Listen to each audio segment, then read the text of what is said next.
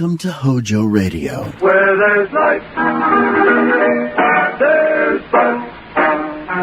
At a concert or a show, in your own backyard, wherever you go. Budweiser beer is for folks to know. Where there's life, there's Budweiser.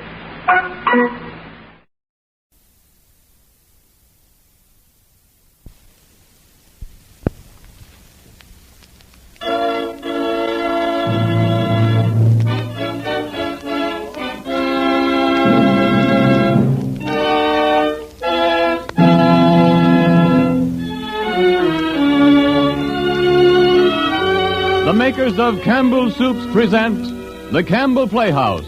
Orson Welles, producer.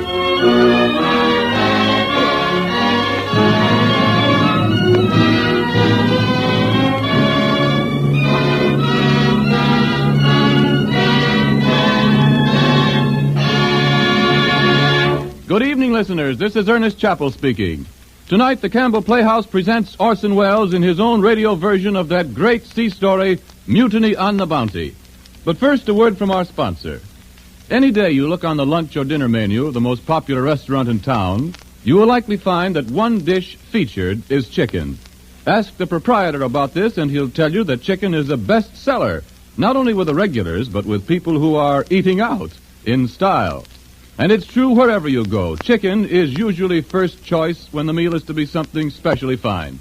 I mention this because it seems to me the widespread liking for chicken is one reason Campbell's chicken soup is enjoyed so eagerly by families everywhere.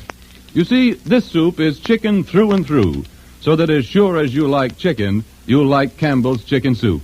In the aroma that drifts up as this soup is set before you, there's an unmistakable promise of chicken. There's deep-down chicken flavor in each spoonful as you taste it, and tender pieces of chicken meat, too. That's what makes this such a grand soup, the lavish emphasis on chicken. Why don't you surprise your family with Campbell's chicken soup for some meal this weekend?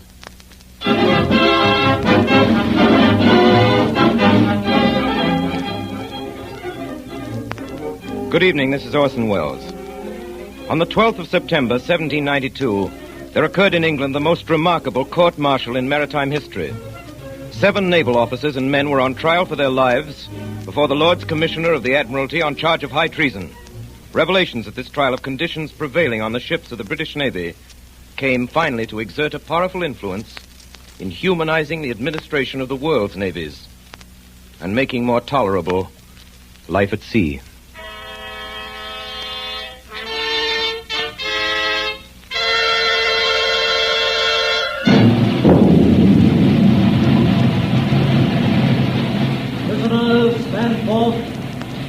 Roger Byam, midshipman. Here, sir. James Morrison, boatswain's mate. Here, sir. William Purcell, ship's carpenter. Here, sir. Thomas Burkitt, seaman. Here, sir. John Mills, seaman. Here, sir. Thomas Ellison, seaman. Here, sir. You are here to be tried by a special court of naval inquiry assembled aboard His Majesty's flagship Duke under Article 19 of the Naval Articles of War, which read as follows. If any person in or belonging to the fleet shall make or endeavor to make any mutinous assembly upon any pretense whatsoever, every person offending herein, being convicted thereof by the sentence of the court-martial, shall suffer death.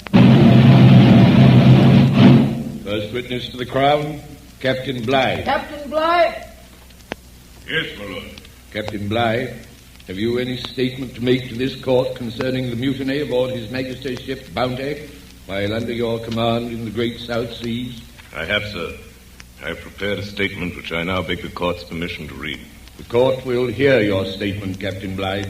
I respectfully beg to submit to the Lords Commissioner of the Admiralty the information that His Majesty's armed vessel Bounty, under my command, was taken from me by some of the superior officers and men on the 28th day of April, 1789, in the following manner. A little before sunrise, Fletcher Christian, who was mate of the ship and officer of the watch, together with the accused and certain others of the crew, came into my cabin, and while I was asleep, seized me in my bed, and with cutlasses and bayonets fixed at my breast, threatened me with instant death if I spoke or made the least noise.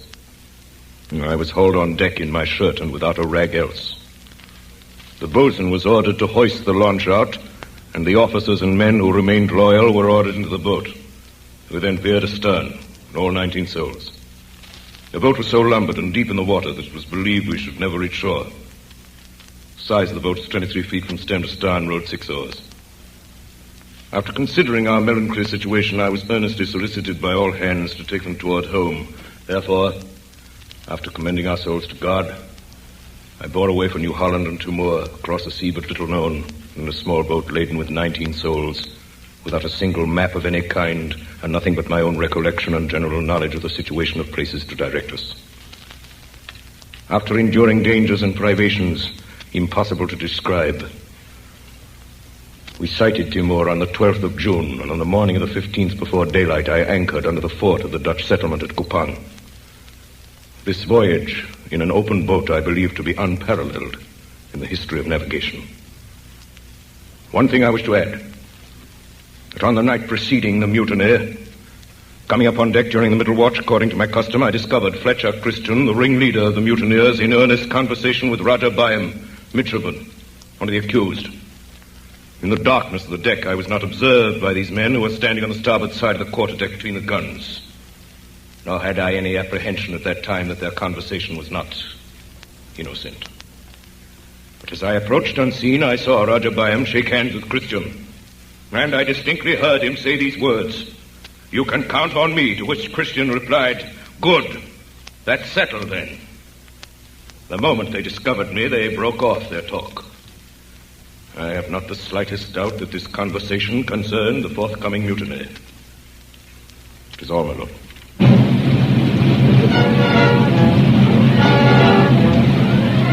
Roger Byam, stand forth. Roger Byam, you have been accused with others of mutinous and piratical seizure of His Majesty's armed vessel Bounty. You have heard the Crown's witness. Roger Byam, do you plead guilty or not guilty? My lord and gentlemen, I declare before God and the members of this court that I am innocent, that I have never been guilty either in thought or in deed of the crime of which I am charged. Roger Byam, the court is now ready to receive whatever you may have to say in your own defense. My lords, I joined His Majesty's armed transport Bounty as a midshipman on the 21st of December, 1787. We were off Spithead, lying to for stores and crews to come aboard. I remember my first sight of the Bounty. The crew crowded in the afterdeck around the huddled form of a man, lashed to the capstan spar, and Captain Bligh reading from an Admiralty order. If any person in or belonging to His Majesty's fleet shall strike or endeavor to strike an officer, he shall be flogged in turn on board every ship of the fleet. Master at Arms? Yes, sir. How many lashes are due from our ship? 2 dozen, sir. Very well. Mr. Morrison? Yes, Captain Bligh. 2 dozen lashes. One moment, Captain. Yes, Surgeon. The prisoner is dead, sir. Lucky devil, we were only the 5th ship. Well, Mr. Morrison, what are you waiting for? But the man is dead, sir. Yes, I heard the surgeon's report. Come, my dinner's getting cold. 2 dozen lashes, Mr. Morrison. 2 dozen lashes, dead or alive. 2 dozen it is, sir.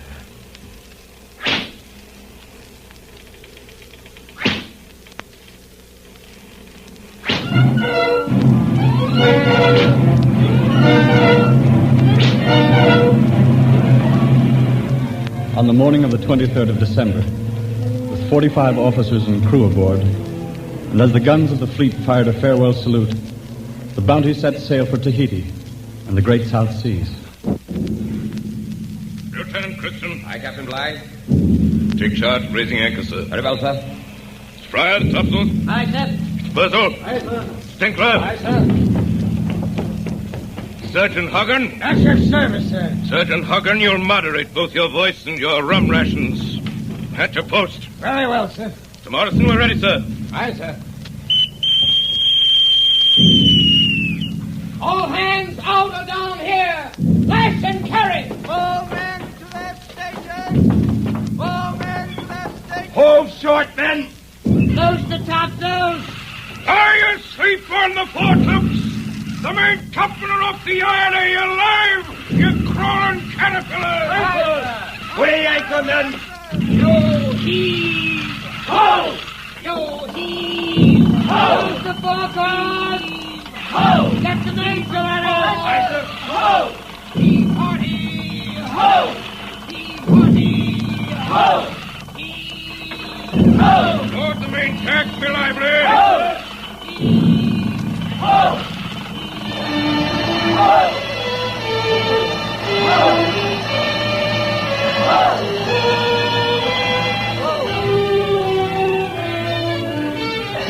On Christmas Day, we passed Land's End, and the Bounty headed away to sea with Alka-Seltzer. She was a small ship, as you know, of little more than 200 tons. And the great cabin aft was rigged as a garden for the transportation of breadfruit trees from the island of Tahiti to the West Indian plantations. Thus, the ship's quarters were more than usually crowded, a circumstance which undoubtedly affected the temper of its company.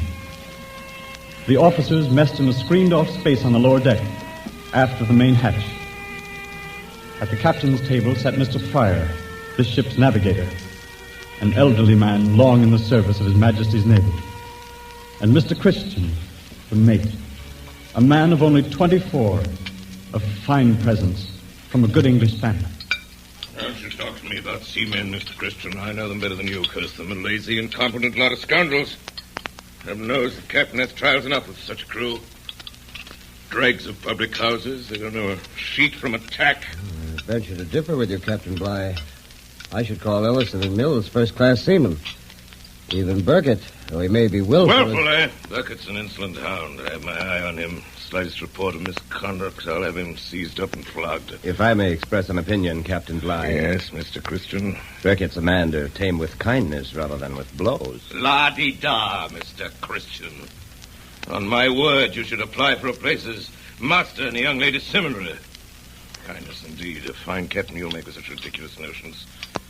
Our seamen understand kindness as well as they understand Greek.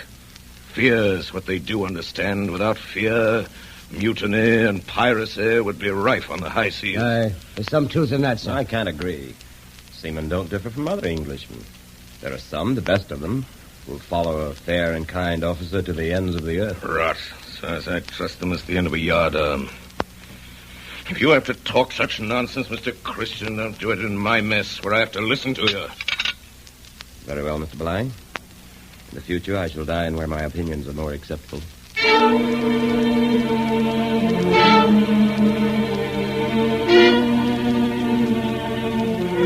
From that day on, and for the rest of the voyage, Captain Bligh took his meals by himself in his cabin.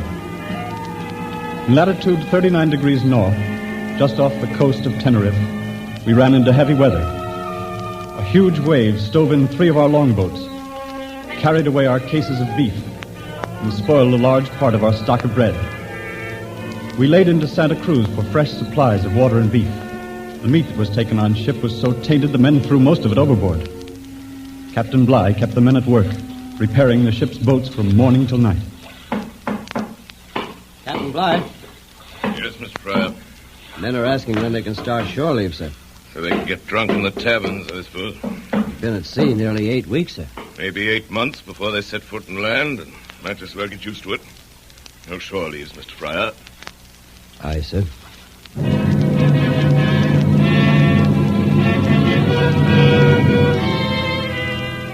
We left Santa Cruz at the end of February. We carried no purser. Bligh filled the office himself, assisted by Samuel, his clerk, a smug, tight-lipped little man who was believed to be the captain's spy. On Monday of every week, he and Captain Bligh opened up the casks and checked over the supplies in the storeroom. 18 pounds salt beef. 18 pounds, sir. What's wrong with that keg, Burkett? Seems like it's been opened, sir. Oh, so it has. Mr. Fryer, come here at once, sir. Mr. Fryer, Captain Bligh calling you, sir. Yes, Captain? One of these casks has been opened and 2 cheeses are missing. Well, they may have been short-weighted when we were provisioned, sir. They were not, Mr. Fryer. I checked them. These cheeses were stolen. Well, perhaps you'll recollect, sir, that while we were at Spithead, a cask was opened by your order and the cheeses carried ashore. Hold your tongue, Burkett. Boat is manned by a pack of thieves. Surely, Captain, you don't think that You're all in collusion against me, officers and men. But I'll tame you, by heaven I will. I'll make you eat grass before I'm done with you. Samuel! Yes, sir. Is the allowance of cheese stopped? The officers too, mind you, until the deficiency is made good. Yes, Captain. And Burkett, if I hear another word out of you, I'll have you seized up and flogged to the bone. Samuel, you'll lock the storeroom. Bring the keys to my cabin.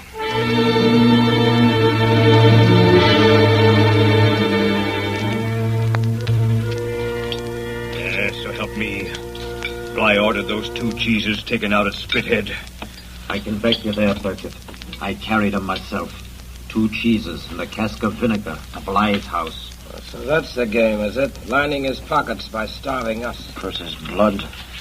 I'll be hanged if I do any more work on this ship till he puts back our cheese rations. I'm with you, lads. No more work by any in this mess. I'll give the word to Quintal's and he'll pass it on. No more work. No more work. No more work. No more work. No more work.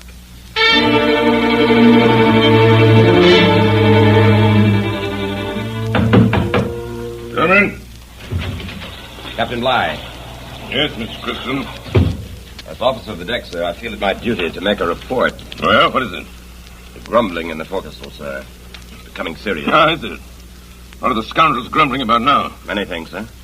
Chiefly the food. Well, they're not satisfied with the rations, sir. By heaven, they'd better make up their minds to be satisfied. Captain Bligh, a second officer.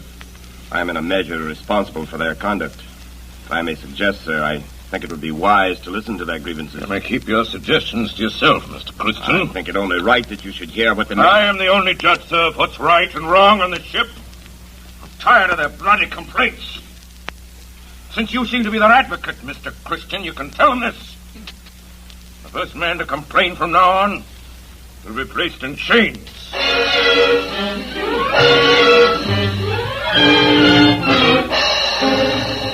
About 100 leagues off the coast of Brazil, the wind chopped around to north and northwest, and the Bounty lay becalmed. Here another incident occurred to aggravate the resentment of the men. We'd been at sea 6 months, and for 10 weeks now, outside of the officers' mess, there had been no fresh food of any sort on board the Bounty. Taking advantage of the calm, the crew employed themselves with fishing for shark, with pieces of rotten pork for bait. There goes, look, the shark! Right under the bows. Give him the bait there. Strike the line. He's thinking of lads. Look smart. Got him, Burkett? Hook, by heaven. He's on. He's a big one. Go to the moon. Hammerheart is on deck with him.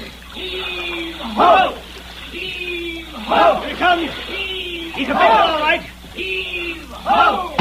That'll settle him. Straddle him now. At him, boys. At him with your knives. Slice him up, men. Careful there, Mills. With that cutlass, watch where you're cutting. Shark meat's good eating. It's better than dried dog's meat any day. Look out. Someone's coming. It's Samuel. Samuel. Captain's spy. He doesn't get a scrap of the shark's meat. You hear, men? Not a scrap. A fine catch, eh, man? I say it's a fine catch of fish you got there. I must have a slice, eh, Mr. Burkett? So you must have a slice, Mr. Samuel. Well, I must have a glass of grog and a stiff one, too. If you eat shark today... Come, my good man. You have enough fish there for a dozen. You have enough grog stored away for 1,000, by heaven. It's for the captain's table I want it. Catch him a shark yourself. This is mine. He gets the best of the bread and the pick of the junk cask as it is. You forget yourself, Burkett. Come. Give me a slice. That large one, and I'll say nothing. Devil with you. You take your slice right in your sneaking face!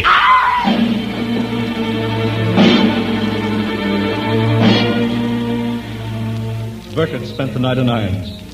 His messmates saved in their entire allowance of grog to fortify him against the flogging they knew to be inevitable. At 6 bells, Mr. Bligh came on deck. Christian? Yes, Captain Bligh? Call all hands on deck to witness punishment. Yes, sir. All men on aft deck, Forson. Aye, Mr. Christian. All hands out on deck. All hands. All hands, sir! All hands! I report all men on deck, Captain Bligh. Very good, Mr. Christian. Rig the gratings, Mr. Purcell. The gratings are rigged, sir. Thomas Burkett, step forward. Anything to say? No, sir. Strip! Mr. Norton, seize him up. Seized up, sir. Thomas Burkett, for mutinous conduct, I sentence you to 3 dozen lashes. Morrison. Yes, sir. Mr. Morrison, see that you lay on with a will. report to me at breakfast when you're done. Yes, sir.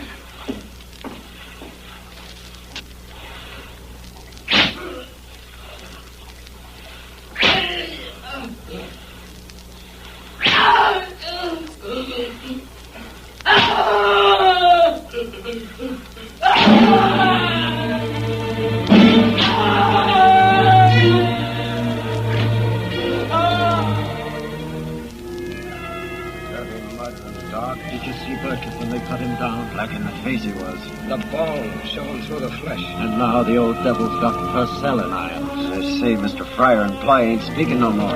Pretty past that for a ship what's got half the world between her and England. Wait till we get back. It'll be a day of reckoning for old Bligh. Aye, and maybe before we get back. What are you saying, Mills?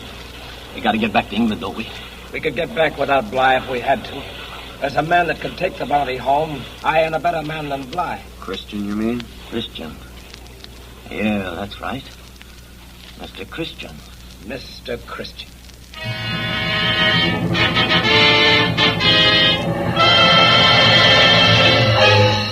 Fortunately for Captain Bligh, a gale blew up that night, and all hands were kept busy keeping the ship from being swamped. Day after day, we scudded before strong westerly to southwesterly winds, carrying only the foresail and close-reefed main topsail. At last, on the 20th of November, we rounded Cape Horn. 5 weeks later, we sighted the first coral reefs and saw the great mountains of the island of Tahiti. Land ho! Land to the starboard! Land to the starboard! Mr. Christian. Yes, sir. Taking sounding. Yes, sir. Mills? By the Mark 8, by the Deep 7, water shoaling. Prepare anchor. Yes, sir. Morrison, all men to their stations. All men to their stations! Well, there it is, Mr. Christian. The Isle of Tahiti. Long, hard voyage. By heaven, there it is at last. Looks like a beautiful island, Captain Bligh. It is. Captain Cook, under whom I sail these waters, loved it. Only next to England. Were I an old man and my work done, I should ask nothing better than to end my days under its palms. Mr. Christian. Yes, sir. Sounding. Mills? By the Deep 5, 1/2 less 5, sir, and shoaling fast. Lower away. Lower away there. Aye, sir.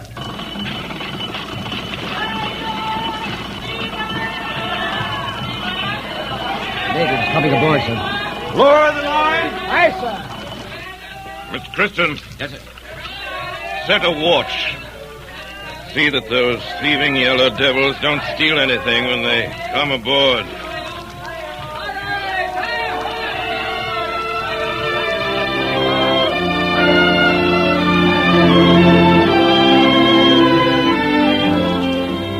The next day, the crew went ashore. The danger of the mutiny seemed past. The hardships of the voyage were soon forgotten. We lived on the fat of the land, amongst affectionate native friends. Those were the happiest weeks I ever spent. Our host was the chief of the island. He had 2 daughters, Hina and Tahani. Mr. Christian and I used to visit them often.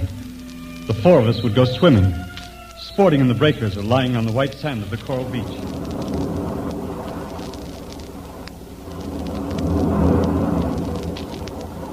Hina. Yes, Byam. The tide is high. Swim with me out to the reef underwater. How about it, Christian? Oh, Byam, you're not lazy enough for the South Seas. I'll stay here with Tahani. Ready, Hina? Ready? Come.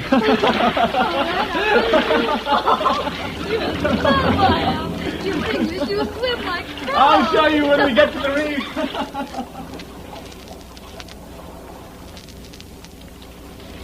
Christian? Yes? Are you a chief in your own land? Small one, perhaps, Tahani. I knew you must be. And have you no wife? None. I have no husband. Tahani. Why do you stop? Tahani is listening. When the ship sails, Tahani, I must go with it. But it will be 2 moons before the ship sails. 2 moons are soon past, honey. We have a legend, Christiane, here in Tahiti, that time is a long lizard that sleeps with its tail in its mouth. And to those who keep their hearts within its circle, no harm can come. No harm will come to honey. What are you doing with those flowers? The honey make a wreath to go around your neck. White flower, long stem. What do you call it? This one? The tafano. Looks like the lotus. In my country, we have legends too, Tahani. In my country, they say a sailor who once tastes the lotus never goes home.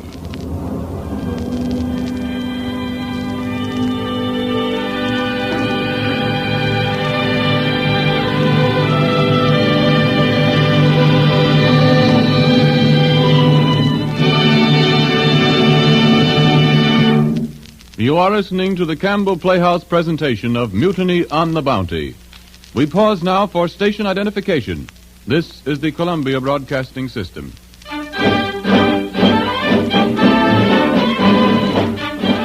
Thanks for listening to Hojo Radio. More classic old-time radio coming your way next.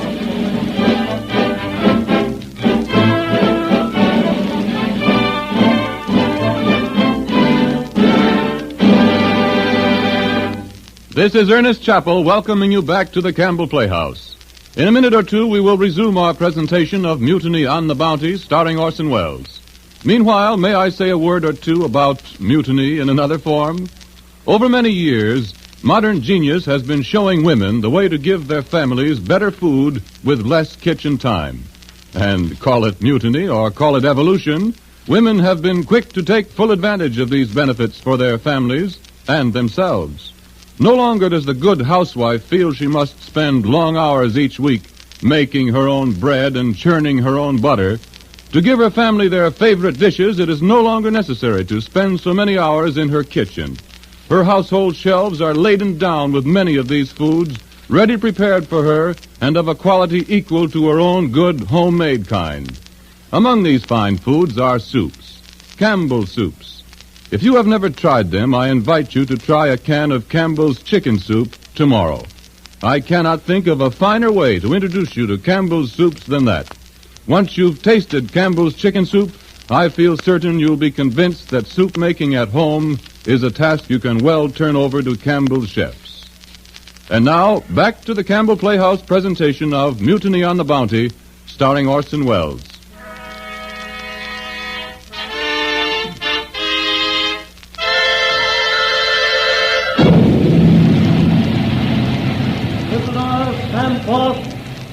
Roger Byam, midshipman. Yes, sir. James Morrison, boatswain's mate. Yes, sir. William Purcell, ship's carpenter. Yes, sir. Thomas Burkitt, seaman. Yes, sir. John Mills, seaman. Yes, sir. Thomas Ellison, seaman. Yes, sir. Roger Byam, have you anything further to say in your defense? I have, my lord. Toward the end of March, it became evident to all hands that the Bounty would soon sail. More than 1,000 young breadfruit trees in pots and tubs had been taken on board.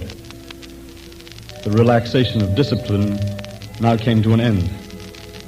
Captain Bligh ordered Samuel to seize all the gifts which the friendly natives had given the men. With abundance around them, the crew were again put on slender rations. 2 of them, deserted to the hills, were caught and severely flogged. On our last visit ashore, Mr. Christian was more than usually silent.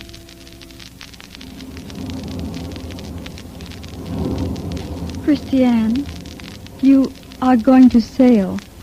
Is that not so? Yes, Tahani. When? Tomorrow. Sunrise. Oh, Where will you be, Tahani, when we sail? here on the shore, waving my hand. I'll watch for you. Christiane, will you think of Tahani sometimes in your own land? I will not stay in my own land. I shall come back, Tahani. Here, Christiane. These are for you. Black pearls. Tahani, where did you get these? I swim very deep one morning off coral reef. Our people say pearls make man never forget. Your people say right to honey. And I shall wait, Christiane. I shall wait for you to come back. And every noon I shall watch for your ship. Me aloha pauoli, Christiane. Me aloha pauoli.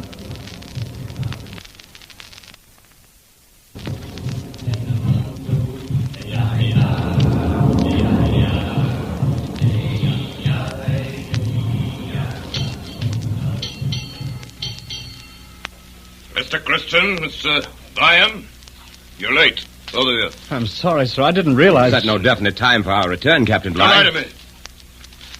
Sure you'll be back by 4 bells. What you got there, Mr. Christian? Some gifts, sir, from our friends on shore. Mr. Samuel? Yes, Captain. You will take charge of these Indian curiosities which may be useful for trading in other islands. Yes, sir. One moment, sir. These things were given me as gifts for members of my family in England. Mr. Samuel, who heard my orders. Your bundle, Mr. Christian. Captain's orders. Very well, then. Take it. Mr. Christian, you still have something in your hand. Come, let me see what it is. Well, a pair of pearls. They appear to be remarkably fine stones. Yes, sir. Give them to Mr. Samuel, please. Black pearls are highly prized in the Friendly Islands, where we shall do some trading. Surely, sir, you won't take these. They were given to me by a very close friend. Hand them over to Mr. Samuel! Captain Bligh, I've obeyed every order you've given me, and some of them with the utmost distaste. But this I refuse. I intend to keep this gift, sir, as long as I live. Very well, Mr. Christian. I accept your refusal, and I shall remember it.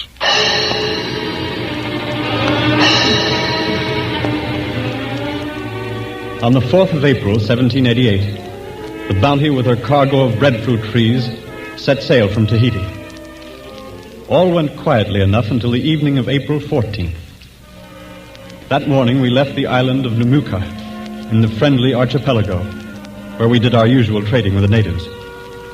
A great many coconuts had been brought aboard and piled up on the quarterdeck between the guns under the captain's eye. At about noon, some of the coconuts were found to be missing.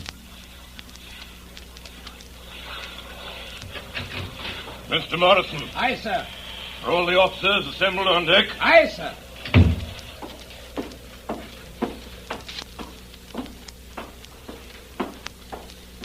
Gentlemen, attention. I regret to inform you that several coconuts have been stolen. I expect you to help me find the culprits. Well, speak up. Speak up! Some of you must know the guilty party. Mr. Christian, step forward, please. I wish to know the exact number of coconuts you purchased for your own use, Mr. Christian. I really don't know, sir. How, you don't? But I hope you don't think me so mean as to steal yours. Yes, I do think so. You must have stolen some of mine. You'd be able to give a better account of your own. You may be officers, but you're rascals and thieves. The lot of you! I'll break the spirit of every man of you. You'll wish you'd never seen me before we reach the Indies. Mr. Samuel! Yes, sir. You'll stop the officers' grog until further orders. And instead of a pound of yams per man, you'll issue half a pound to all the messes. Understand? Yes, sir. And by heaven, I'll reduce you to a quarter of a pound if I find anything else missing. Make you crawl on your bellies for that.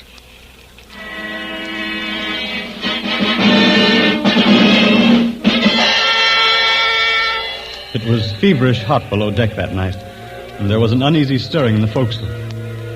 I couldn't sleep and went up on deck. It was then about 1 o'clock, and with the exception of the watch, there was no one on deck but Tinkler, curled up asleep under one of the guns. Mr. Norton, the watch, was standing at the rail on the opposite side of the deck. I could make out his form standing in the starlight. Someone appeared at the after ladderway. Who's that? Oh, it's you, Bligh. Oh, hello, Mr. Christian. Have you seen Captain Bligh tonight? Did you know that he invited me to sup with him? Why? Can you tell me that? After spitting at me, wiping his feet on me, sent Samuel to ask me to his table. He didn't go? After what happened, I should say not. Maybe he's got a conscience, Christian. His invitation might have been a way of letting you know he was sorry. I might have believed that once, but not now. By him, we're in his power, officers and men alike. He considers us so many dogs to be kicked or fondled as he pleases. There can be no relief, none, not till we reach England. Heaven knows when that'll be. Heaven knows if I can stand it till then. Heaven knows if the men can stand it. Yes, Christian? Something I wish you'd do for me. On a voyage like this, one never knows what may happen. If for any reason I should fail to reach home, I'd like you to see my people in Cumberland. That'd be too much trouble for you? Not at all, Mr. Christian. Just before I joined the ship, my father asked that I make such an arrangement with someone on board. In case anything should happen, he said that it would be a comfort to him to talk with one of my friends. Oh, you can count on me, sir. Good. That's settled, then. Well, Mr. Christian. You're up late. Yes, sir. And you, Mr. Bligh. Can't you sleep? It's very warm below, sir. Hadn't noticed it. A true sailor can sleep in an oven if the case requires, or on a cake of ice. Good night, Mr. Bligh. Good night, Mr. Christian.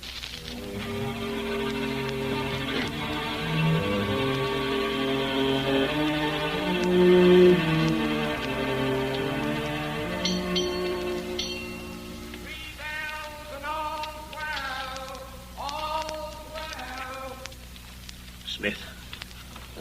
Wake up. It's 3 bells. Burkett. Where's the other lads? Thompson's gone to the arms chest. Come with me and be quick about it. Aye, that and I will. Coleman. Oh, Coleman. Huh? What do you want, Thompson? The key to the gun locker. Hurry, man. It's hanging above the hatch. Thompson, is that you? Aye, Burkett. What did you get, man? 10 muskets and a brace of pistols. Pass them around, mate. Smith. Aye, I'll take one. Quinto. Aye, give me one with a bayonet. Ellison. Thanks. Churchill. Aye, I'm with you. Where's the rest of the lads, Burkett? On the aft deck. They see Mr. Christian. Aye, we need Christian, we do. He's the man that'll rid us of that swine. Aye, Christian.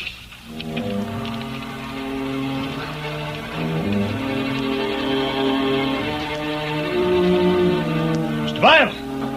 Mr. Bligh, get up! Yes? Yes? Put on your clothes. There's no time about it. Oh, what is it? Have we been attacked? Have we been attacked? No. We've taken the ship. Captain Bligh is a prisoner. What? Burkett, are you mad? Have you any idea what you're doing? We know what we're doing.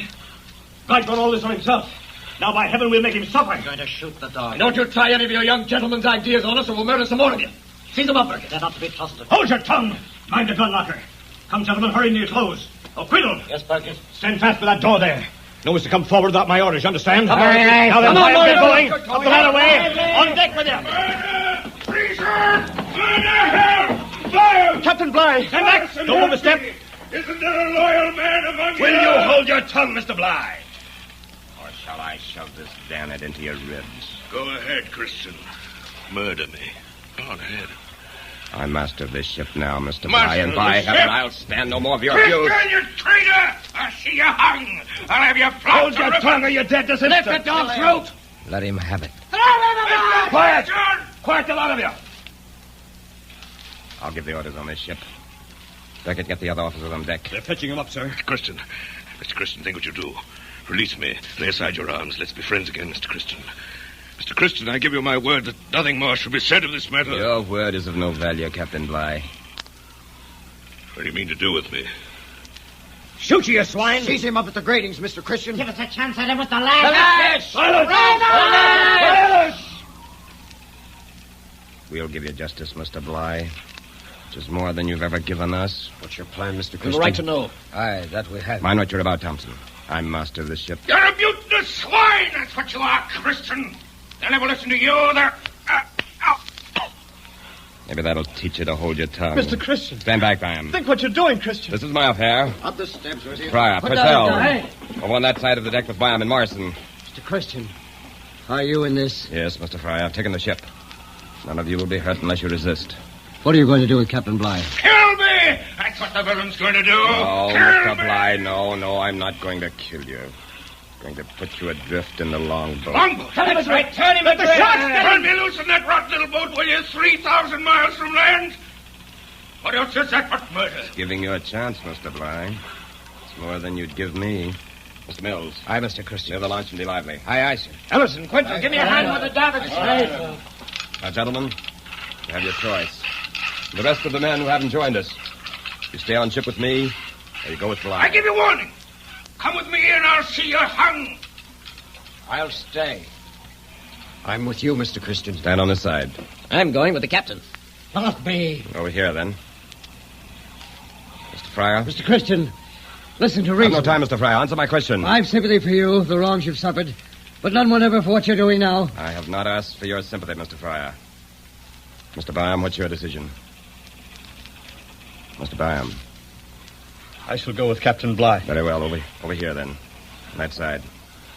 Purcell? No matter what I think of Mr. Bligh, I know my duty as an officer. Mr. Purcell, I shall remember that. All that are going. Mr. Bligh, ready to man the launch? She's ready to lower, sir. In the boat, men. First, Mr. Bligh. I'll never leave my ship of my free will. Very well. Carry him, men. Into the longboat with you. Stand back. Stand back, gentlemen. Burkett, keep your musket ready if anyone makes a move. That's it. Into the boat, men. Keep him in, lad. Now, the rest of you, Fryer, Purcell, Nelson, all of you that are going, keep moving. Ellison, dump in the supplies. In you get. We can't take any more. Christian, we can't take any more. Don't send it anymore. She's overloaded, Christian. She's overloaded with swamp. No more men. Don't swamp the boat, men. I'll see that justice is done you. Very well. Back the rest of you, Byam. Get back. Yes, Mr. Christian. Lower away, men. Aye, sir. Lower away. One more chance, Christian. One more chance to surrender. Too late for that now, Mr. Bligh. You'll pay for this, every one of you. You'll pay. Give us some cutlasses at least, Christian. Some maps. Ellison, throw down some cutlasses. Hey, sir. You cowards! Are these all the arms you'll give us? You'll get a belly full of lead. They're up and turn around the swivels on him. Give him a whip of grape. I'm exactly where. Away from that gun, Quiddle. I'll put you in irons. Cast off there below. You scoundrels! Murderers! Traitors! I'll have vengeance on you. I'll see you swing in a yardarm before 2 years have passed. If I have to go to the edge of the earth to get you.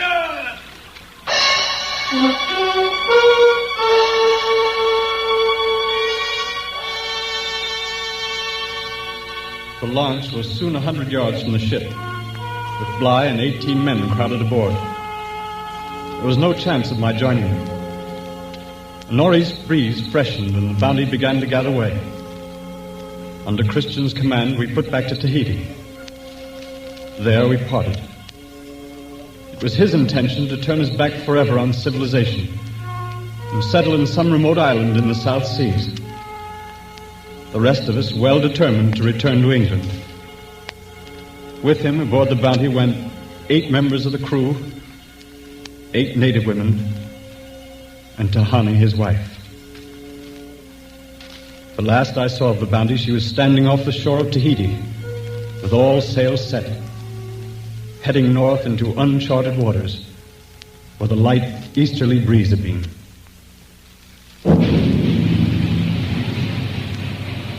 Prisoners, stand forth.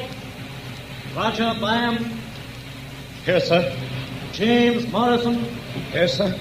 William Musprat. Yes, sir. Thomas Burkett. Yes, sir. John Mills. Yes, sir. Thomas Ellison. Yes, sir.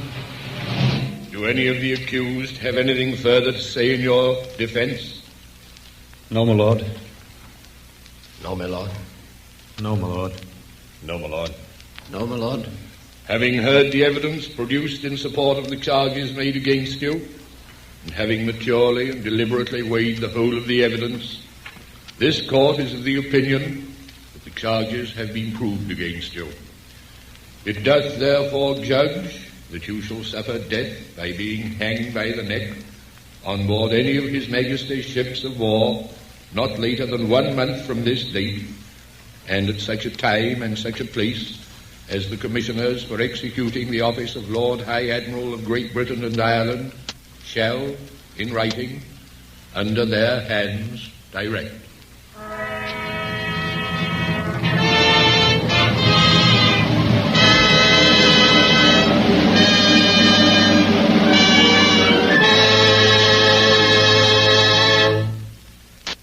Our story tonight is the true account of an adventure at sea. It is not fiction. It is history. And history seldom accommodates us with a happy ending. The boundaries of fact reach farther than the boundaries of romance.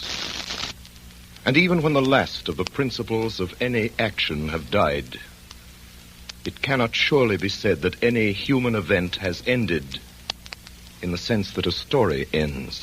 If our hero tonight was Captain Bligh, then our story concludes with the fulfillment of his promise.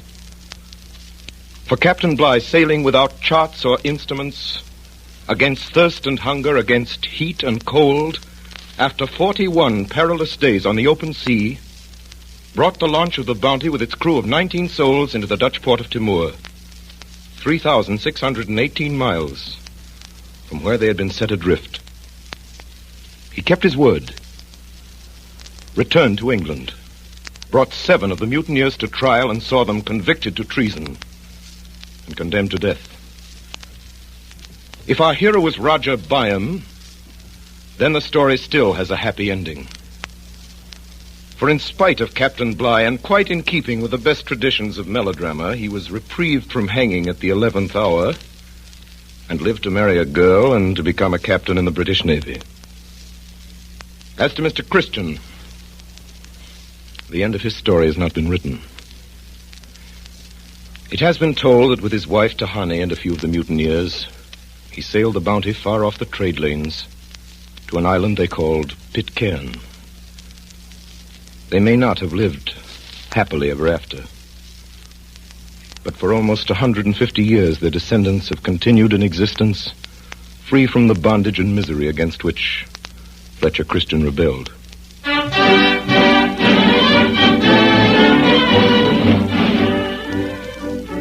In a moment or so, Orson Welles will return to the microphone with his guest of the evening, Mrs. Dorothy Hall, a person who has had direct contact with the descendants of the mutineers and who has been recently and dramatically associated with life on Pitcairn Island.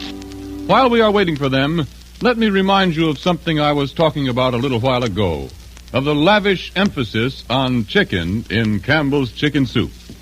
Actually, all the good meat of fine government-certified chickens goes into the making. The broth bubbles slowly and softly in shining kettles until it takes on a golden glint, and the flavor of chicken is rich in every drop. Pieces of chicken meat, cooked deliciously tender, go into the soup, too, along with snowy rice. Every woman knows that the merit of a chicken soup depends on the amount of chicken used in making it. And since that is so, then as surely as you like chicken, you like Campbell's chicken soup. You like it for lunch, for supper, for family meals, whenever the idea of chicken sounds good. Why not put Campbell's chicken soup on tomorrow's shopping list and have it this very weekend? And now, Orson Welles. Ladies and gentlemen, the last, or at least the latest chapter in the strange story of the mutiny on the Bounty, we're going to tell you tonight, before this broadcast is over. It was written only last summer, and only a few miles from this studio.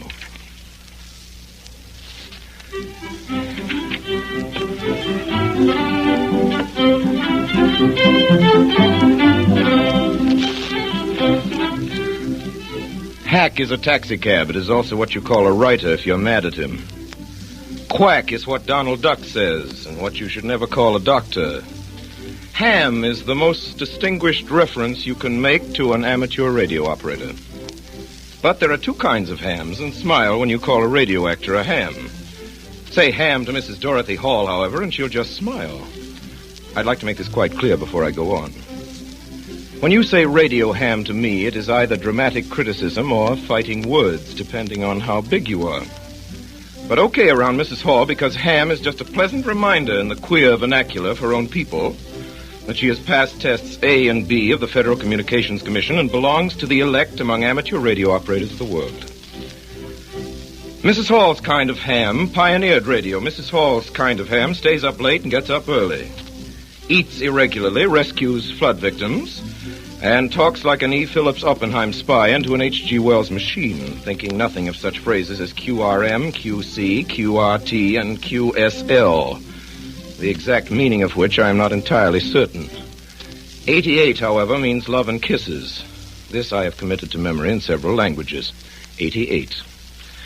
Y15KG is what Mrs. Hall assures me she calls His Royal Highness Crown Prince Faisal Gossel of Iraq. I said Crown Prince Faisal Gossel of Iraq. And there are a lot of other hams, Mrs. Hall's kind, I mean. There is W5DEW, for example, who is Mary, the Dewdrop of Texas, and the mother of 4 children. There is Howard Hughes. There is Wilmer Allison, the tennis star. There is Dr. James Hard, the John D. Rockefeller of Mexico, who's invested $150,000 in amateur radio. This is the son of Herbert Hoover, too, and Andy Sinella, the band leader, and about 85,000 others, including Amos of our own Campbell Soups, Amos and Andy. I don't know what makes a ham. Mrs. Hall's kind, I mean. But I do know that it's very lucky for an awful lot of people that hams do exist. And 214 of those lucky people are especially lucky and especially grateful to Mrs. Hall. They are the 214 great-grandchildren and great-great-grandchildren and great-great-great-grandchildren of the crew of the HMS Bounty. Remember the headlines? Pitcairn Islanders face starvation, Bounty survivors isolated by typhoid rumor, Queen's woman rallies British to aid survivors, radio amateur acts to save starving inhabitants. Well, that was only last summer, and only last summer it was that the rumors of a dangerous epidemic forced the little island into a tragic quarantine that threatened to erase all life from Pitcairn. That same Pitcairn, that same paradise that Mr. Christian and the rest of them founded 150 years ago in tonight's story. What happened was this.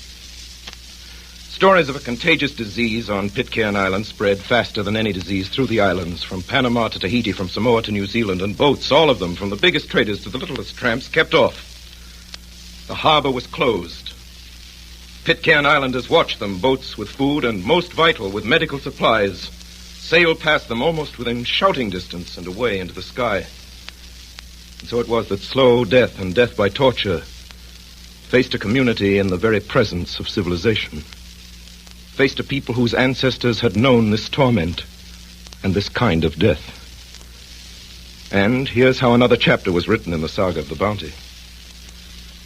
Andrew Young, descendant of midshipman Edward Young, latitude 25 minutes, 4 seconds south, longitude 130 minutes, 6 seconds west, fighting time, fighting the ebbing power of his radio transmitter, found an old friend in the ether whom he knew well and whom he had never seen 7,740 miles away. A colleague in the great good fellowship of radio hams. Found and gave the word to Mrs. Dorothy Hall, 18618 Williamson Avenue, Springfield Gardens, Queens, Long Island, New York. And here she is. Mrs. Dorothy Hall, who picked up the message and gave it to the world. I'd like you to meet Mrs. Hall. Good evening, ladies and gentlemen. Mrs. Hall, will you please read the entry which you made in your log on July 19th of last year?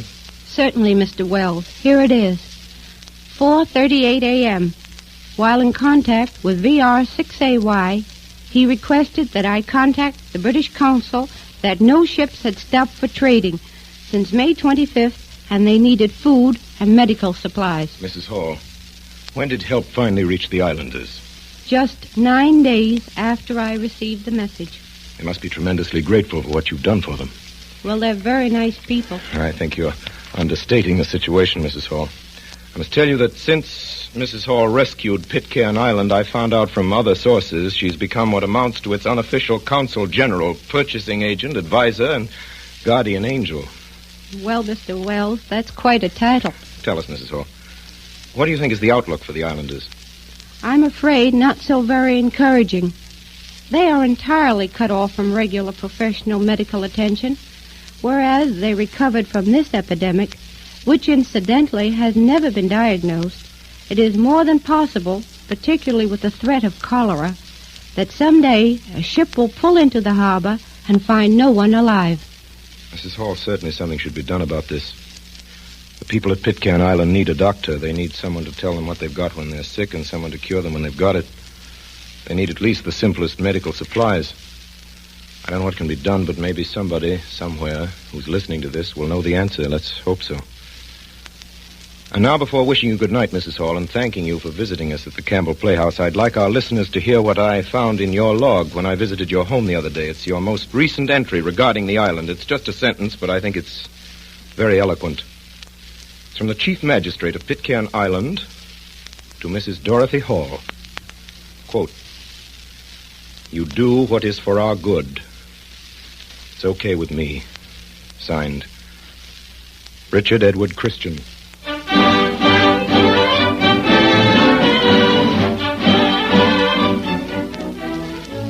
And now, ladies and gentlemen, just before I lose my voice and just before we say good night, just a minute of next week's story. A preview is what the movies call it. Music, if you please, Professor Herman.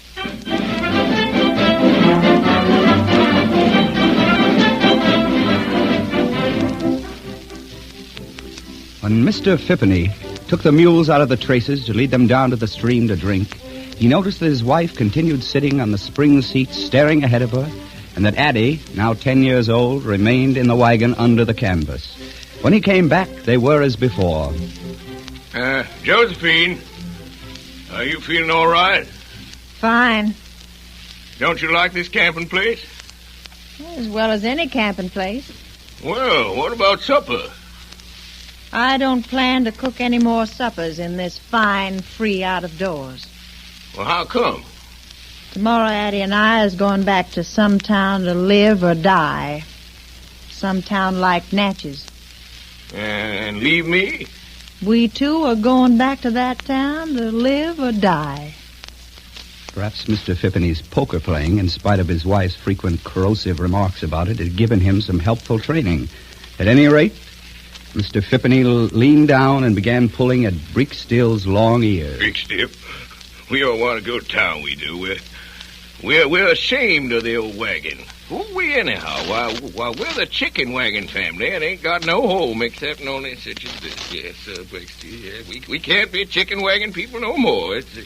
It's disgraceful. We're ashamed. We're going to town, we is, Breekstill, and... Hey, we're going to town. And by dogs, we're going to the biggest downtown in the world. We're on our way to New York City. Mrs. Phippeny screamed.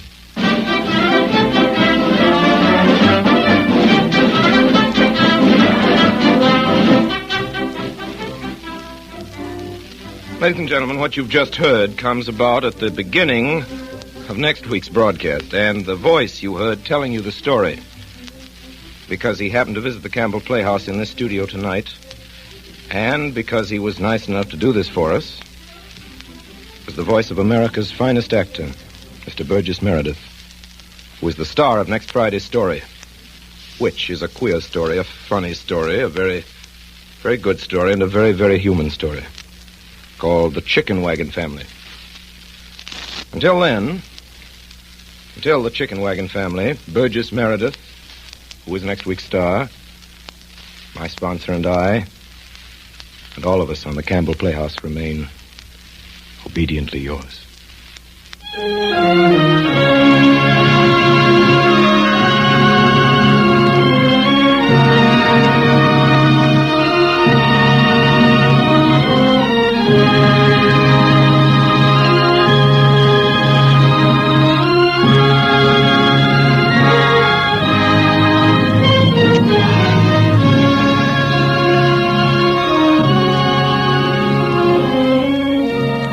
In tonight's broadcast of Mutiny on the Bounty, Captain Bligh was played by Orson Welles.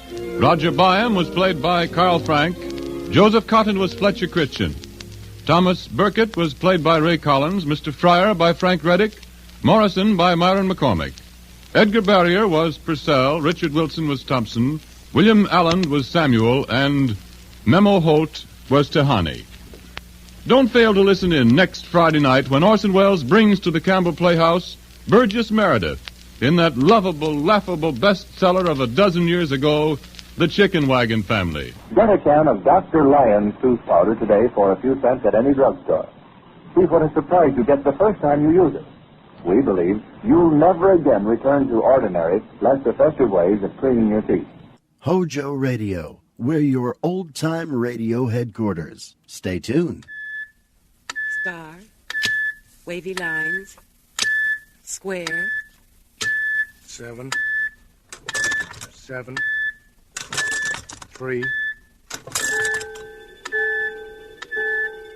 CBS Radio and its 217 affiliated stations present the CBS Radio Workshop. radio's distinguished series dedicated to man's imagination, the theater of the mind. Tonight, report on E.S.P, a study of clairvoyance, telepathy, and extrasensory perception, taken from actual case records. Ladies and gentlemen, Mr. John McIntyre. Extrasensory perception, clairvoyance, telepathy, precognition. These are the laboratory words.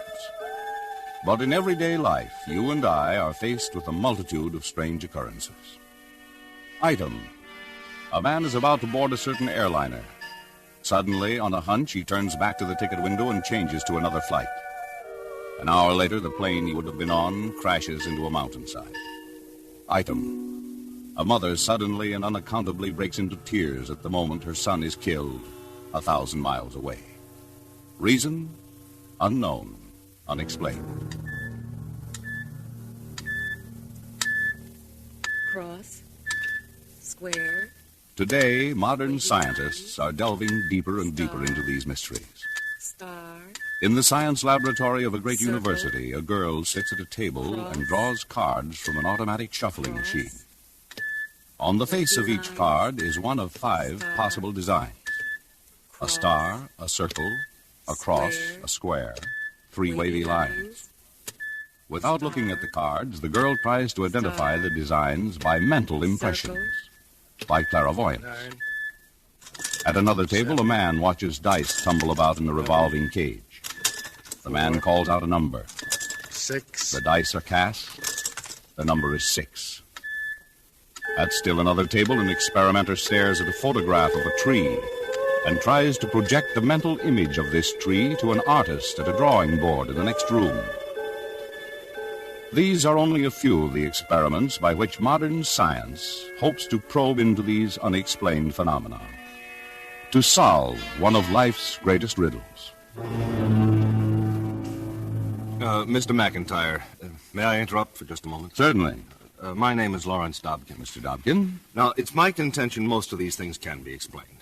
Properly investigated with adequate controls, science can show a perfectly normal, logical explanation for almost any of these so-called psychic phenomena. I see. Excuse me, Mr. McIntyre. I'm Russell Thorson, and I'd like to ask Mr. Dobkin a question. Well, go right ahead, Mr. Thorson. Mr. Dobkin, do you feel that science has been able to determine by what means certain men and women are able to consult a forked stick and discover water far underground? You mean a water dowser? Yes. Oh, that's a superstition that goes back to the Middle Ages. I believe it's more than a superstition. I believe it's extrasensory perception. Oh? Gentlemen, may I make a suggestion? Certainly, Mr. McIntyre. The workshop has included the case of a water dowser in tonight's report. For case number 1, we have invited a gentleman who can give us an eyewitness account of how a water dowser works. Mr. Robert Ballin. To begin with, let me say that my experience is limited to the method used by one particular dowser, Mr. Henry Gross, game warden of Biddeford, Maine, probably the country's best-known dowser. 2 books have been written about him by Kenneth Roberts, author of such bestsellers as Northwest Passage and Oliver Wiswell. As a result of reading of Mr. Roberts' books on Henry Gross, I decided to employ him to find water on my farm, which is just outside Manchester, Vermont. Shortly after I bought the farm, in the fall of 1954, the spring that supplied all my water suddenly went dry. Some of my neighbors said nothing could be done about it. Some said I should call in a geologist and try to drill a well. Instead, I got in touch with Kenneth Roberts and Mr. Henry Gross. I asked if Mr. Gross would be willing to come over from Maine and douse my farm. He said he would for a fee of $500 in expenses, and a day or so later he drove up to my front door. He was a man of about 60, a little less than medium height, quiet, soft-spoken country gentleman. I invited him into the house for a cup of coffee, and Mr. Gross explained the conditions that I must agree to. Now, Mr. Ballin, if I tell you where to dig your well, you must dig right there at that spot, and not maybe off a few feet north or south. Yes, I understand that, Mr. Gross. And don't bring in one of those big bulldozers for the digging. Oh? Old machine's too heavy. Would mace the earth down so tight it'd crush the veins, send the water off in a new direction. Yes, I could see that it might. All right, we can get started. Most of my farm is on a hillside with a good deal of natural growth. As we walked along, Mr. Gross pulled up a goldenrod plant and bent it into the shape of the letter V. He took one fork of the branch in each hand and held the point directly in front of him in a horizontal position. He aimed slowly to the right, then to the left. Suddenly, the branch dipped downward. Uh-huh. Yes, looks like your old spring, the one that dried out, is straight up the hill. I didn't tell you where it was, did I? Oh, didn't need to. That's where my rod says it is. That's why it dipped. Well, in other words, if the rod points down, that indicates water? Mm-hmm. Or if I'm asking the rod a question, a dip means yes. If it doesn't dip, that's no. Can the rod tell how near we are to the spring? I'll ask it. How far away is the old spring? More than 100 yards? We waited a moment, and then the rod dipped again. More than 200 yards? Another pause, then another dip. More than 500 yards? This time it was motionless. Seems to be less than 500. Is it 450 yards? Is it 460 yards?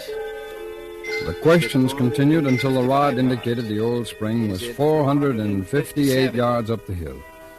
We then paced off the distance and found it to be 457 yards. Now, considering that a man's stride cannot be exact, the rod's accuracy was phenomenal. You know why this spring went dry? It was off on a tributary, and this long drought parched it out. You think the main vein is still flowing? Mm-hmm. Just a question of finding it. We worked our way down the slope until the divining rod dipped again. Then Mr. Gross began walking back and forth and asking the rod questions. Finally, we had worked ourselves almost up to my back door, and then Mr. Gross laid the rod aside. Mr. Ballin, you've got a good vein. Comes down from the top of that hill. It's about 20 feet wide. The deepest part is 7 feet. And behind your house, it rises to within 4 feet of the surface. Huh? Now, this is the place to dig. You'll find it's excellent drinking water. Fine. It's only 4 feet. I can dig it myself. Sure. Be good exercise. Mr. Gross, 2 or 3 times while you were working, you seemed to break into perspiration and tremble. Mm-hmm. Yeah, it happens now and then. Takes a little out of you when you feel the water. You say feel? Well, that's the only way I can describe it. Well, then you must be able to find the water without using a divining rod. I do sometimes, but the rod is a help. Well, tell me, do you think other dowsers feel water the same way you do? I can't say, but I do know that most of us are outdoor folks. We're at home in the woods and fields. I think that's important. Very important. I followed Mr. Gross's instructions and started digging in the spot that he had indicated. The top earth was dry and caked. But at about 18 inches, the soil was damp. At 2 feet, it was moist. At 3 feet, water seeped into the hole. As far as we could tell, the water vein was exactly at the depth that Mr. Gross had predicted. And now, I'd like to present in person the gentleman who participated in this remarkable phenomenon, Mr. Robert W. Ballin, a vice president of the world's largest advertising agency, the J. Walter Thompson Company. Mr. Ballin. Thank you, Mr. McIntyre. Would you care to make any comments on this case? No, I don't think so, except to say I realize that my experience with Mr. Henry Gross was quite impossible, except for one thing. It actually happened through no other device than one man's unusual powers. Thank you, Mr. Ballin. And you might be interested to know that in preparing this program, the workshop has inquired as to Mr. Henry Gross's recent activities as a water dowser. He has been employed by the city of Fredericksburg, Texas, by landowners on the island of St. Croix in the Virgin Islands, by such firms as Bristol-Myers Chemical Laboratories, the A.C. Lawrence Leather Company, a subsidiary of Swift & Company, by 2 large electronic factories in New Jersey, and by Canada's largest munitions plant. Excuse me, Mr. McIntyre. May I just make a comment? Certainly, Mr. Dobkin. Thank you. Now, science has investigated water dowsing. It appears that when that rod twists and dips in the dowser's hands, well, that's actually caused by an unconscious muscular action. Now, if that's correct, there's no mystery about it. But there is. There most certainly is. In what way, Mr. Thorson? Well, even if the dowser should control the rod by this unconscious muscular action, what is it that affects his muscles? If the dowser has some strange affinity for water, How does he feel it? Well, no, these and, are and, several... and how is it that Mr. Gross, over a flowing vein of water, can hold 2 dowsing rods, each slightly off-center, and have one rod work frontward and the other backward? Muscles can't do that. Well, but now you're getting off into the supernatural. The supernatural or the natural in a way not yet understood by science. In every era since the age of ice and of the mastodon, man has believed in the miraculous. He turned to the witch doctors, the soothsayers, to the astrologers, the magicians, to the frauds and the cunning cheats. Again and again his faith was betrayed, and yet he believed. He believed because there was something that was beyond his knowledge. In the Bible there are miracles. Belshazzar feasted with 1,000 nobles, and a hand appeared and wrote on the wall, Mene, Mene, Tekel, Upharsin. And in that night was Belshazzar, the king of the Chaldeans, slain. Pharaoh dreamed a dream of 7 fat years and 7 lean years. Nebuchadnezzar, king of Babylon, slept and saw a vision of himself humbled as unto the beasts of the field. What are these dreams, these visions? To be exact, sir, they're phenomena that come under the heading of precognition. That is to say, the knowing of an event before it actually happens. Now, just a minute. Yes, Mr. Dunn. At times, science finds it difficult to accept biblical stories as literal fact. They are very effective, yes, as literature. But we can't possibly prove that these things actually did occur. Nor can we prove that they did not, sir. Yes, well, all right. Now we're quibbling. How about some modern examples? Would you accept them? That depends on the quality of the evidence. We all know that certain people are given to telling some very remarkable things, which are either pure imagination or events that have been poorly observed and wrongly interpreted. Mr. Dobkin, I doubt if you would charge fraud or mistake in the 2 cases I'm proposing. They're both a matter of public record. Mr. McIntyre, would you please? With pleasure. Case number 2, which might be called precognition.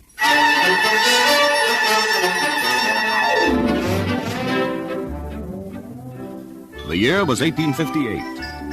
The Mississippi riverboat, Pennsylvania, was laying over at St. Louis. Among the crew were Henry Clemens and his older brother Sam. Samuel Clemens, who would one day write his way to fame under the pen name of Mark Twain. While the steamboat loaded cargo, Sam went ashore to stay overnight at the home of his sister, Pamela. Early the following morning, Pamela was awakened by a noise downstairs and a voice. Henry! Henry! Pamela reached for her robe and hurried downstairs. She entered the sitting room to find her brother Samuel staring wildly about. Sam, what are you doing up at this hour? It seemed so real. What? I was so sure of it, I jumped out of bed and came down to look at him. Sam. When he wasn't here, I thought they'd moved him. Who, Sam? Moved who? Henry. He was dead. Oh, Sam, you were just having another one of your nightmares. It was as real as you are, Pamela. I saw Henry stretched out here in this sitting room. He was in a metal coffin. There was a bouquet on his chest. White flowers. All white. Except for one red rose in the center. It was so vivid. Sam, it was just a dream. Yes. A few weeks later, on June 13th, 60 miles below Memphis, the boilers of the steamboat Pennsylvania exploded. Among the 160 dead was Henry Clemens. In a Memphis warehouse, the victims were laid out in a long line of wooden coffins. There was but one metal coffin. Samuel Clemens stood beside it and gazed down at his brother's body. On the chest was a bouquet of white flowers, all white, except for one red rose in the center. Case number 3. 7 years later, in the second week of April, 1865, another man dreamed a dream. Afterward, he told it to his wife and to his best friend.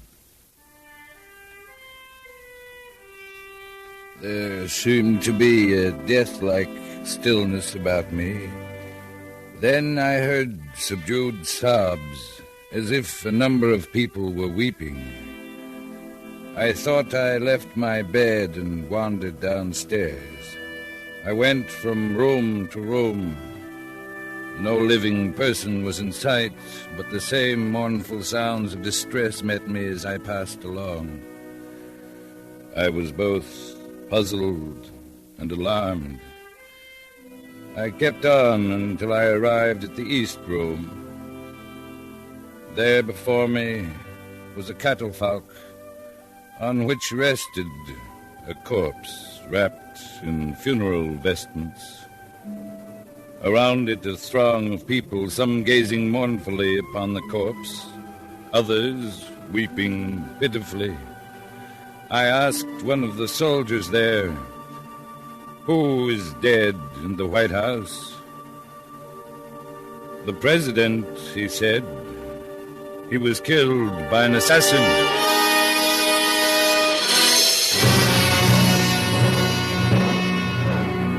That same week, in April, the man who dreamed that dream, Abraham Lincoln, attended a play at Ford's Theater. Later, his body lay in state in the East Room. Yes. Well, gentlemen? Well, first I'd like to ask Mr. Dobkin if he questions the validity of those two dreams. No, Mr. Thorson. I accept them as correct statements of actual events. Thank you. But now, tell me, have you never had a dream of dying or falling downstairs or being in an auto accident? Oh, I imagine I have. I know I have. Well, let's suppose that everybody in the United States has had at least one dream of accident or of disaster. That's 165 million dreams. Now, the simple law of averages guarantees that some of those dreams will come true. I think this is a good time to quote Dr. Sigmund Freud. He said, if one regards oneself as a skeptic, it is well from time to time to be skeptical about one's skepticism. And on clairvoyant dreams, he said, just a minute. Mr. McIntyre, would you oblige me again? Certainly. In Vienna, in 1925, Dr. Sigmund Freud, the great pioneer in the science of psychoanalysis, had this to say. If there are such things as telepathic messages, the possibility cannot be dismissed of their reaching someone during sleep. The further possibility arises that telepathic messages received in the course of the day may only be dealt with during a dream of the following night. I hope you paid particular attention to that last part, Mr. Dobkin. There is a possibility that telepathic messages might come to a person only in a dream. Yes, I got that point. All right. Doesn't that suggest something to you? At the very time of President Lincoln's dream, John Wilkes Booth was planning his assassination. Using Freud's theory, Lincoln might have picked up Booth's murderous thoughts by telepathy. Therefore, the dream. Well, it's a startling idea, certainly, but again, there's no possible proof. The world is filled with things difficult to prove. Their mere existence is our proof. Well, we scientists have spent centuries studying the animal world. And what do we come up with? Mystery. Item, the homing pigeon. The homing pigeon can find its way back to its home loft over distances up to 100 miles. In some cases, the distance has approached 1,000 miles. Means by which the bird determines latitude, longitude, curvature of the earth? Unknown. Item, household pets. Dogs and cats have been separated from their owner and have returned on foot over distances of many hundreds of miles. Bobby, a collie, traveled almost 2,000 miles between the states of Indiana and Oregon. Means of determining direction, unknown. Item, the European eel. The European eel swims from inland rivers into the Atlantic, makes its way 2,000 miles to a deep off the West Indies. There it spawns and dies. The baby eels born off the West Indies return across the Atlantic and ascend the same rivers from which their parents had come years before. Method of finding their way, unknown. Well, this is all very interesting, Mr. Thorson, but these are things that we call instinct. Yes, and what is instinct? Can science explain it? Well, we're investigating it. And we still don't know. I say that instinct includes clairvoyance and telepathy at work at an animal level. Yes, but that is simply argument. Mr. McIntyre, may we have the case of Lady the Wonder Horse? Certainly. Case number 4. An example of clairvoyance, as told by Mr. Stuart Wyatt.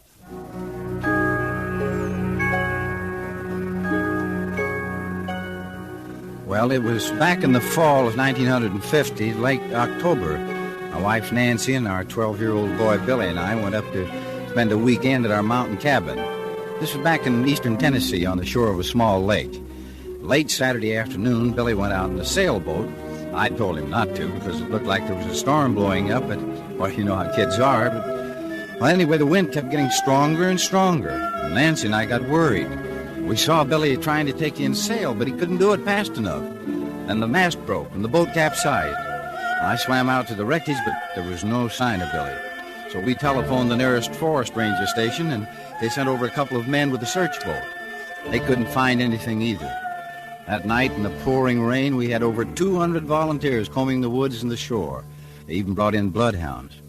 But after 2 days of this, the chief ranger, Anderson, was pretty discouraged. Oh, we've dragged the lake 3 times, Mr. Wyatt, and still nothing. I'm afraid the body must be caught under the ledge or something where our equipment can't reach it. Looks like there's nothing more we can do. When I told that to my wife, it's a funny thing, Mr. McIntyre. She just suddenly stopped crying. She said, "All right, now it's time to try that horse she'd read about. It was supposed to be able to find missing children, and its name was Lady." I told her it was ridiculous, but, well, we'd tried everything else. The horse which Mrs. Wyatt had read about is Lady, owned by Mrs. C.D. Fonda of Richmond, Virginia. Mr. and Mrs. Wyatt found the 25-year-old mare waiting for them in her barn. In front of her was a strange contrivance of levers and wooden blocks with letters of the alphabet and numbers running from 1 to 10. Following instructions, the Wyatts asked Lady a test question. Lady, tell me, what was my maiden name? The horse moved toward one of the levers. She pressed her nose against the lever, and a block with the letter L came into view. L. E. E, that's right, Lee, Nancy Lee. Oh, this is impossible. Nobody around here knows your maiden name. Lady does. Well... Lady, is my son Billy alive? Lady? A. L. I. Bligh. God, oh, God. Lady, where is Billy? Lady, where is Billy?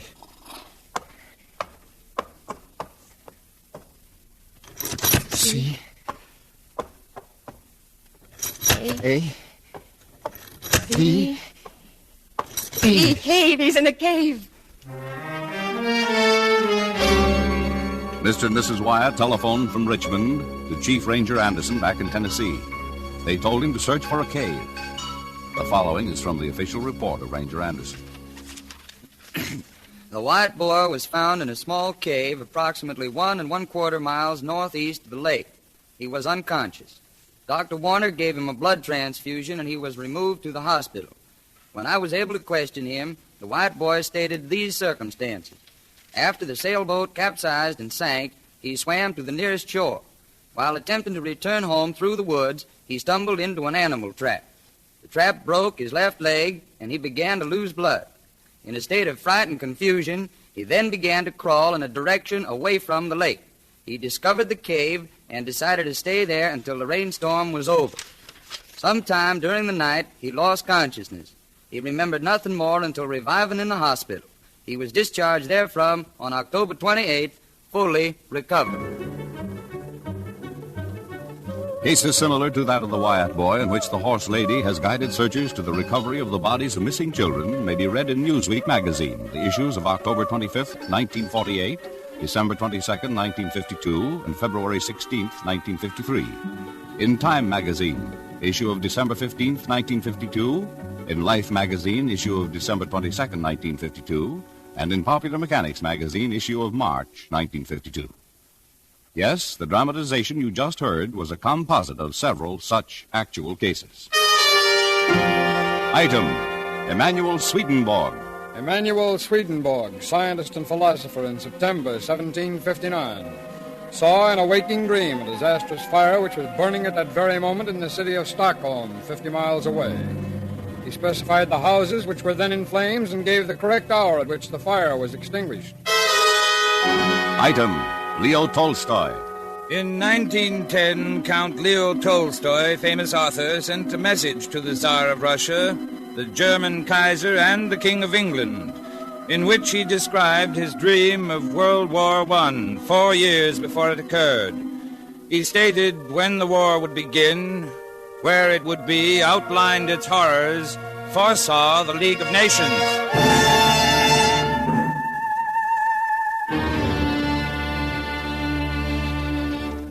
And now, gentlemen, any questions? You, Mr. Thorson? I rest my case. You, Mr. Dobkin? I rest my case. Wavy lines, star, circle. A girl sits at a table and draws cards from an automatic shuffling machine. Circle. By the mathematical laws of Square. chance, she should correctly identify, Wavy without looking at the cards, 5 out of every 25 drawn. Cross. This girl has Square. scored as high as 9 and 15 Star. cards consecutively correct. Star. In one such experiment, the score has Cross. exceeded the laws of chance by odds of Square. 400,000 to 1. Star. In still other cases, the odds have risen to the astronomical ratio of 1 trillion and 1 quadrillion to 1. 6. In laboratories and universities throughout the United States and Europe and South Africa, the research goes on. 12. New light is being shed on the phenomena of telepathy and clairvoyance. The day may be not far distant when science will establish the principles of extrasensory perception and its operation as firmly as the laws which govern nuclear fission. Star. The ideas advanced by Professor Sigmund Freud and by other investigators may yet be proven fact. Circle. That long before man's first crude stammerings, long before he first chiseled his ideographs into stone, man communicated to fellow man Star. through thought. Star. Star. Tonight, the CBS Radio Workshop has presented Report on E.S.P., directed by Jack Johnstone.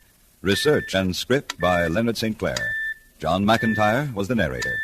The cast included Lucille Meredith, Lillian Bayef, Don Diamond, Lawrence Dobkin, Russell Thorson, Stacey Harris, Robert Ballin, Forrest Lewis, Sam Edwards, Raymond Burr, and Bert Holland. Original music for tonight's program was composed and conducted by Amerigo Marino, with vocal by Norma Zimmer. The CBS Radio Workshop is produced in Hollywood by William Frug.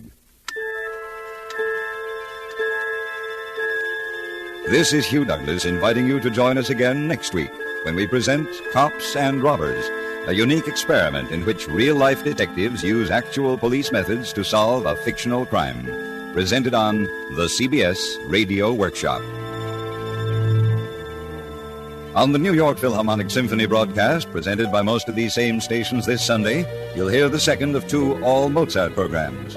Bruno Walter will conduct the Mozart Symphony No. 25 in G major, and then we'll present the rarely performed Mozart Requiem. That's this Sunday on CBS Radio. Star. Stay tuned for 5 minutes of CBS News, to be followed on most of these stations by The Jack Parsons Show. 5. 11. America listens most to the CBS Radio Network. 9.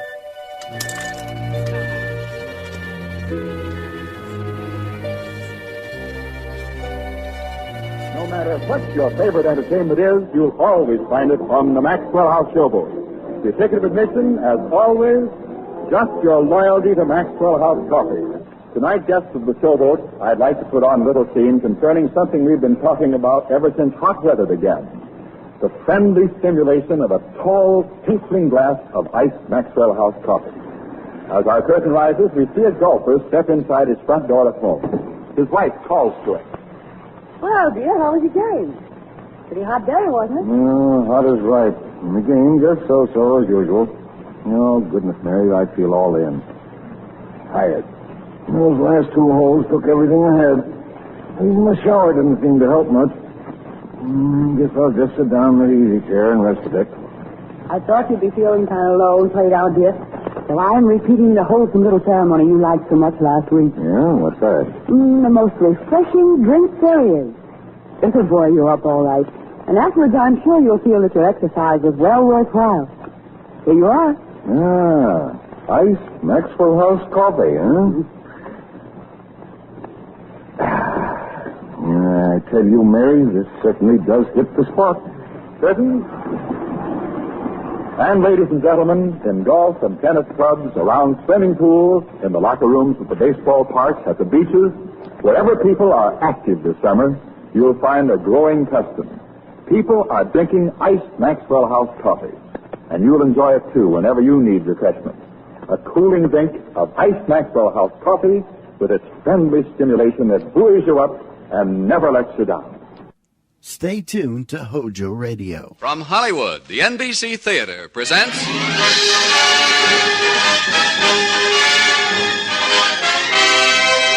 Screen Directors Guild assignment. Production, hired wife. Director, William Sider. Star, Rosamund Russell.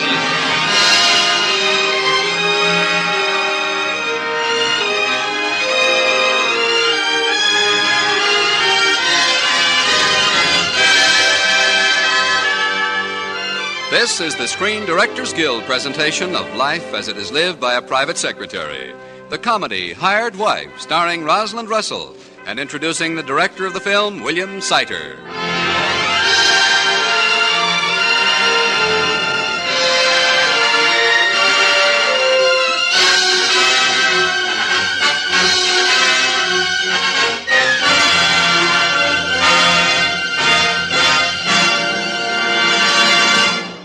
Tonight, it is the privilege of the NBC Theater to introduce a man whose profession is the relentless pursuit of that titillating will-o'-the-wisp known as motion picture comedy.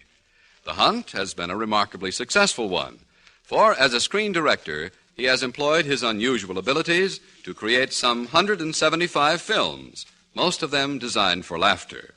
You've seen his director's credit on such pictures as Roberta, Up in Central Park, The Affairs of Susan, One Touch of Venus, and tonight's story, Hired Wife.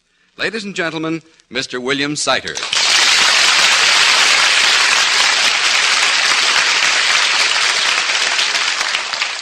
Thank you. About 25 years ago, when I was working as an actor in a motion picture comedy, my director became ill. Somehow the word got around, let Sider finish the film. That's where they made their first big mistake. They've never gotten me out of the director's chair since. Why? It's simple. I like making comedies. I like making people laugh. What do they laugh at? Well, maybe after another 25 years of directing, I'll know for sure. But for now, all I can do is guess. For instance, I took a guess on a story, Hired Wife, and a character named Kendall Browning, a private secretary. Rosalind Russell seemed to be a natural for the part. Kendall Browning was employed in New York by Stephen Dexter of the Stephen Dexter Cement Company. With her horn-rimmed glasses and poised pencil, she was efficiency personified. Her boss was sublimely unaware that his perfect secretary was also a beautiful woman. And, of course, Kendall was in love with him. But every spring, she watched him go off in a romantic toot, some come home with his heart in a sling. So one April, when Stephen had fallen into the clutches of a man-eating blonde named Phyllis Walden, Kendall decided to take matters into her own hands.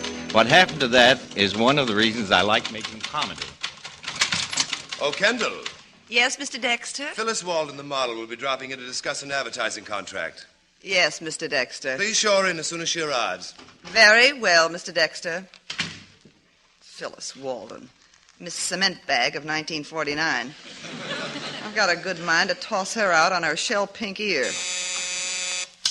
Yes? Phyllis Walden is here to see Mr. Dexter. Tell her that Mr. Dexter will see her right... Oh, no. No. Send her in to see me. I'm probably going to hate myself for this in the morning. You're Stephen's secretary? Yes. I'm Kendall Browning, Stephen's private secretary. I'm Phyllis Walden. Miss Walden, I've some bad news for you. Oh? Mr. Dexter was going to put you on his cement bag. What? As a model, I mean, for advertising. Go on. Well, the deal is off. Mr. Dexter changed his mind about it just before he left for Chicago. Chicago? Oh, what did he say?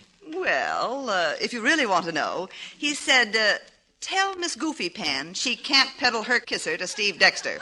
What? Yeah, that's right. Kendall, is Miss Walden here? Why, Phyllis, darling, come in. Well, Stephen, my, but that was a fast trip to Chicago. Chicago? What are you talking about? No, don't get excited, Stephen. When you finish with Miss Miss Walden, I'll explain.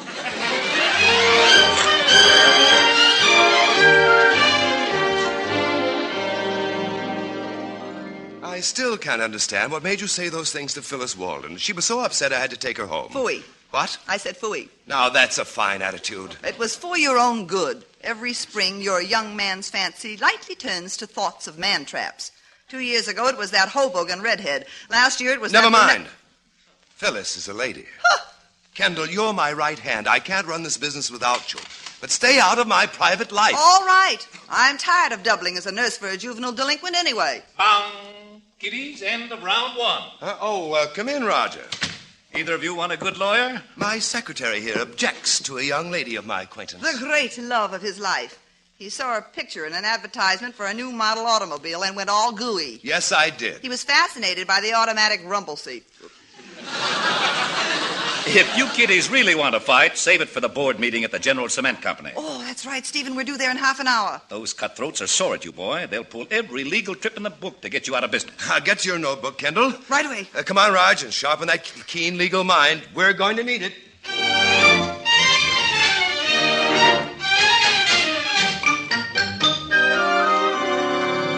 Dexter, we offered to buy your company at a fair price. The price wasn't fair, Mr. Hudson, and you know it. We gave you a chance to come in with us, but you chose to fight. That's right, Latimer, and I'll keep right on fighting. But not for long. We're bringing an injunction against you the first thing in the morning. Dexter will tie up every penny you own. It's a technicality, It's unfair. Well, of course it's unfair, but it's legal, and there's nothing you can do. Right, Hudson? Right. Oh, Stephen.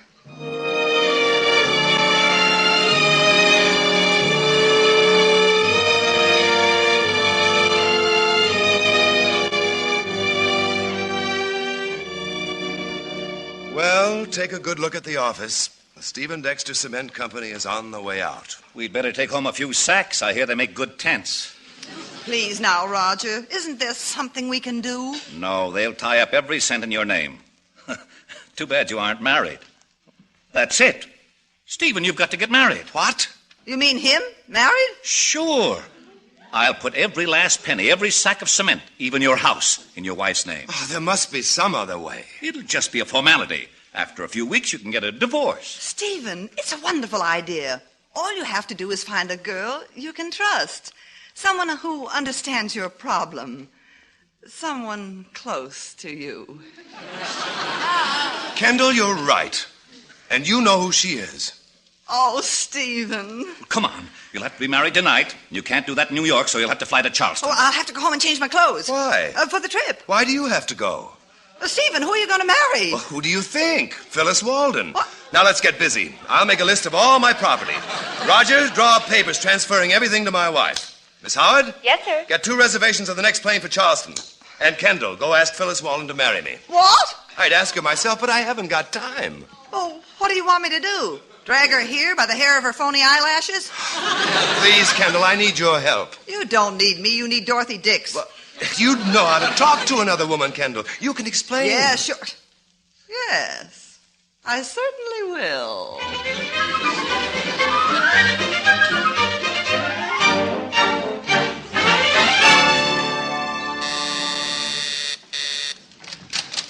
Oh, it's you. Goodbye. Oh, wait a minute. Mr. Dexter sent me. Well, come on in. I'm dying to hear what you have to say. Your lies are so corny, they're fascinating. This one'll knock you out. Mr. Dexter wants you to marry him tonight. He does? Well, I hardly know what to say. Well, you might try a simple yes or no. Now, look, Walden, I'm not batting for Cupid. This is strictly business. Whose business? Yours. This can put you within spending distance of a very serious sum of sugar. Go on, I'm listening. Stephen will be waiting at the airport at 5 o'clock. Flying to Chicago again, I suppose? No, Charleston. How nice. I've never been married in Charleston.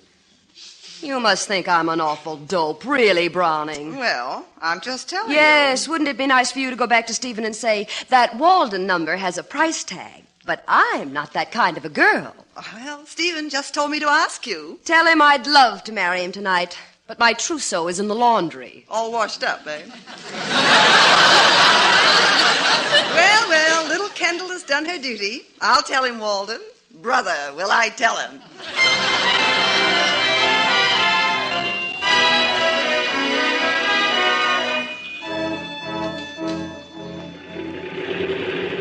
Roger, our plane leaves in 5 minutes. I wonder what's keeping Phyllis. Will you stop having pups? You know you can count on Kendall. Steve! There's Kendall, but Phyllis isn't with her. Steve! Phyllis said no. You mean she won't marry me? Well, now you can't blame her. No woman wants to get married just for a favor. Well, it was a nice business while I had it. You haven't lost it, Steve.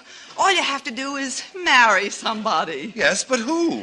Well, don't look at me. I can't cook. Now, look, Steve, look. You've got to get married tonight.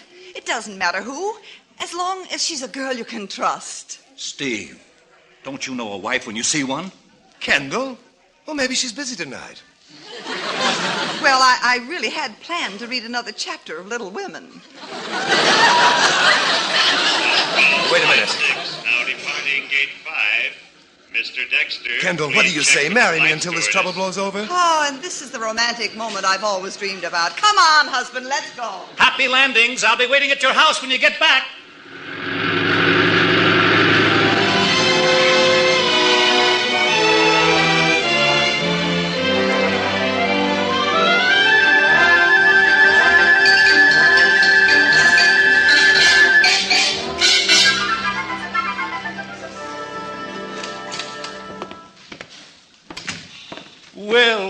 Well, the bride and groom return. Welcome. Hello, Roger. Here we are. I couldn't find the rice, so I got out a box of cornflakes to throw at you. Well, go ahead and throw them. I can't. I ate them while I was waiting. Did you bring those papers with you? Yes, right here. Where do I sign? On this line. Huh? That does it. Congratulations, Stevie boy. You're now a pauper. I'll have the transaction recorded. If there's anything you need, Stephen, just ask your wife. Good night. Fine friend he is. He didn't even stay to drink a toast to the bride. Never mind. I'll drink it for him. Then you better run along. Oh. Well, I am pretty tired.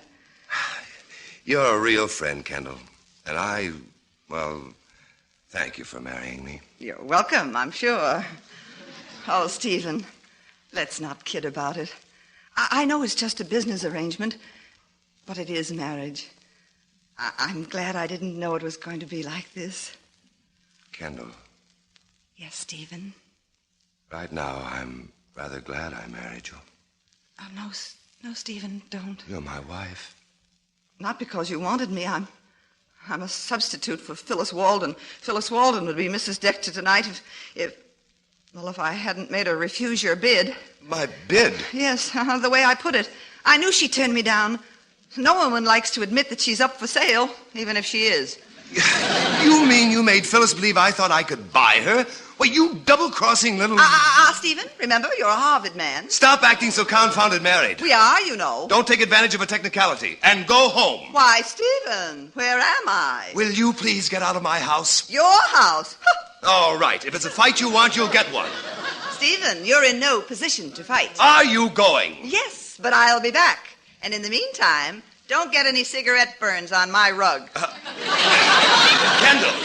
Yes, Stephen? You're fired. Yes, Stephen. Stephen? What? You're broke. Everything you own belongs to me, Mrs. Stephen Dexter. Good night.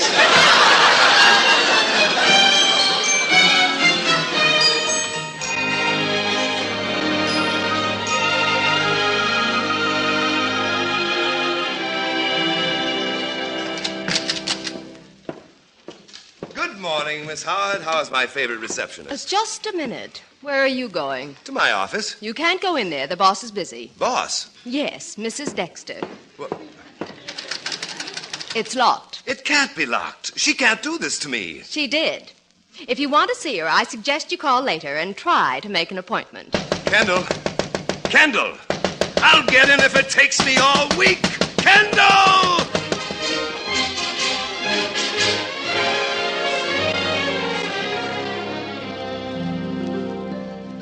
Well, Mr. Dexter, you back again? How long can this go on? I've been here every day this week and she wouldn't see me. But this is Friday and I'm getting in. Mr. Dexter, what are you hiding behind your back? This! Mr. Dexter, put down that axe. Stand aside. Oh, but there's something you ought to know. Out of my way. There. Mr. Dexter, I tried to tell you, your wife's out to lunch. Oh. Did she leave any message? Yes. She said you were to have all the money in the petty cash box for meals. Ah, food at last. How much is there? 1 dime, 3 Lincoln pennies, and a 2-cent stamp.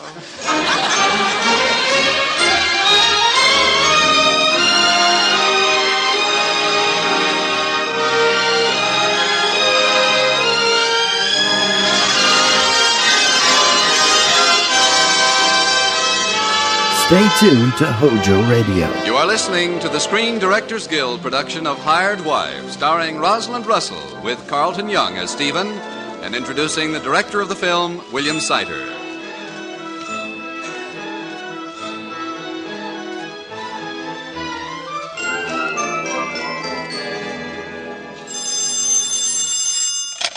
Mrs. Stephen Dexter, Cement Company.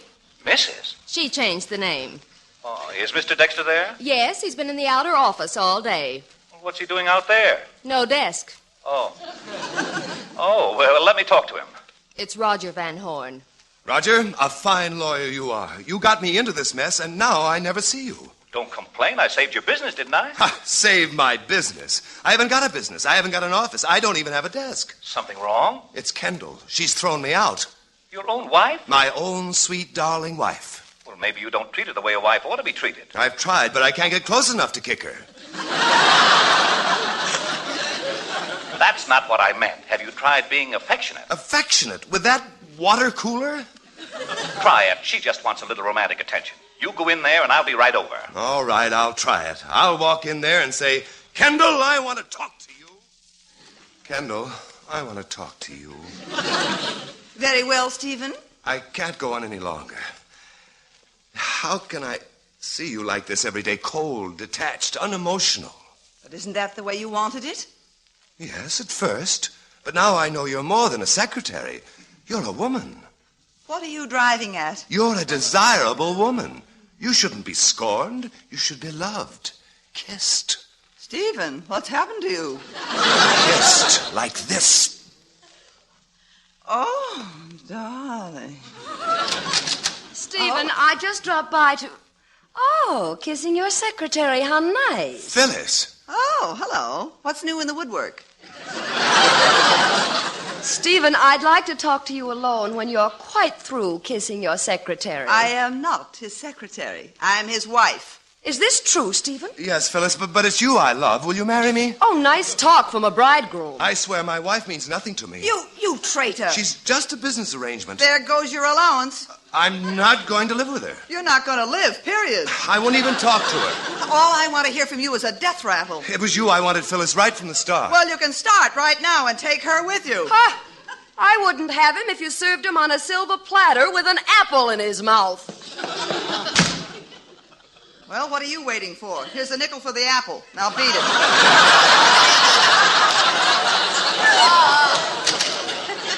What was that just whizzed by? Out of the way, Roger. Mr. Stephen Dexter is on his way out. Oh, no, he isn't. I've got a surprise for you kids. Nothing could surprise me now. Oh, yeah? Well, try this on for size. Someone tipped Latimer of General Cement that your marriage isn't bona fide. It isn't. It's an optical illusion. If they can prove that, we're sunk.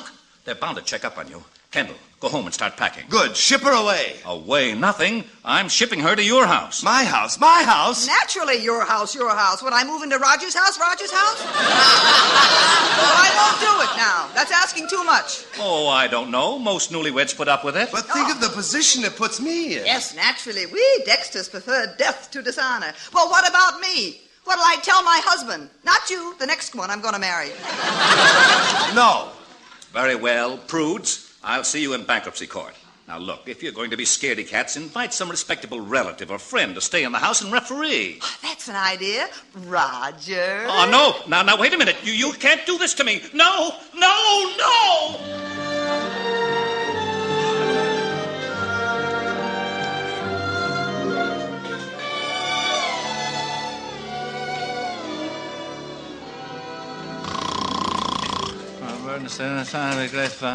Oh, for Pete's sake. Roger. Roger! Can't you stop that snoring? This is my home. Why do I have to sleep in the guest room with you? Because Kendall's in your room. What? Oh. And I'm your chaperone. Roger, please. Please, Roger. Stephen, answer the phone. You answer it. It's your house. Don't be calling me at your number. Oh, well, all right. Hello? Hello, Dexter. Yes, who's this? Let me speak to Mrs. Dexter. Who? That woman you're supposed to be married to. Oh, her. Wait a minute. It's Latimer. Oh. Hello? Mrs. Dexter? Yes, Mrs. Stephen Dexter. This is Latimer of General Cement. Oh, yes, Mr. Latimer. How nice of you to call. What can we do for you? Well, frankly, Mrs. Dexter, we doubted that you and your husband were really living together, but since you are, let me congratulate you. Thank you. Let me talk to Mr. Dexter. Hello, Latimer. You beat our injunction, and we're ready to make a deal. Fine. I'll call you tomorrow. Good night. Well, what do you know? They're licked. Finished. Oh, Stephen, that's wonderful. I'm so glad. So am I. Now I can get a divorce. If you hurry and pack, you've just got time to make the 2 o'clock plane for Reno. I am not going to Reno. That's a good girl. What do you mean you're not going to Reno? I've suddenly decided I like being Mrs. Stephen Dexter, that's all. But I want a divorce. Well, whistle for it. Oh, my toe! You slammed the door on my toe! What are you doing out of bed? Oh, Latimer called. We're checking up, eh? Yes, we're making a deal. Oh, we beat him. Now I want a divorce. Would you mind waiting until morning? How long will it take? Is Kendall willing? No, she isn't. If she fights... And she will. It'll take years. How many? 5. Good. Your best bet is to disappear and be given up for dead.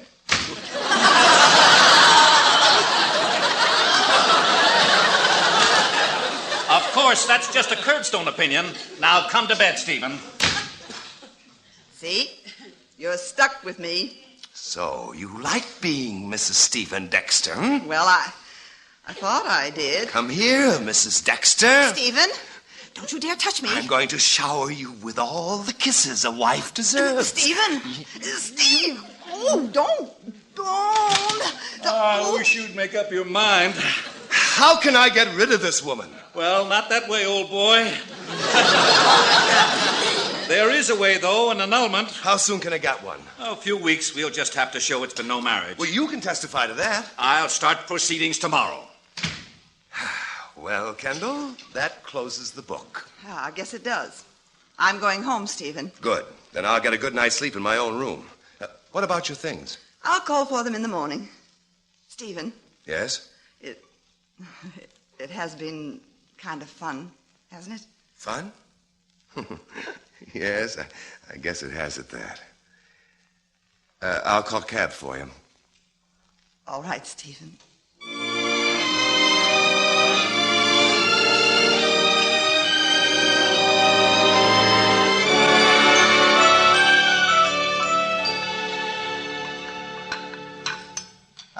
Good morning, Roger. Lovely morning for an annulment. Yeah, only there won't be any annulment. And what is that remark supposed to indicate?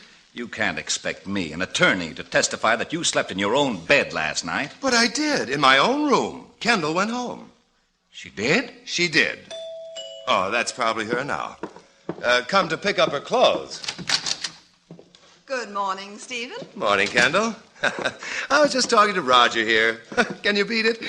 He refuses to testify in our annulment because he thought you were in my room last night. He did? Yes.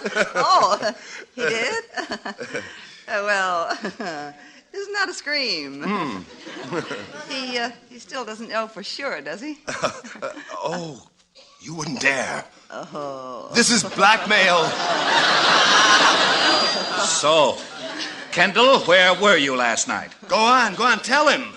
You went home and stayed there. I went home and stayed there. That does it. A barefaced lie if ever I heard one. My best friend stabbing me in the back. Leave your back out of this. Oh, there's the door again. Phyllis. Stephen, dear, I just couldn't wait to come over and straighten out our misunderstanding.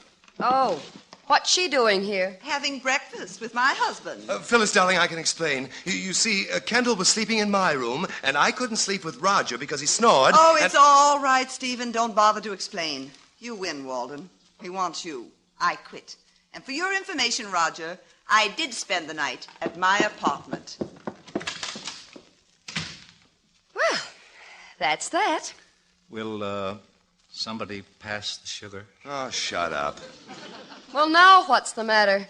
There goes the best secretary a man ever had. Oh, there are lots of secretaries. Not like Kendall's. Stevie boy, are you sure you aren't in love with Kendall? Roger, I've been deserted. My wife walked out on me. Now, why in the world would she do a thing like that? Oh, you big dope. You've been crazy about her all along. Good Lord. I'm in love with her. Well, go get her. What are you waiting for? That's what I'm going to do right now. Kendall! Kendall! Don't shout, dear. I'm right here behind the door. Oh, darling.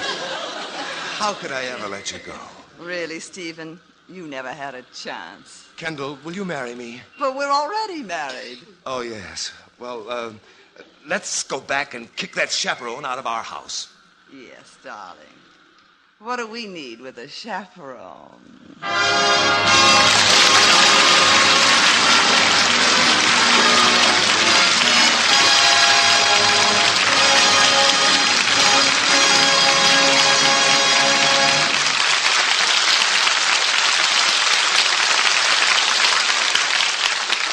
The NBC Theater has presented the Screen Directors Guild production of Hired Wife, starring Rosalind Russell, with Carlton Young, and introducing the director of the film, William Sider. Next week, as every week, the NBC Theater brings you another great film drama with its original team of director and star. The memorable Lloyd C. Douglas story, Magnificent Obsession, starring Irene Dunn, and introducing screen director John Stahl. And now, here again are tonight's stars, Rosalind Russell and Carlton Young, and screen director William Sider.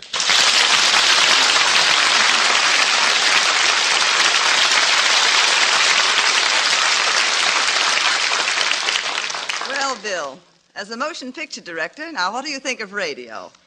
It'd be a great invention, except for one thing. Yes? Well, what's that? Microphones. I'm scared to death of them. Listen to that, Carlton. He was an actor when they used to turn out a whole complete picture in 1 week, and he's afraid of microphones. It's so simple, Bill. All you have to do is talk. Okay, I'll try. Franz, let's talk about your last picture, The Velvet Touch.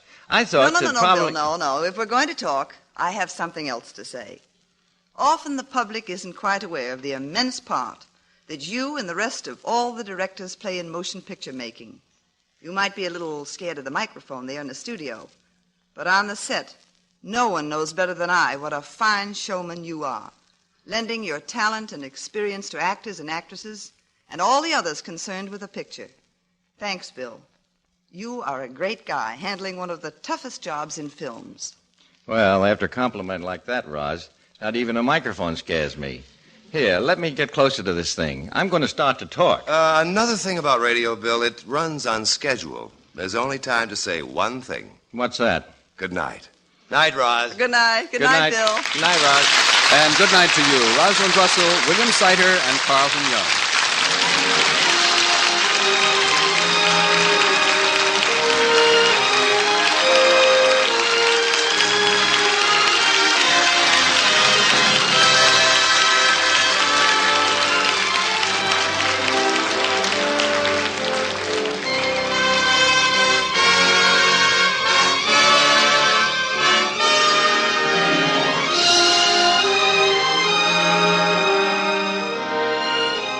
Also heard on tonight's program were Ed Begley, Joan Banks, Fred Shields, Herb Litton, Dan Riss, and Betty Moran.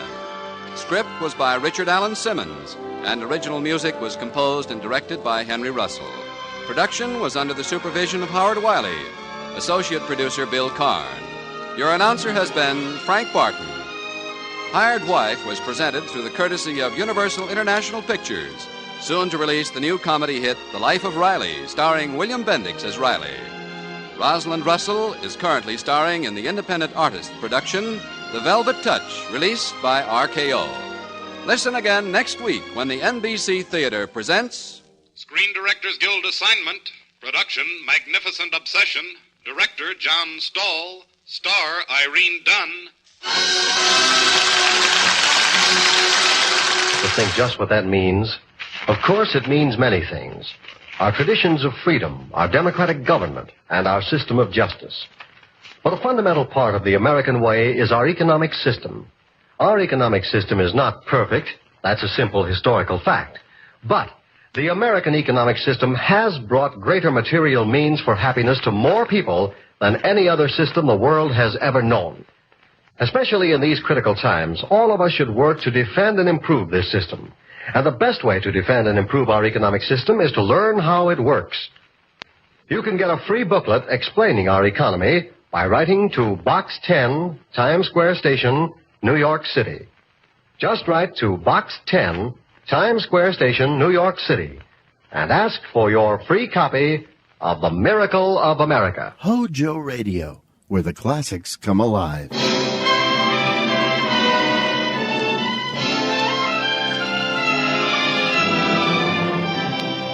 The House of Squibb presents Academy Award.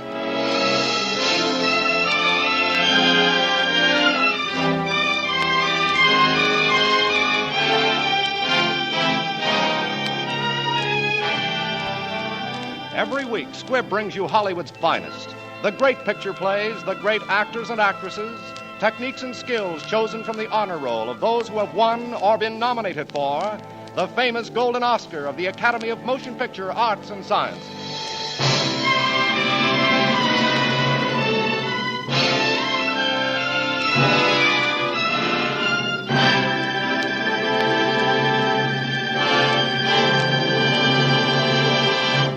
And now, E.R. Squibb & Sons, manufacturing chemist to the medical profession since 1858, bring you as our stars tonight, Olivia de Havilland and Jean-Pierre Aumont.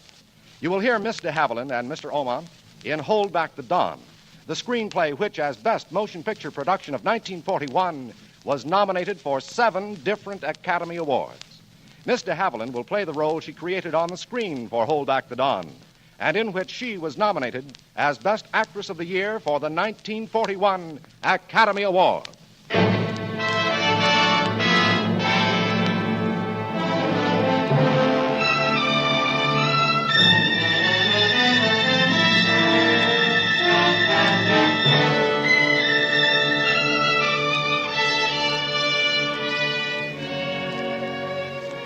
My maiden name was Emmy Brown. My husband's name is George Iscovescu. He was born in Romania, but he spent most of his life in Paris, on the Riviera, in St. Moritz, at the Lido, following the seasons and the rich people. He was a dancer. Then the war came. People who had money went to America. You need a visa to go to America, so George went to Mexico, to a dusty little town that straddled the border to California. There's a wire fence. You can see right through it into the United States. George didn't think he'd have to wait very long. I see by your questionnaire that you wish to enter the United States permanently. Yes, sir. Now, you were born in Bucharest, so you come under the Romanian quota. Unfortunately, that quota is very small and very crowded. That means I will have to wait? Between 5 and 8 years, Mr. Iscovescu. 5 and 8 years? 5 to 8 years, like a prison sentence. 8 times 365 days, with these flies and this heat. I walked in a nightmare through the dirty town to a hotel. I was used to the Ritz and the Savoy. The local hotel is called the Esperanza. I took a room at the rate of $1 a day. I didn't expect to stay. It was the 4th of July. I couldn't stand the room or the noise any longer. So I went out and walked the streets.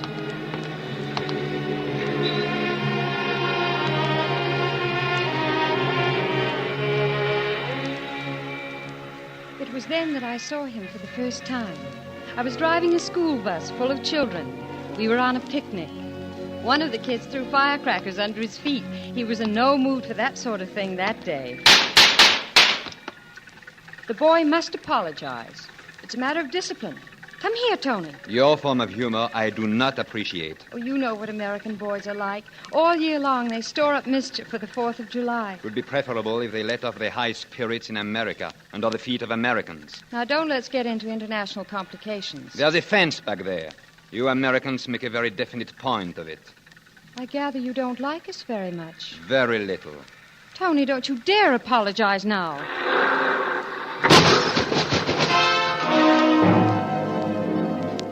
Just then I put the bus in gear and rammed the car in front. I was shaking with rage. He walked away and went into the Climax bar.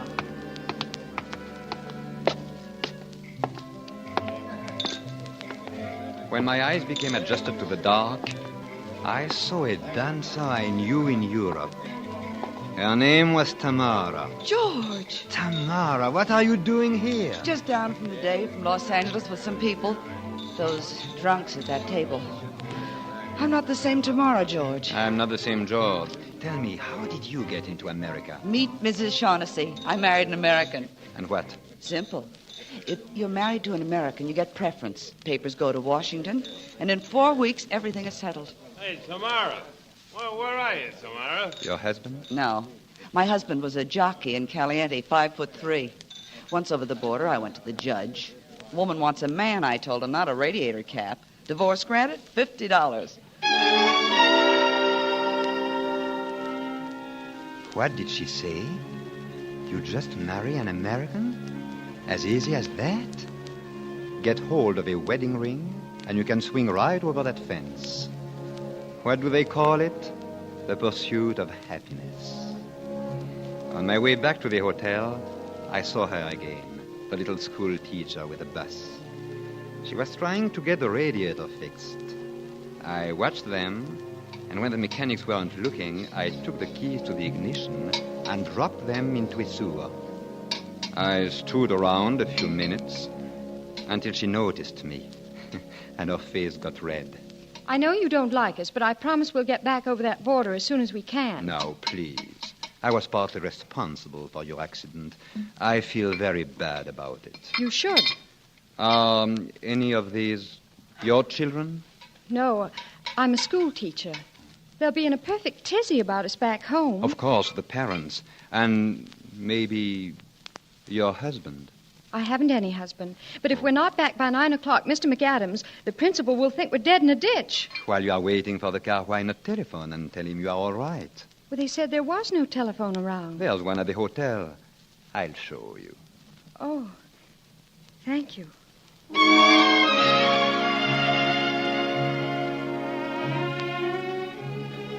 I knew I was on the way now. They wouldn't be able to make her a new set of keys. They'd have to go for them across the border. That would take until the next day. I played it very careful, and I was very patient. The number is Azusa, California, 30991. I hope they get the call right away. If you could only see Mr. McAdams, the principal. He always bites his fingernails. He must have gnawed them right down to the knuckles by now. Have a cigarette? Oh, no. Thank you, Mr. Iscovescu. My name is Brown. Emmy Brown. Your name is not Margot? It's Emmy. She had the same hair. Only it was always mussed by the wind that winter in Chamonix. What are you talking about? You thought I was bitter, Miss Brown, when you spoke to me first on the street. It was because I saw another woman in your face. Margot. No, those aren't her eyes. Her eyes were bad. Eyes that seemed to be saying beautiful things, and every word they spoke, a lie. I knew it, and I loved her. The ground opened under my feet, and I loved her. I ran away. I had to come here to the end of the earth to know that I really hated her, that I had always hated her. I'm sorry. Just look at me, Miss Brown.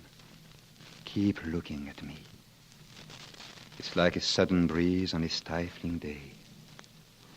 You are the strangest man. Perhaps the loneliest man.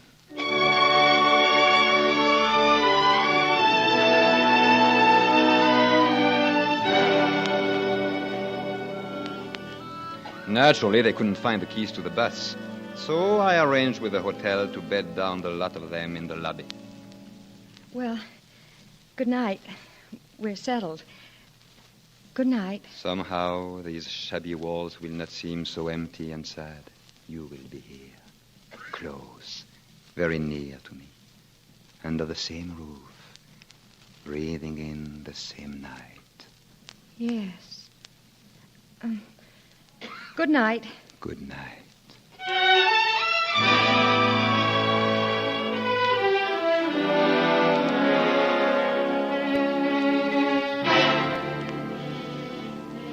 I went up to my room. There was Tamara waiting for me. Hello, George. What do you want? I've kept thinking about you all day. The way you always held me away from you when we danced. Those gigolo eyes of yours. You selfish tramp. Did you ever love anybody in your life? I don't want you here. Understand? George. You are wasting my time. I have a little money, George. It's yours if you want it. I'll get more money. I'll give you anything. Anything you want. Anything, Tamara? Anything. I'll take this. My wedding ring.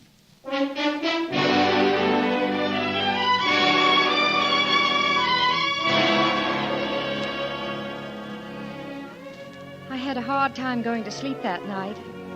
My heart was beating fast, and my senses were all thrown out of gear. I found a kind of half-sleep at last. And then about 5 o'clock in the morning, I woke. He was sitting there, staring at me. Hello. What are you doing here? Please, you have no right to be here. Of course I have no right. No right to be here. No right to sit watching your face, learning it like a poem. No right to listen for the stir of your heart. No right to tell you that I love you very much. You must go away right now, please. You needn't be afraid, Miss Brown, not a bit. We are like two trains halted for a moment at the same station, but going in different directions. We can't change our course any more than we can hold back the dawn. Soon it will be light, and you will be gone forever. It is getting light, isn't it? You needn't be afraid, Miss Brown. Not of a dead man. I'm dead, you see. I've asked myself thousands of times why they shouldn't bury me, why I should go on walking and breathing and talking when I was dead. Perhaps I know now. Perhaps it was to see the sun rise once more, to hear enchantment in a woman's voice, to feel her nearness, the warmth of her lips. No. No rebellions nor violent desires. If you found one in your sober little mind, you would tell it to go stand in the corner, wouldn't you, Miss Brown? I don't know. Not for you, the sudden flash which lights up your whole life. One split second to snatch at happiness before it's dark again. It isn't this kiss I want. It's all your kisses. It's your life. Look at your hand, Miss Brown, your left hand. Oh. Yes, it's a wedding ring, Miss Brown. I put it on your hand as you slept. It was my mother's. You see how wild a dream can be. But you are wise and sane and cool. You needn't be afraid, Miss Brown.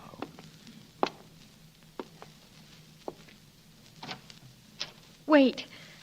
Oh, wait. Please wait. About your being lonesome. Other people are lonesome. So lonesome they almost give up waiting.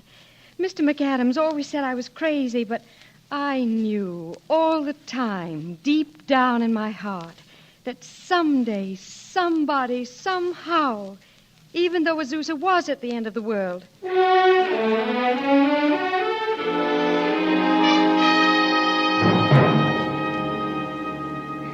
We had to get the Mexican judge out of bed. The license was $5. It was a good investment.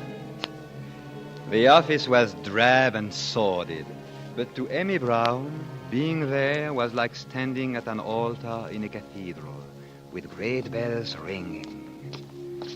When we came out into the sunlight, she took my hand. George. Yes? Take the ring. Put it on my finger again. And say these words. Words? For richer, for poorer, for better, for worse. With this ring, I thee wed. For richer, for poorer, for better, for worse, with this ring, I thee wed. Till death do us part. Till death do us part. I'll never take it off. Never.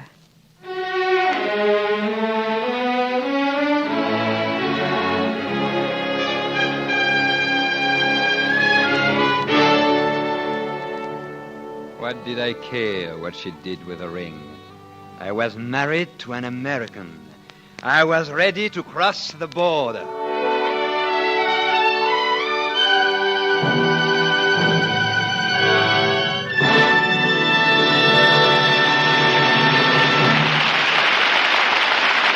In just a moment, you will hear the second part of Academy Award. But in these few following seconds, let me ask you if you have ever felt the tang of cold salt spray over the bow of a sailboat pointing into the wind, quenched your thirst after a hot walk through the woods at a shaded, bubbling spring, taken a plunge in a cool mountain pool. These are some of the memories that stand out from many of our summer vacations, refreshing memories that come back to us when we use Squibb dental cream. For its tangy, cool, fresh, minty flavor is as refreshing as a shady bed of mint. It wakes up your whole mouth, leaving it clean and invigorated. Every time you use Squibb dental cream, you will recapture that thrill of other truly refreshing experiences. Yes, you can taste, feel, and see the refreshing difference when you use Squibb dental cream, one of the great family of Squibb products. Before continuing with part 2 of Hold Back the Dawn, we want to thank Paramount Pictures for making this story available. Paramount's current release is the Hal Wallace production, The Searching Wind, starring Robert Young, Sylvia Sidney, and Ann Richards. Stay tuned to Hojo Radio.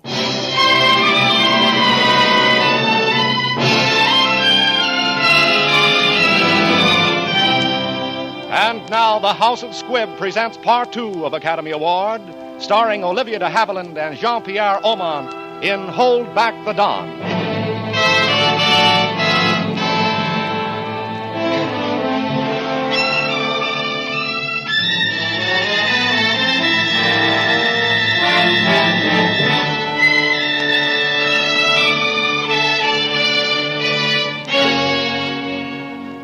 'Twas slow going getting the papers in order.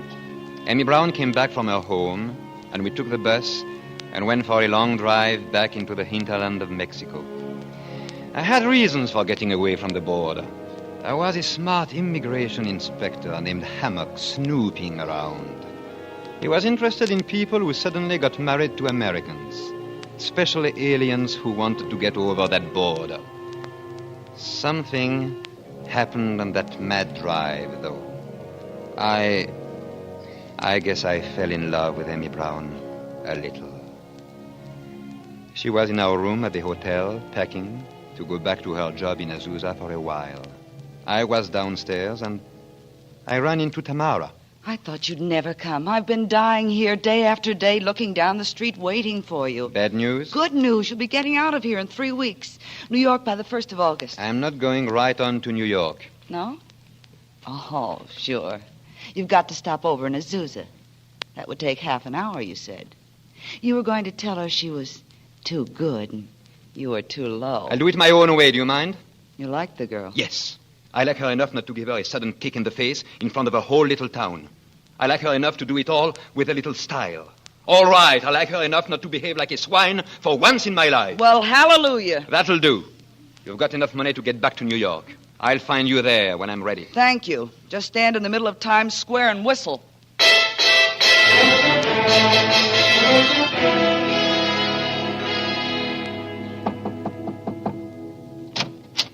Mrs. Escovescu? Yes? Do you mind? No. Come right in. Funny, I didn't picture you looking like that. You know what one hears about a teacher. I'm Tamara. I don't think he's told you about me, or did he? No, he didn't. I see you're packing. Well, before you go, there's something of mine I want you to give me back. Of yours? My wedding ring. This? Oh, it belonged to his mother. Oh, isn't he wonderful? The way he knows how to pluck at the heartstring. You see, I gave him the whole idea. What? marrying you to get across the border. Take a look at the engraving in that ring. I used it to marry my little American. It says, to Toots for keeps. Slip it off. No. Maybe you should know a little more about the history of George Escovescu. Get out. Please. Please.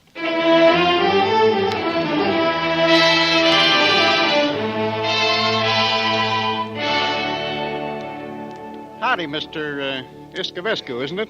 Yes? My name is Hammock, Immigration Department.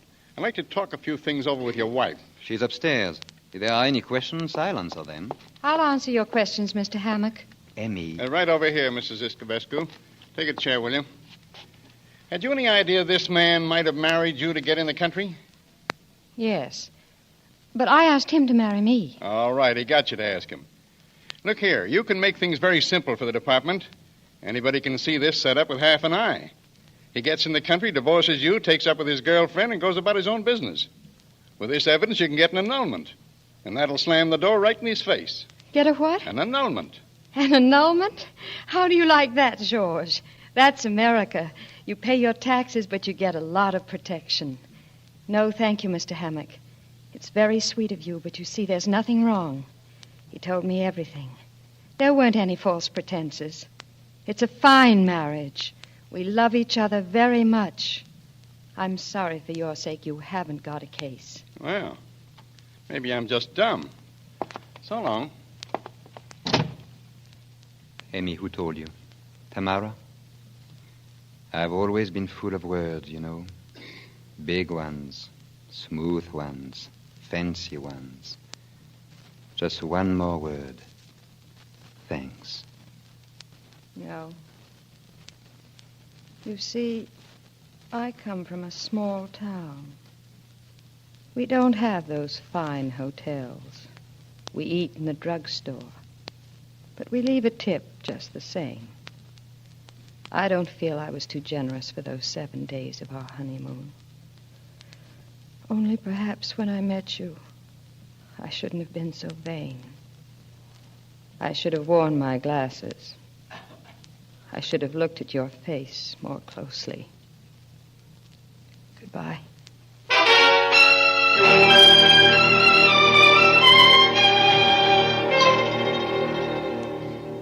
Do you believe in premonitions? When a black wave breaks over you, and you suddenly know something terrible is going to happen.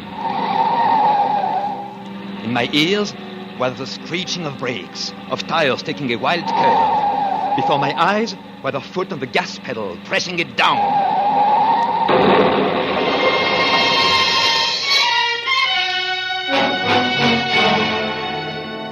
George, they've been phoning you. Tamara, there was an accident, wasn't there? Yes. Bad? Yes. Where is she? The receiving hospital, Los Angeles. I'll take your car. They won't let you cross the border. You have no papers. The key, Tamara. They'll catch you. You haven't got a chance. All you're waiting for nothing. If you do this, you'll never be admitted. George!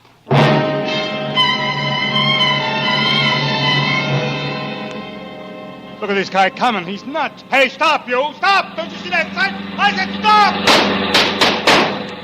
That's Escovescu. He's my meat. Get my car and a patrol motorcycle escort. This is where I fix that gigolo's wagon.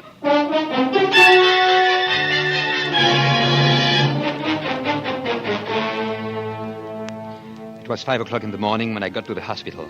It wasn't until I had climbed those steps that I was really afraid. Afraid it was too late. But there was nothing left I could do. She's unconscious. We're very much afraid.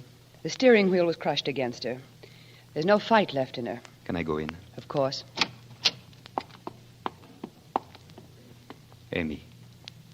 Emmy. She doesn't hear. Emmy. It's George. I've gone. I am here, Emmy. She seemed to hear you. Go on. Keep talking. Breathe, Emmy. Try hard. That's it. Again. Now again. It's all right, Emmy. Remember the rain beating on the windshield that day we drove, and the wiper going, and the word it spoke? Together. Together. Together. Together. Breathe, Emmy. We are together. Together. Together.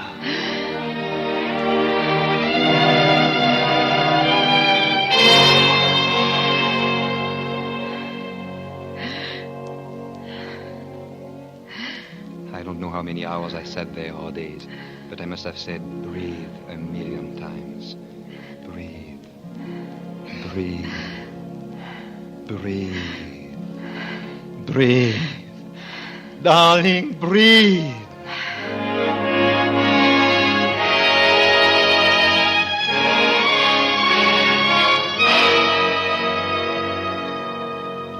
Somehow she pulled through.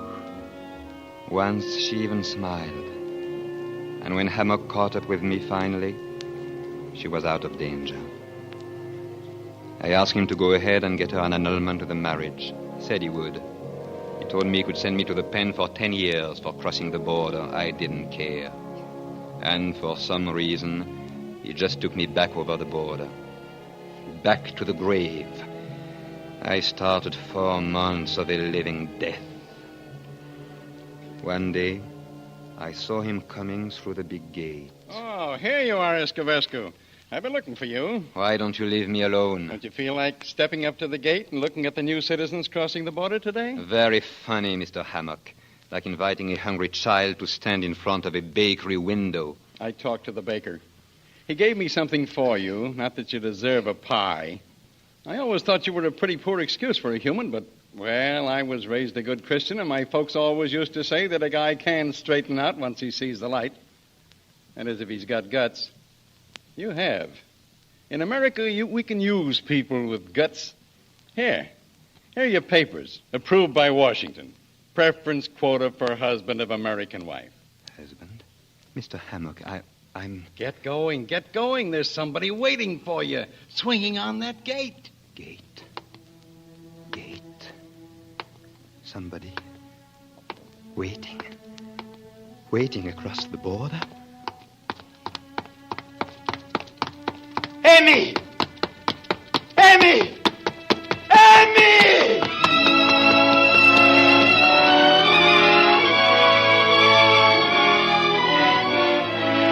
He was running, eager, hatless, and like a boy in tears.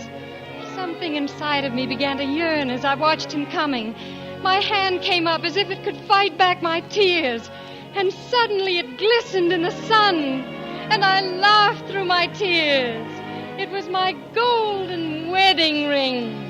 I had never taken it off.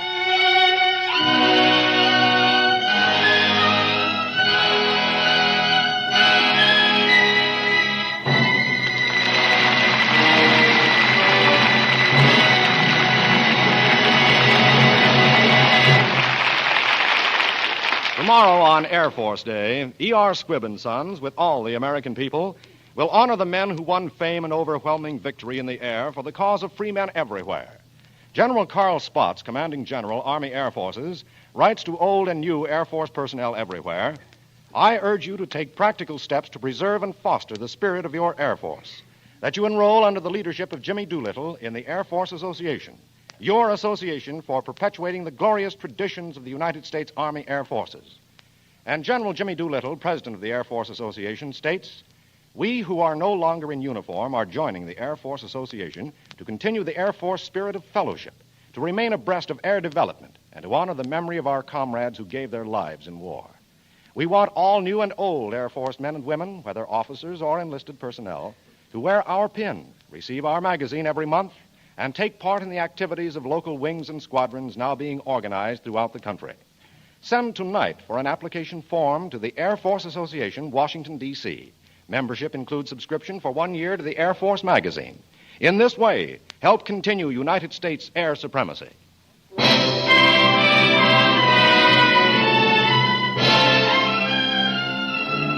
Next Wednesday, another great picture.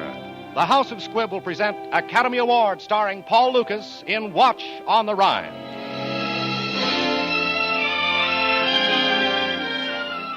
Today's performance of Hold Back the Dawn was written for radio by Frank Wilson with an original musical score composed and conducted by Leith Stevens.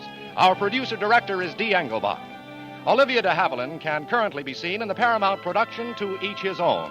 Jean-Pierre Aumont appeared through the courtesy of Metro-Goldwyn-Mayer, producers of the Technicolor musical Holiday in Mexico. This is Hugh Brundage bidding you good night until next Wednesday at the same time, when you're invited to listen again to Academy Award, presented by the House of Squibb, a name you can trust. This is CBS, the Columbia Broadcasting System. You worked too hard, you ate too much, the cheesecake made you greedy. Let your aching head and stomach hear this message from old Speedy. Alka-Seltzer, plop, plop, fizz, fizz, oh, what a relief it is.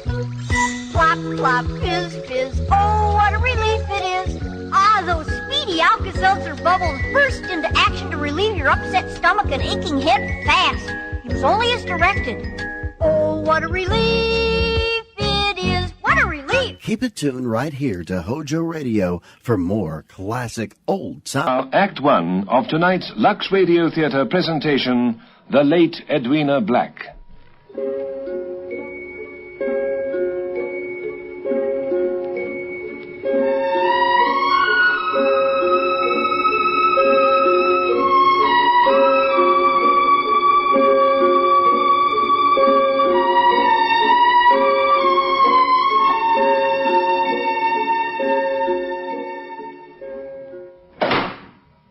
This way, sir. Thank you.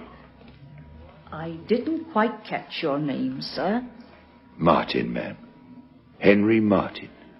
I don't think the master will see you today. This is a house of mourning, you know. I'm sorry. He's out for his constitutional in any case. Would you like to see Miss Graham? Miss Graham? She was the mistress's companion, sir. I have to see Mr. Black himself, ma'am. Couldn't you come back after the funeral tomorrow? I'm afraid my business is about the funeral. Oh, you're from the undertakers. Why didn't you say? You can sit down if you like. Thank you. No, not there, if you please. That was her chair, Mrs. Black's. My poor Miss Edwina's. No one else ever sat there in her lifetime and shouldn't do now. Death can be very tragic, Mr. Martin, especially for those who are left, for those who loved her. Yes, indeed. Are you staying in service here, ma'am? Oh, why shouldn't I? It was her house. I was with her ever since she was 21, and no servant ever had a better mistress, nor a more stylish and graceful one. Did you know all her clothes came from Paris?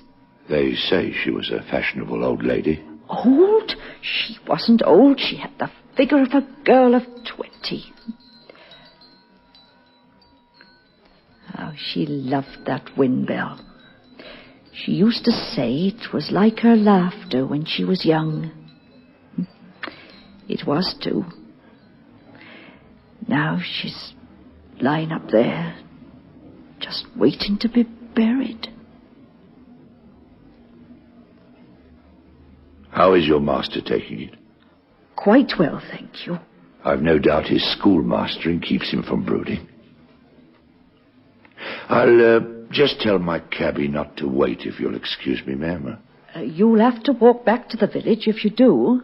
Oh, that's all right, ma'am.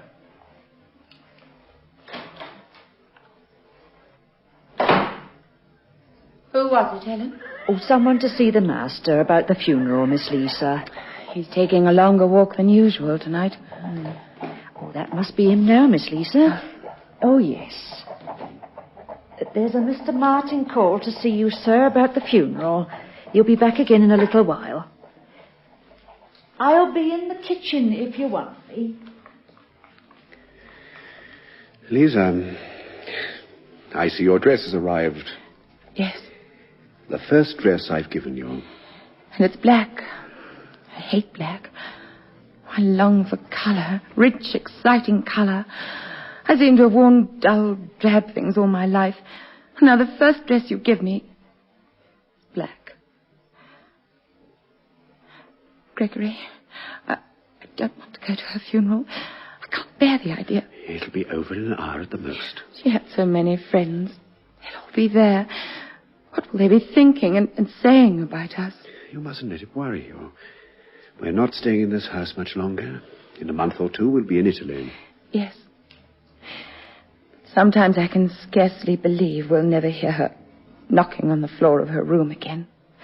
Never hear her sharp voice. Never have that feeling of guilt when we look at her. Oh, I love you, Lisa. Gregory, no.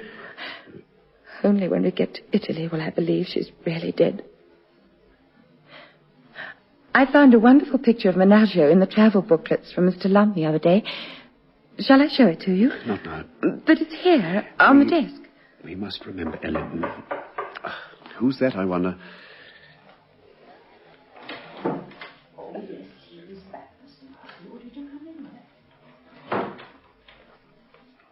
The gentleman I told you about, sir, Mr. Martin.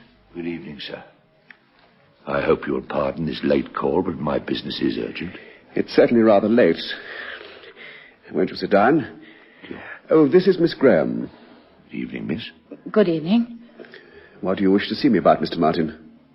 It's a delicate matter, sir. Shall I leave? No. You can speak in front of my secretary, Mr. Martin. I believe you've just lost your good lady, Mrs. Edwina Black. The funeral takes place tomorrow. Please accept my sympathy, sir. Thank you. I understand the lady was ill for some time. About 6 months. Why do you ask?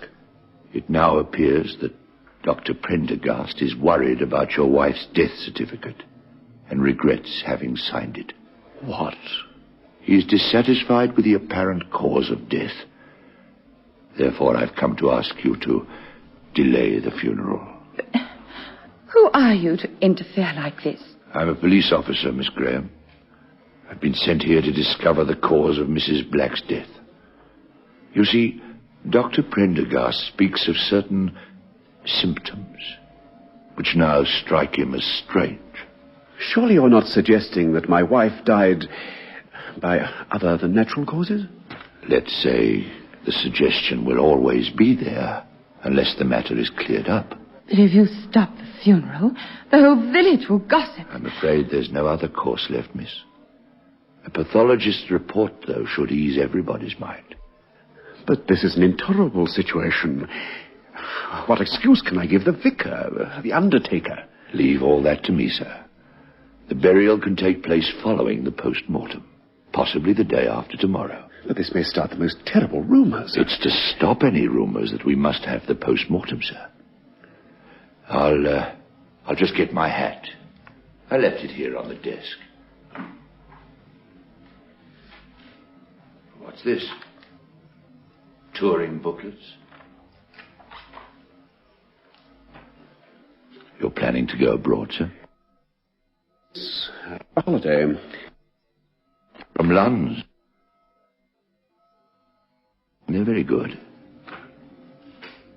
Well, I'll be off. Expect I'll have the report through by Thursday. You'll keep me informed, I suppose. I'll come at once, sir. Good night. Good night, Inspector. My apologies if I've taken the matter rather badly. But you haven't, sir. You've taken it very well indeed.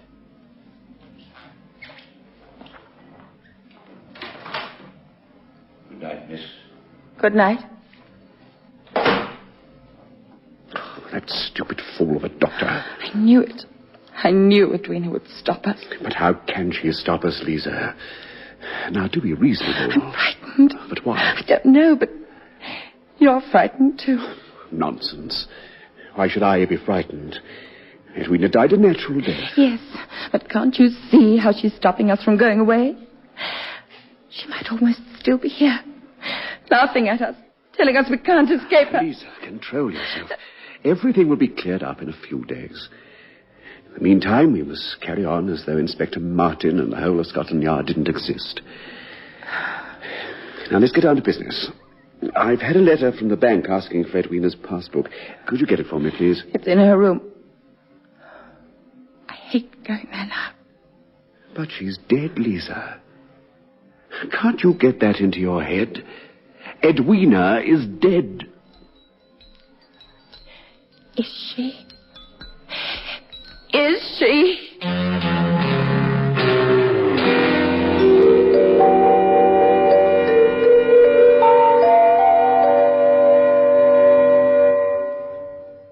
Mr. Martin, you've been in and out of Miss Edwina's room at least 20 times this morning. And you're quite sure you've moved nothing from it, Ellen? I most certainly am. Apart from the things you took away the other day, that is. My good lady always says I need telling everything 10 times over. She asked for it, marrying a policeman.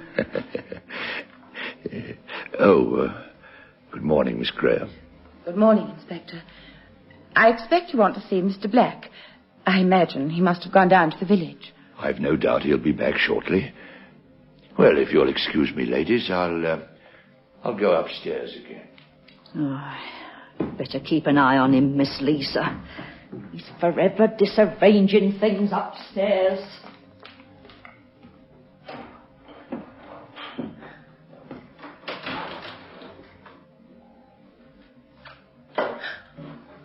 Oh, I'm glad you're back early, Gregory.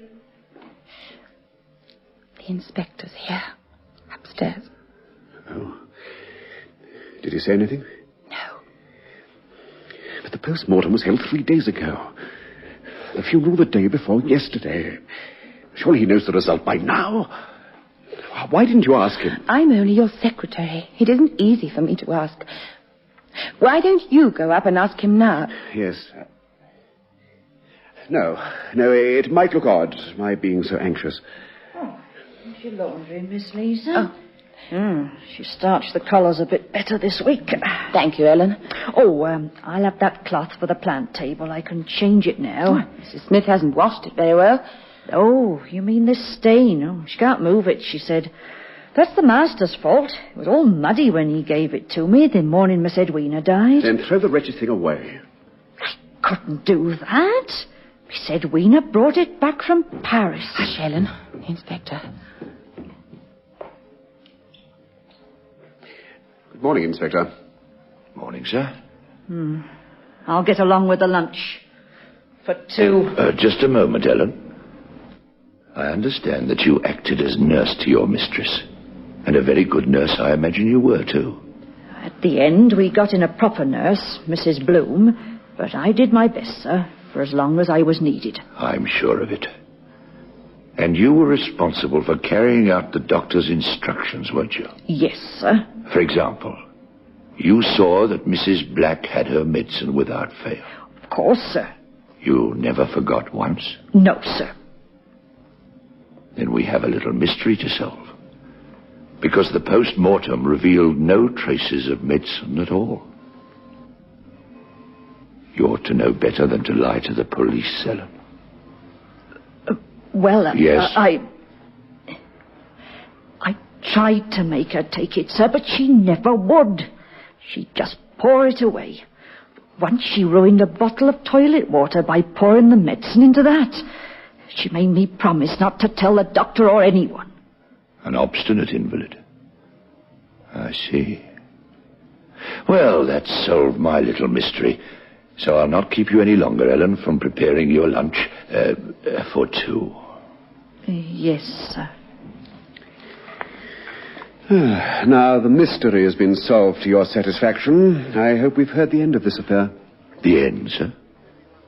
Oh, I'm afraid it's more like the beginning. You see, we have discovered arsenic in your wife's body. Are you suggesting that my wife died of poisoning? That would be the inference, yes. Prendergast must have made an error in his dispensary. But you heard your housekeeper say your wife never took her medicine. She might have had one dose. One dose would make her ill, but it wouldn't kill her. Besides, I've traced all the medicine bottles, found them in the local dust tip. The bottles contain nothing but harmless medicine. But if arsenic was found in her body, how did it get there? That's what I'm here to find out. I found a tin of weed killer in your greenhouse, sir. I understand you ordered it from the general store on the 2nd of November. It was delivered that afternoon. Yes, I did order some. The particular brand you ordered contains a high percentage of arsenic. I see the tin has been used, sir. We've always used weed killer on the gravel path. Do you mean Mrs. Black was accidentally poisoned by the weed killer, Inspector? We'll hope, accidentally, Miss Graham. Then, have you considered that perhaps my wife... Well, I hardly know how to put this. Suicide, you mean? No, sir. No, impossible. How could she have risen and gone to the greenhouse where you kept the stuff? The doctor says your wife couldn't stand on her feet. That's true. She was too ill. And nobody in their senses would take the tin up to her, would they? Of course not. Now, what about the housekeeper? Ellen? Oh, but she was devoted to Mrs. Black. Old ladies have been known to do strange things sometimes. Oh, but not Ellen. The idea's ridiculous. Do you think the old lady had a motive, sir? I know she was left a small annuity, but Ellen wouldn't do anyone an injury to get it. Exactly, sir. The motive isn't large enough. You mean Mr. Black has a larger motive since he will inherit the fortune? I don't mean anything. Yet. There's another possibility, of course. Mrs. Bloom, who nursed Mrs. Black for several weeks. I hadn't forgotten Mrs. Bloom. Mr. Black dismissed her for thieving, and she said something at the time about paying him back for it. She might have done it to get Mr. Black into trouble. Do you sincerely believe that, miss? No, I don't. Now, if you would be so good, miss, I'd like to know something about Mrs. Black's daily routine. It's very simple. Oh, that is, after she took to her bed about 5 months ago. Every morning at 8 o'clock, I'd help her wash and brush her hair. Then Ellen would bring her breakfast tray at about 8:30. At 10 o'clock, Mrs. Black would give us our orders for the day. In my case, letters or a little shopping. I used to read to her every afternoon. And then, after a light dinner, when Mr. Black would come up to sit with her, I would leave. How did Mrs. Black call anyone when she wanted attention? She'd knock on the floor with her stick. Her room was directly above this one. Mr. Black, did your wife ever take any wine? She used to, before her illness, but Dr. Prendergast absolutely forbade it. No stimulants. Yes, I see. Did she have anything to drink apart from tea and so on? Ellen used to take a cup of warm milk to her every morning, about 11. Did she take it up the morning in question, miss? The morning Mrs. Black died? No. It was I who took it up that day. About the weed killer. Is the greenhouse locked at night? Yes, but the key is kept hanging in the hall. Now I want you to think hard. Can you recall who was last in the greenhouse on the night before your wife died? Yes, I remember distinctly. It was Ellen. And yet Ellen told me it was Miss Graham here who watered some plants. Did you, Miss Graham? I must have done, if Ellen says so. Was the tin of weed killer in the usual place on the shelf? I can't remember. You can't remember? Well, I don't think there's anything else at the moment. I'm sorry we've delayed you from taking your holiday, sir. You're going to Italy, aren't you, sir? Yes. Yes, I saw those travel books from Lunds on your desk. I must say, the date on them puzzled me. Why? To have sent for them 5 weeks in advance of your wife's death seems somewhat pessimistic. I ordered those booklets because I had intended traveling so often during the past few years. But you didn't order them, sir. Miss Graham did. So you intend going alone, sir? Why do you ask? Oh, just curiosity, sir. Well, I'll be back tomorrow morning, should either of you require me. Why should we require you, Inspector? Oh, well, you may just discover something I've overlooked. Good day.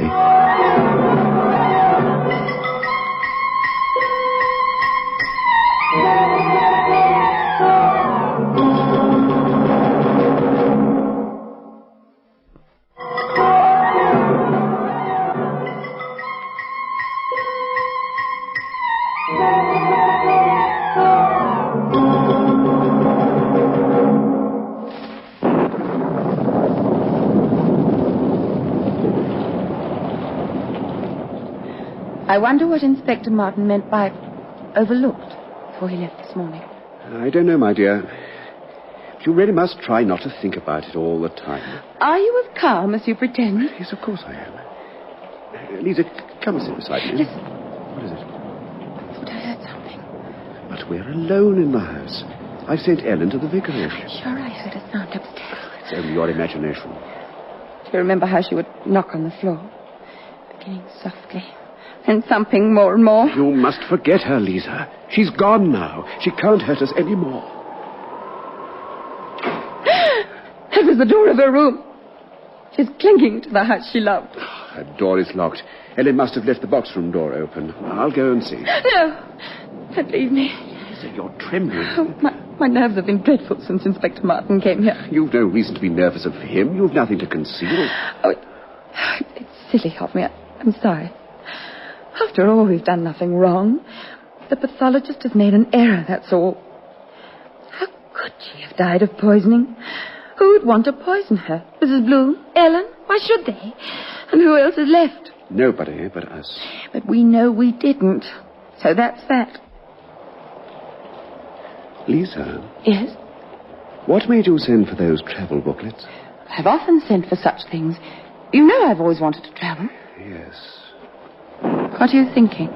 Why did you send for them so early? You're looking at me as though you were the inspector. As if I was lying. I only meant it must have seemed odd to Martin. You're sending for the booklets weeks before Edwina's death. I think you mean you found it odd, Gregory. You're twisting my words. You're thinking that... No. Surely it's not possible. She was in our way, wasn't she? And because you loved me... Lisa, did you? Gregory. If you did, I'll understand. I love you, but I must know. Do you really think I would murder? Yes, I can see you do. Well, supposing I confess I did kill her. Well, you know it wouldn't make any difference to my love for you. Are you sure, Gregory? Would you ever really forget? While I was in your arms, wouldn't you see me stealing from the greenhouse, a small tin in my hands, waiting and listening until it was time for a milk? Oh, don't say that, Lisa, please. You see? Oh, Gregory, how can you accuse me? How can you? Edwina was poisoned. There's no question about that. But I've got to know who did it. I swear to you, it wasn't me. Oh, forgive me, Lisa. No. Don't touch me. I've hurt you. Forgive me. Ellen can never come back in all this rain. Please forgive me.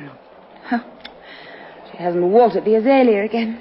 Quite dry. I didn't know what I was saying. Gregory, what was it Ellen said this morning about the cloth under the azalea? I don't remember. I do. She said you gave her the cloth on the morning of Edwina's death. But I don't remember seeing the azalea here before then. Did you bring it into the house the morning of her death?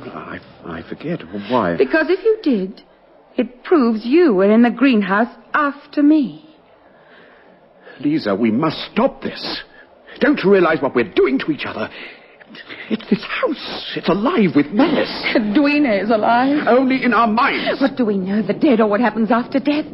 How do we know that at any moment she may not walk quietly down those stairs, smiling as she used to? Lisa, stop thinking about her. We know we didn't kill her, either of us. Trust me, my darling. Surely you can trust me. Oh, I wonder what would have happened if we had told Edwina about us. That would have been the most dreadful scene.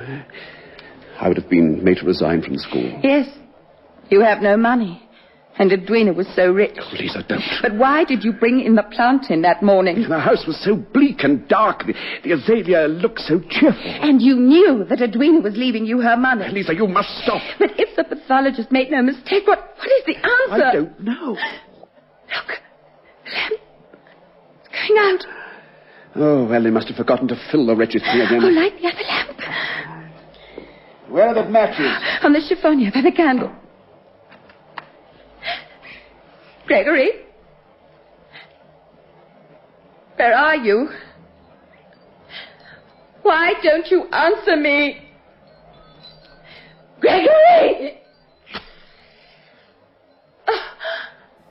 Stay tuned to Hojo Radio. Lisa, I can smell her perfume. I swear I can. She's alive. She's in this house. No, it's not possible. Her perfume. I can smell it too. There. Got the second lamp going. Oh, Gregory. Stop it, Lisa. Stop it. Do you hear? They're embroidery silks. Her perfume is clinging to the silk she was using on that altar cloth she was making. Ellen brought them down for me to sort earlier up. Shall we never stop being reminded of her? Not in this house. Shall we have some coffee? I'm afraid there isn't any. What happened to those 6 tins I got? What does Ellen do with it all? Ellen? You should say Mrs. Bloom. I should have prosecuted the woman. I was far too lenient. I told you I saw her take a brooch from Edwina's jewel box and put it in the pocket of her coat on the very morning Edwina died. No. You didn't tell me. Oh, I thought I had. Probably forgot. So much happened afterwards. But you were in the sick room only twice. At 10 o'clock when I was there with Mrs. Bloom, and not again until Ellen called you to the bedside at 12. What of it? If you saw Mrs. Bloom in her cloak, then she was leaving the house at 11:30 as usual, after I gave Edwina the milk and before Ellen called you at 12. The explanation's quite simple. Edwina was dead when I went up to her room at 11:30. Dead? Yes, dead. Don't you believe me? No. Gregory, if you killed her, and you have destroyed every hope we ever had. But I'm innocent. You have to believe me. Look, here's Edwina's Bible. I swear to you, I did not kill my wife. How could you imagine I could kill anyone? Lisa, what's the matter? Can't you hear it? Her stick. She's tapping with her stick. She's coming down here. Ellen. All right, miss. When did you get back, Ellen? What are you doing with that stick? Stick, sir? I just went up to fetch it. You promised it to the vicar's wife as a keepsake from Miss Edwina. Don't you remember, sir? Oh, yes. I'm afraid I forgot it when I went down with the altar cloth earlier. We didn't know you were back. Oh, I got home just before the rain started, so I went up to Miss Edwina's room for the stick. I've been sitting there ever since, remembering her. It was so very quiet and peaceful. We never set our clock again, sir. That's why it was so quiet. You shouldn't have come down like that. You startled us. Oh, I'm sorry, sir. I know I shouldn't have sat there so long, but time just slipped by. What with the clock still standing at 12. Just as we stopped it the morning she lay dying. Do you remember how still and peaceful it was in the room when we did that, sir? That's enough, Ellen. You may go now. Very well, sir. The old fool. Then Edwina was alive when you went into her room at 11:30. She only died at 12. What were you doing in that missing half hour? If you loved me, you wouldn't talk like that. Would you tell the inspector about your visit to the sick room? You really want me to do that? An innocent man would. Been rather stupid, haven't I? You want me to shoulder the blame for her death because you're afraid of the police. Yes, you want me to be guilty. Gregory! You poisoned her because you've always wanted to be the mistress of a large establishment. You killed my wife for it, and now you want me to take the blame. Stop! You would do anything to gain your ends. I believe you'd poison me. You could poison the coffee. That would make it easier for you, now that everything's gone wrong. Easier for me? You could say I'd committed suicide because I'd murdered my wife. Was afraid now the police were making inquiries. You'd be safe if they thought that, wouldn't you? I'm not trying to poison you. But no doubt you want me to swear that on the Bible, too. Yes. Well, you can save your breath. I've no intention of doing it. Wait a minute. This isn't Edwina's Bible at all. It's a Latin primer. I thought it was her Bible. You knew it wasn't. Were you afraid to swear on her Bible because you knew you were going to tell a lie? No, no. You did kill her. You've told me lie after lie. I won't have you say that, do you hear? You shout at me. I'm not one of your schoolboys. You're trying to dominate me as she did. I should have known that a man who was capable of living on his wife's money was capable of anything. That's not true. I have my own salary. Your salary never paid for your servants, your luxuries, your expensive clothes. You can say that to me after making love to me. You made love to me. Indeed, then I succeeded very easily. I didn't mean to do that. No, I will tell you why I lied and said Edwina was dead when I went up to the sick room. When I went up at 11:30, Edwina told me that you wanted to get rid of her. She said she was sure the cup of milk was poisoned. Why did she tell such a lie? I realize now that she was trying to make trouble between us. Then she knew about us? Yes. You'd always comforted yourself by saying that Edwina never knew. I didn't want to take that comfort from you. Gregory. Oh, Gregory, to consider my feelings like that. I loved you. Oh, Gregory, I've been such a blind fool. Oh, forgive me. Oh, I do. Oh. Now, come. Come, this calls for a grand gesture. We'll drink to Italy, Lisa. Oh, you know I never touch port. Well, you're going to touch it this time. Now, don't argue, my love. The toast is Italy. Here you are. Yes. Let's drink to the Bella Vista, the Adriatic, the sunlight. We're going to be happy at last. It'll be the end of worry for both of us. Then drink to it, Gregory. Gregory, why aren't you drink...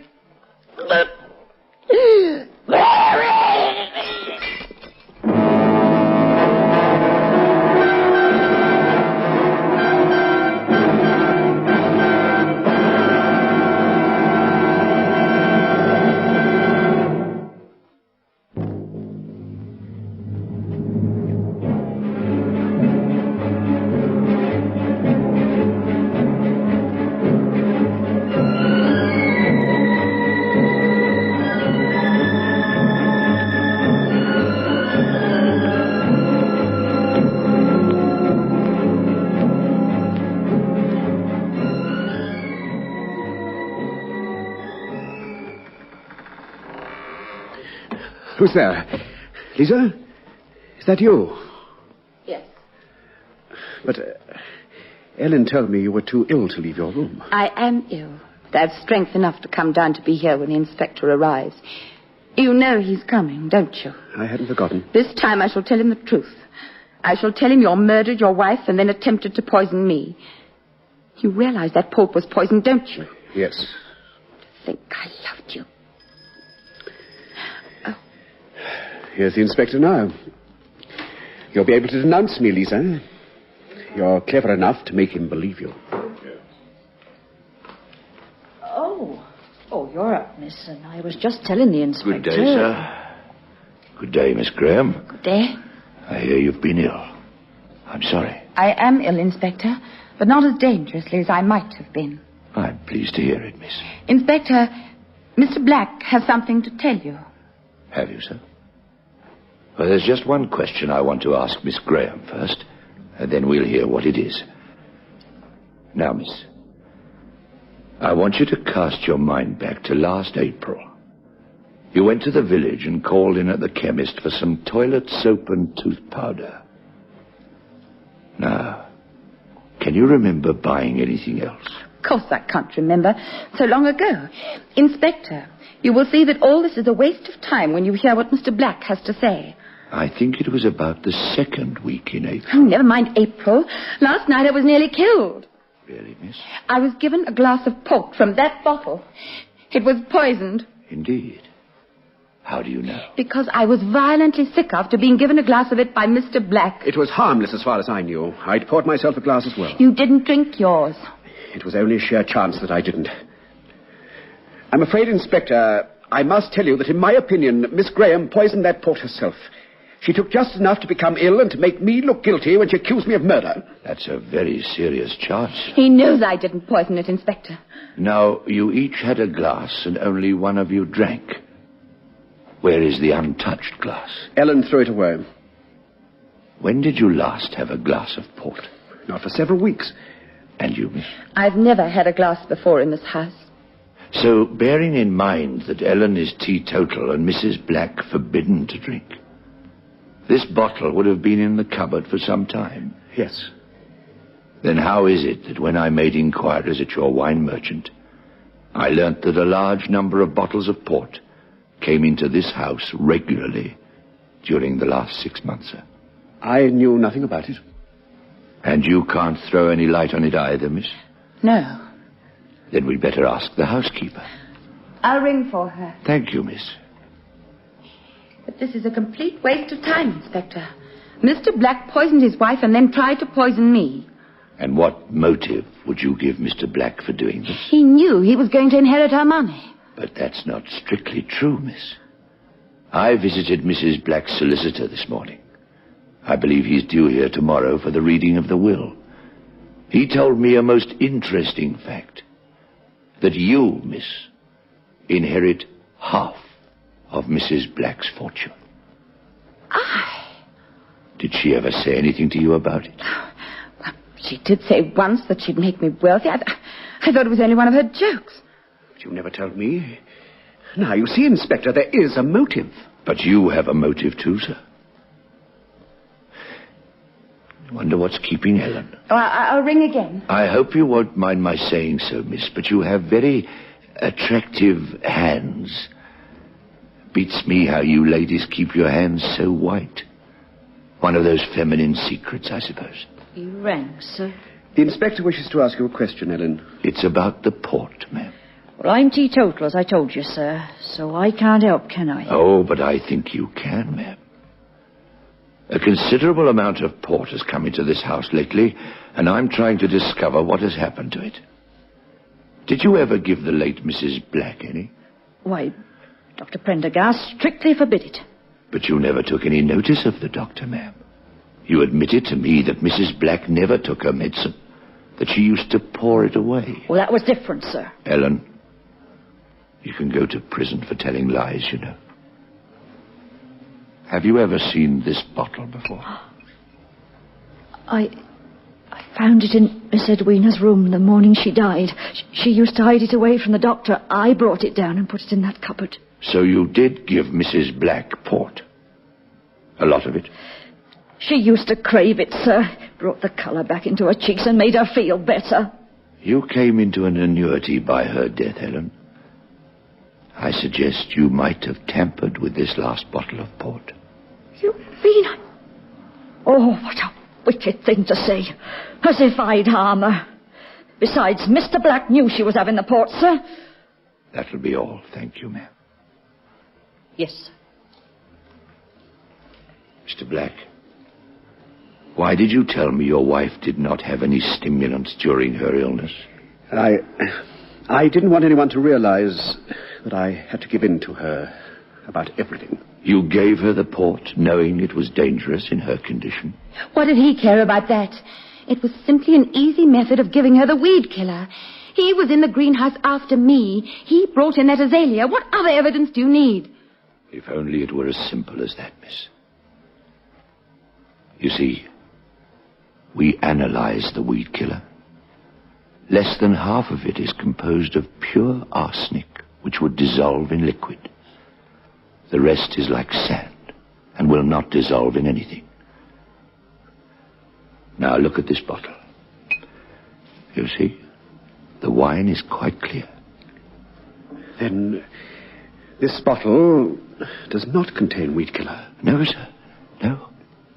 Because, you see, Mrs. Black was not poisoned by weed killer. Don't understand. You will, miss, you will. Now we come to that little purchase you made in April again. Apart from soap and tooth powder, you also bought a certain preparation which is quite fashionable nowadays. So I think it was for your hands, miss. Yes. I bought something to whiten the hands. A powder which I had to dissolve in water. Exactly, miss. Oh, the chemist ought never to have sold it to you. But I suppose they're very lax in these country districts. You see, That powder was pure white arsenic. Arsenic? But I never knew. I swear I never knew. Now, you ordered a second packet in June. A packet which Mr. Black collected for you. I don't remember anything about it. Yes. It was the time Ellen was in bed with a cold, and you said you'd get it for me on your way back from school. Oh, yes. Miss Graham told me to fetch the preparation. I just gave it to her. Now, miss, did you use all that packet on your hands? No. Where is the remainder? In my room. It's not there now. Well, then I must have mislaid it.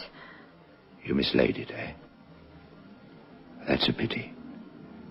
Because the remainder of that packet killed Mrs. Black. Oh, no. Did you always keep that preparation in the packet? Yes. Yes, I ask because the chemist says he suggested it should be in a container, as long exposure to air would discolor it. He said he generally told his customers this. That's right, Inspector. I remember telling Miss Graham that she ought to do it when I gave her the second packet. Oh, yes, I remember now. But I never bothered about it.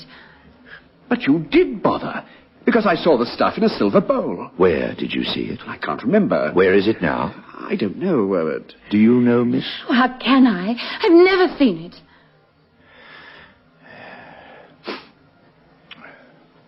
I must confess I find myself at a loss.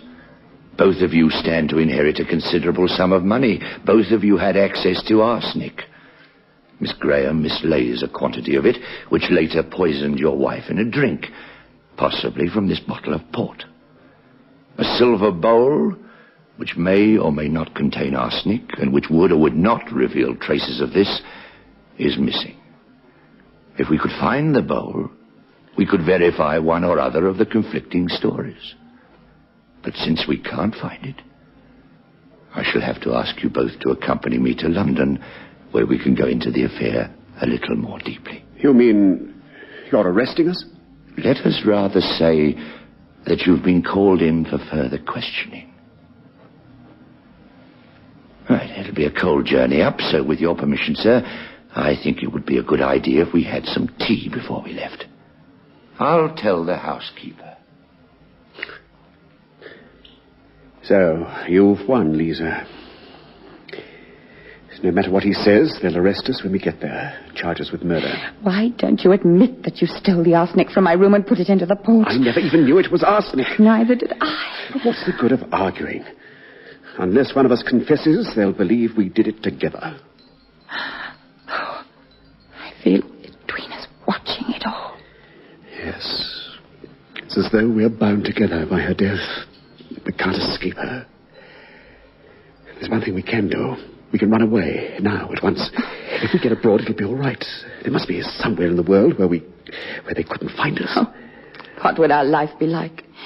Living in shabby hotels, afraid to go out into the sun, starting an alarm when anyone knocked on the door. And Edwina would be with us. Always. Mr. Martin tells me you're going to London with him, sir. That's right, Ellen. About the house, sir? Oh, you can see to that. As the train is at 10:30, that gives us plenty of time.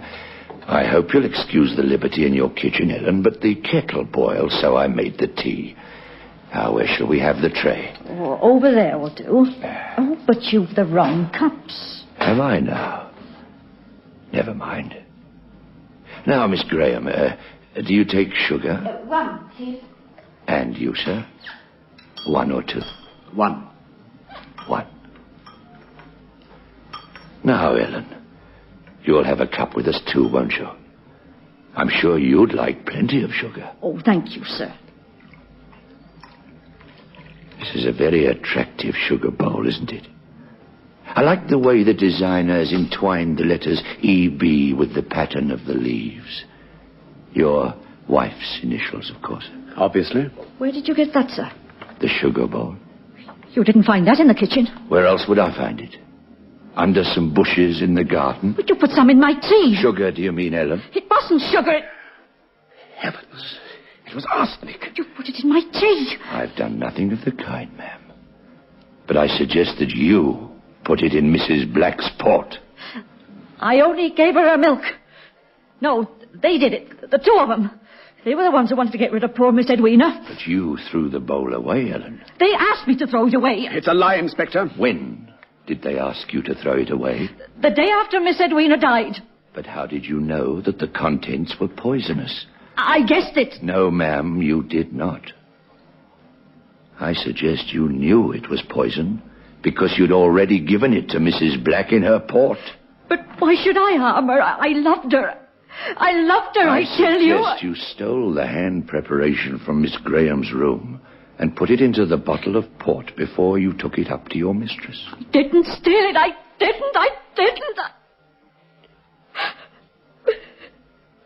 Miss Edwina asked me to get it. It was she, Miss Edwina, who put it in the silver bowl. And then you poisoned her. I tell you, I didn't poison her, sir. She poisoned herself. Poisoned herself? Yes. Yes. Try to be calm and tell us the rest, Ellen. Just before Miss Edwina died, she told me she'd taken some of the stuff. I was beside myself with grief, but she told me she'd done it because of them. They'd made her so unhappy she didn't want to live anymore. She begged me not to tell anyone and to throw the bowl away. It was your duty to tell. You knew that Mr. Black and Miss Graham might be accused of her death if you didn't. No more than they deserve. They'd hurt her so cruelly, and I was going to let them suffer in return. That's what I promised, Miss Edwina, and now you've tricked me into telling you, and everybody'll know. They mustn't. Miss Edwina'd never forgive me. I don't care what you do to me, but nobody must know about Miss Edwina killing herself. You mustn't tell them, please. You mustn't tell anyone. Now, ma'am, you calm yourself. We'll go and have a little talk, Ellen, shall we? Nobody will say anything against her. Nobody. I remember it was Edwina who recommended that I should buy the preparation for my hands. She must have known it was arsenic. Edwina was the only one who did know. She meant to hang us. She knew she had to die, so she schemed to use her death against us. Ellen's quieter now. She'll be all right. I hope you forgive the rather clumsy ruse of the sugar bowl, but there was no other way out of it. Don't understand, though. Ellen said the poison was in the milk, and yet I became ill when I drank from the bottle of... If you remember, miss, Mrs. Black had the habit of pouring away her nasty medicine anywhere to get rid of it. This bottle of port happened to be handy, so she popped the medicine into that. But I became ill, Inspector. Well, of course, miss. You took an overdose of Mrs. Black's medicine, a wine glass neat, and in your overwrought condition. Just medicine. And all the suspicions we built on it. Yes, sir, yes. We human beings are very open to suggestion. In the dark, an overcoat hanging on a door becomes a monster, and medicine grows into deadly poison. And Edwina was behind everything. Edwina. Can we blame the poor sick lady entirely, miss? She couldn't have succeeded as far as she did unless... Unless what, Inspector? The ground has to be fertile, sir, if the seed is to flourish. Well, I'll be off. You'll be hearing from us shortly, sir, should we decide to prosecute Ellen. And now, good night to you both.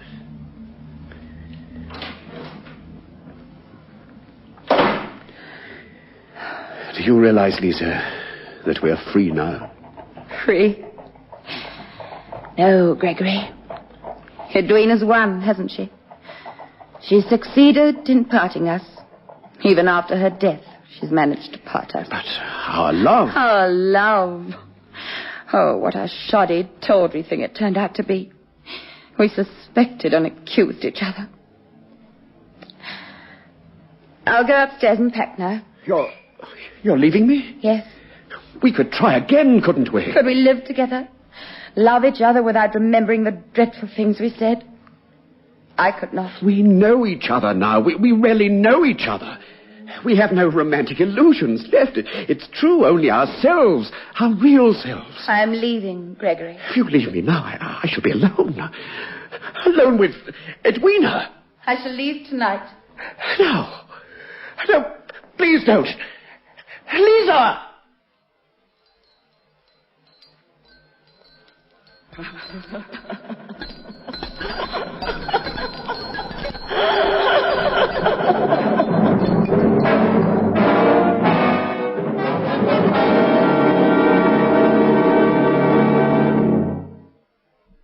You have just heard The Late Edwina Black by William Dinner and William Morum. The part of Gregory Black was played by John Hayter, and as Lisa Graham you heard Elaine Lee. Tony Jay was Inspector Martin, and Ellen was played by Patricia Saunders. The Late Edwina Black was adapted for radio and produced for Lux Radio Theatre by Fiona Bonnell. Is the sweetheart you married the husband you expected him to be? Has the war created new problems for you in your marriage? To answer these and other personal problems brought in by your friends and neighbors, ARID presents John J. Anthony, founder of the famed Marital Relations Institute, in a brand new program of daily sessions of kindly and helpful advice. Just as Mr. Anthony, by examples in this studio, is helping thousands of men and women solve their personal problems, ARID, too, is helping thousands to solve the important personal problem of underarm perspiration. ARID helps you avoid perspiration damage to clothes and safeguards friendships. Use ARID every day. It helps stop perspiration safely, and at the same time, ARID is a most effective deodorant. Keep it tuned right here to Hojo Radio for more classic old-time radio.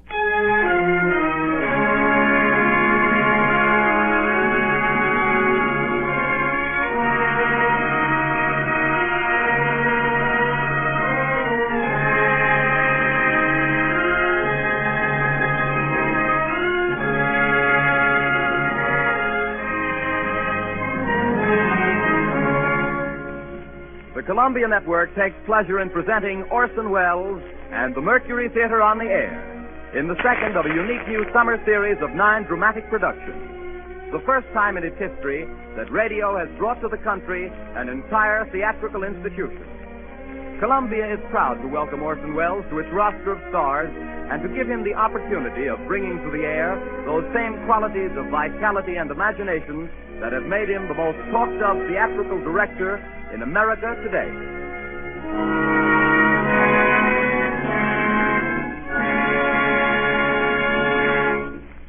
Good evening. This is Orson Welles speaking. If there's anything bloodthirstier than a werewolf, it's a pirate.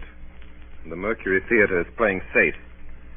Now, if vampires and their ilk leave you as uncannily cold as old Dracula himself, who was staked down firmly, and it is to be hoped permanently, in his own family plot last week, then there are figures to prove that you are susceptible to buried treasure. We calculate that no decent, law-abiding citizen is immune to pirates. There are cowboys and Indians, there are gangsters and G-men, but these delights are inconstant like the short skirt. I don't care how young you are. Nothing charms, nothing ingratiates, nothing wins like a one-legged, double-barreled buccaneer with earrings, a handkerchief on his head, and a knife in his teeth. What could be more appropriate on the starboard rail of your four-masted brigantine? If you haven't a four-masted brigantine, you have Treasure Island. It's in your library because it's a great English classic, and this evening, because it's a great story, it's on your radio. That's what I mean by playing safe. Once there was a small boy who asked his stepfather, who had written a number of books, please, to write something interesting. The stepfather, seeing his point, immediately contributed a serial to something repugnant called Young Folks, a periodical circulated among that section of the English nation known as Tiny Tots, who were very prevalent in the 80s. The name of the serial was The Sea Cook by Captain George North, and if the Tiny Tots didn't think it was interesting, they should have been boiled in oil. The story was begun, the stepfather says, on a chill September morning by the cheek of a brisk fire and the rain drumming on the window. The small boy himself helped a lot, even though Captain North got the credit, and so did a third and equally incurable small boy, the author's father. They drew a map first, the chart of an island showing very queer and wonderful attractions, Spyglass Shoulder, for instance, and Skeleton Island, and the North Cache with the bar silver. And then, on that chill September morning, by that brisk fire of theirs, the three plotters buried their plunder. Doubloons and louis d'or, gold and silver and rich jewels and pieces of 8. That's why the story was finally called Treasure Island. It's foolish to guess who's tuned in on this broadcast, but if in some way, while we were retelling this story, hoped devoutly that he, who the Samoans laid to rest in the hills of their own faraway Treasure Island and who is still known out there only as the great teller of tales, would not wish tonight as he did, so unaccountably at first, to suppress the real name of Captain George North. The small boy, of course, should have been decorated. It's a better world because he asked for something interesting. But then he was lucky. There are millions and millions of small boys.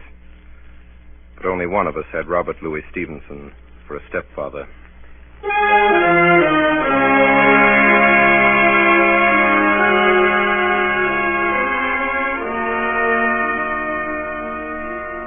Treasure Island by Robert Louis Stevenson, with Orson Welles as Long John Silver and as Jim Hawkins, who tells the story. Treasure Island.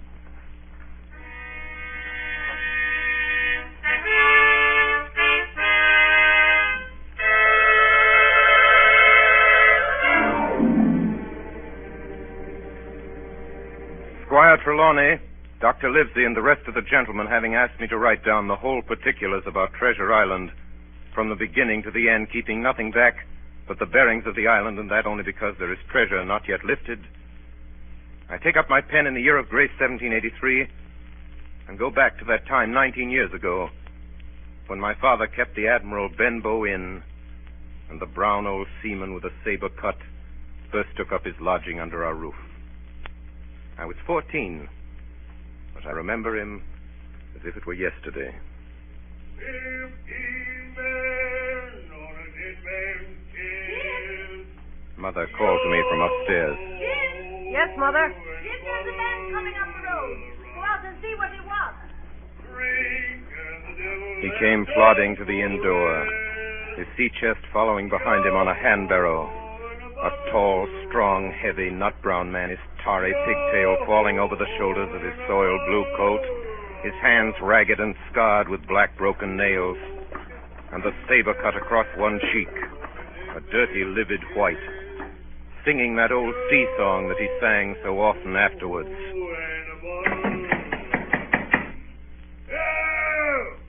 Open up in there. Now then, boy. Yes, sir? What do you call this place? The Admiral Benbow Inn, sir. Admiral Benbow, eh? Nice, lonely-looking, pleasant-situated grog shop. Folks don't come here much, do they, boy? Not much company? No, sir, more's pity. No? Well, then it's the berth for me. I'm a plain man, rum and bacon, eggs, all I want, and that head up there for to watch ships off. I have a mind to stay here a bit. Here, you matey. You with the wheelbarrow. Bring up alongside. Help up my chest. You two boys, heavy. Yes, sir. Call me Captain, boy. Captain. Yes, Captain. Just one thing more. Yes, Captain?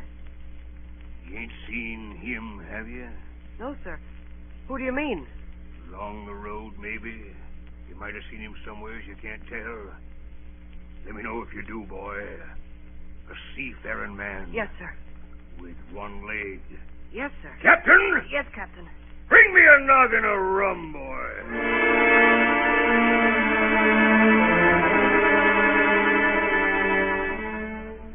And so he came to live under our roof.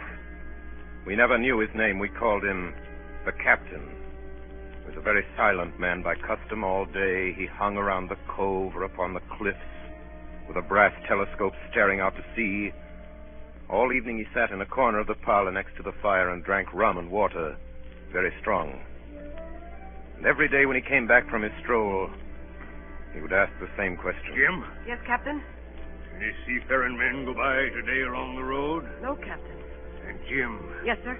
You're a good boy, Jim. You wouldn't lie to me ever, would you, Jim? No, sir. You haven't seen him, have you, Jim? Jim, there's a silver fourpenny for you on the first of every month. if you'll keep your weather eye open for a seafaring man with one leg. Let me know the moment you see him, won't you, Jim? A seafaring man with one leg. How that personage haunted my dreams. On stormy nights when the wind shook the four corners of the house and the surf roared along the cove and up the cliffs, I could see him in 1,000 forms. Now the leg would be cut off at the knee, now at the hip. Now he was a monstrous kind of a creature who had never had but one leg, and that in the middle of his body.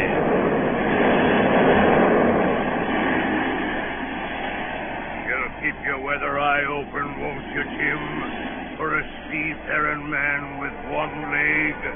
A seafaring man with one leg. Months went by. The captain bade fair to ruin us.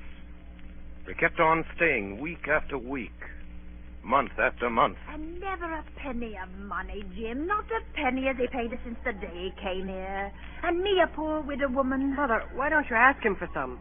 Well, I'll tell you the truth, Jim. I'm afraid to ask him. I'm afraid of the man.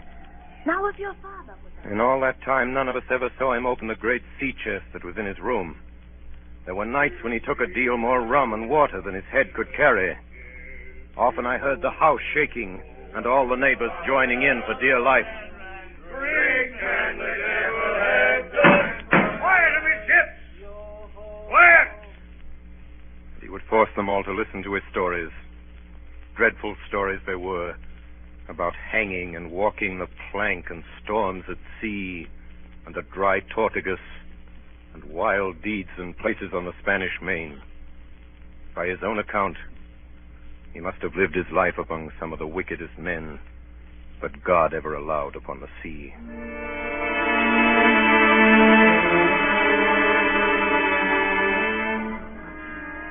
The captain had been living with us almost a year when there occurred the first of the mysterious events that rid us at last of his presence.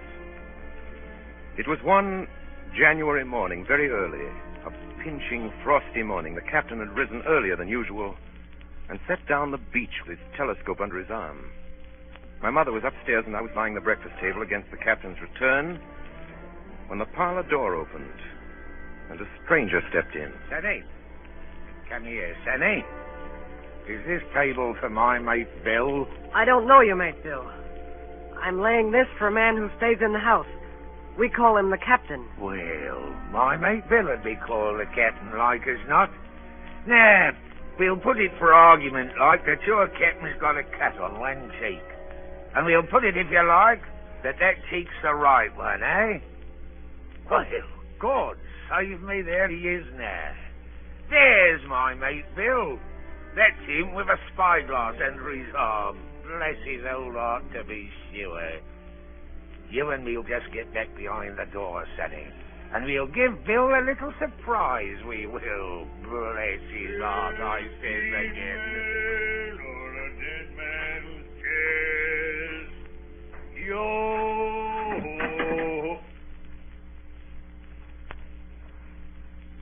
Hello, Bill.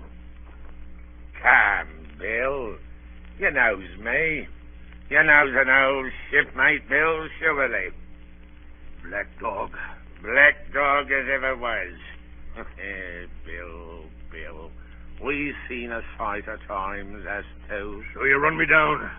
Here I am, we'll speak up. What is it? That's you, Bill. You're in the right of it, Billy. I'll have a glass of rum from this dear child here, what I've took such a liking to. And we'll sit down, if you please, and talk square like old shipmates. Sit down, Bill. And you, Sonny, get out. Yes, sir. And none of your keels on me, do you hear? For a while, I could hear nothing but a low gabbing. Suddenly, the voices began to grow higher. No. And an end on it. If it comes to swinging, swing all. Say aye!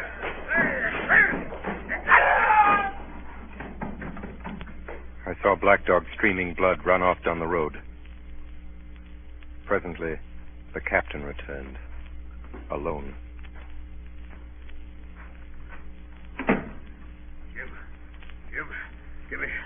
Give me some rum. Captain, are you hurt? I must get away from here. Get away, that's what. I must get away from here. What's happened, Jim? What's happened? It's the captain, Mother. The captain? Oh, dear me, what a disgrace. I've been afraid of something like this ever since he came into the house with that old chest of his. I got the rum and tried to put it down his throat, but his teeth were tightly shut and his jaws were as strong as iron. An hour later, our friend Dr. Livesey came. Doctor, what shall we do? Where is he wounded, Doctor? Wounded? A fiddlestick's end. No more wounded than you or I. The man's had a stroke. Where's Black Dog? Black Dog? There is no Black Dog except what you have on your own back. You've been drinking rum, man, and you've had a stroke. Now, listen to me. One glass of rum a day won't kill you. But if you take one, you'll take another and another, and then you'll die. Die and go to your own place like the man in the Bible, and the world will be rid of a very dirty scoundrel. Do you understand that? The name of rum for you is death.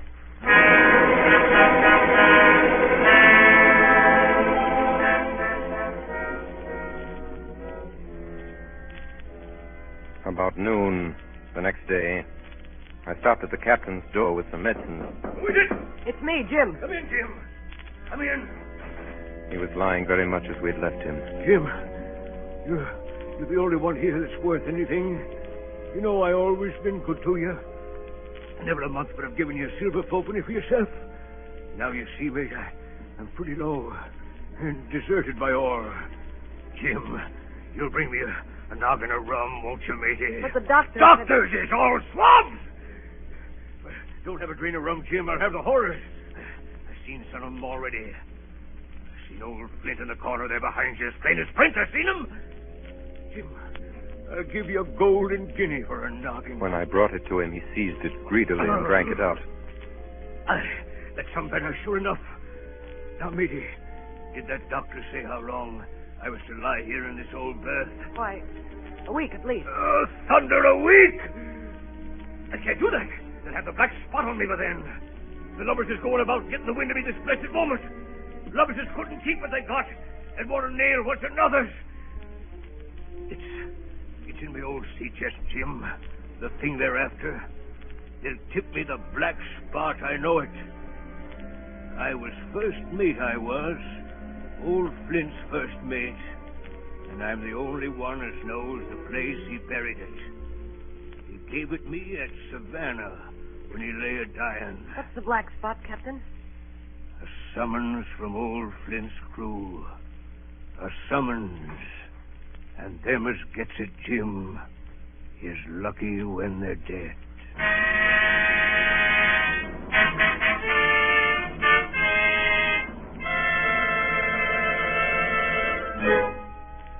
So, a week went by. And then, about 3 o'clock of a bitter, foggy, frosty afternoon, I saw someone drawing slowly near along the road. He was plainly blind, for he tapped before him with a stick, and he wore a great green shade over his eyes and nose, and he was hunched as if with age or weakness, and wore a huge old tattered sea cloak with a hood.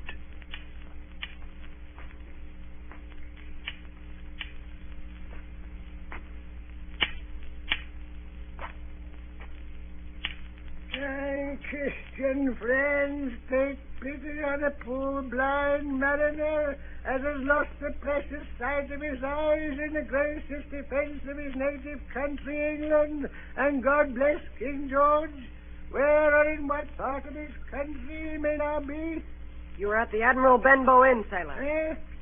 Black Hill Cove. I hear a voice, a young voice. It's here where I miss me deadlights. Will you give me your hand, my kind young friend, and lead me into the captain? I held out my hand, and the horrible, soft-spoken, eyeless creature gripped it in a moment like a vice. No, boy. Take me into the captain. Sir, upon my word, I dare not. You heard me. Take me in straight. Oh! Will you take me into the captain? Yes, sir. Good. And when I'm in view, say to him, Here's a friend for you, Bill Bones. If you don't, I'll twist your arm right out of your body. Do you hear? Yes, sir. Stash your patter, damn you. Now, forward march.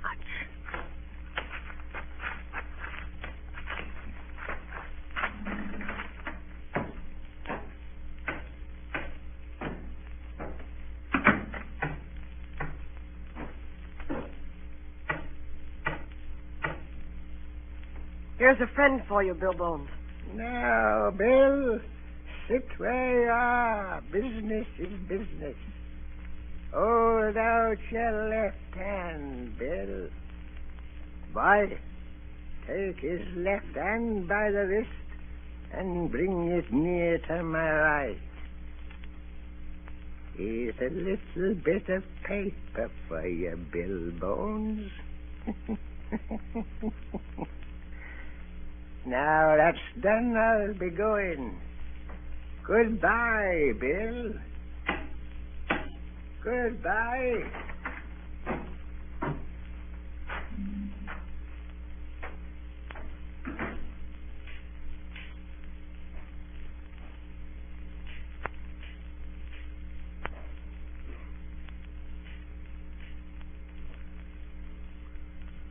Jim? Yes, Captain? What time is it, Jim? 10 o'clock. 10 o'clock. 10 o'clock, 6 hours. We'll gather 'em yet, Pew and Black Dog and Long John Silver. The whole crew of 'em will... Captain. Captain. Captain! Captain! The captain was dead. And there we were, my mother and I, a woman and a boy of 14, alone at night in the house with the dead captain's body on the parlor floor. This money he does. A whole year, never a penny from him. And me a poor widow. But, Mother, if Black Dog comes back or the blind man... Black Dog, fiddlesticks. There's something in that old chest of his upstairs that's rightfully mine. And we'll have that chest open if we die for it. Mother. Close the blinds, Jim. We don't want anybody watching us from the outside. We have to get the key off him.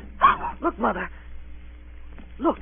On the floor, close to the dead man's hand, there was a little round of paper, blackened on one side. The black spot. I took it up and found... You have till 10 tonight.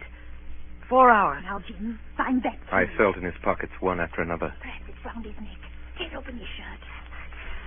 There, sure enough, hanging on a bit of tarry string, we found the key.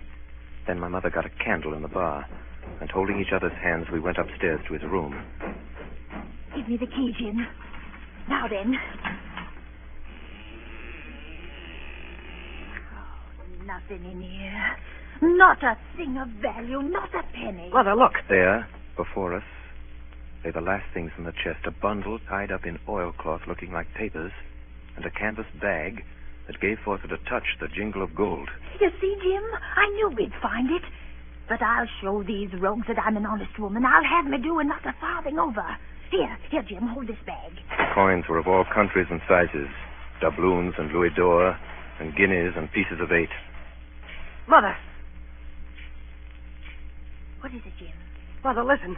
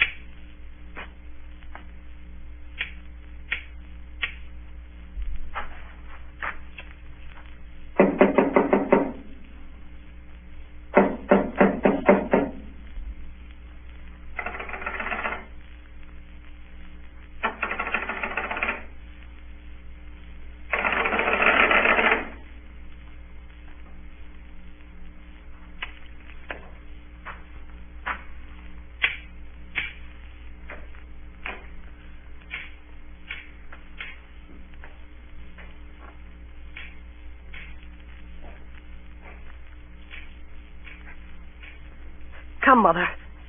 Mother, take the hold and let's be gone. No, I'll have me do, Jim, and no more. But, Mother, you heard him. That was the blind man. I know what I'm doing. I know the right. But, Mother, you don't know. Oh, dear. I'll take what I have. And I'll take these papers. Quick, Mother, quick. Take my hand. Next moment, we had opened the door and were in full retreat toward the village. Look, Jim. Over the hill.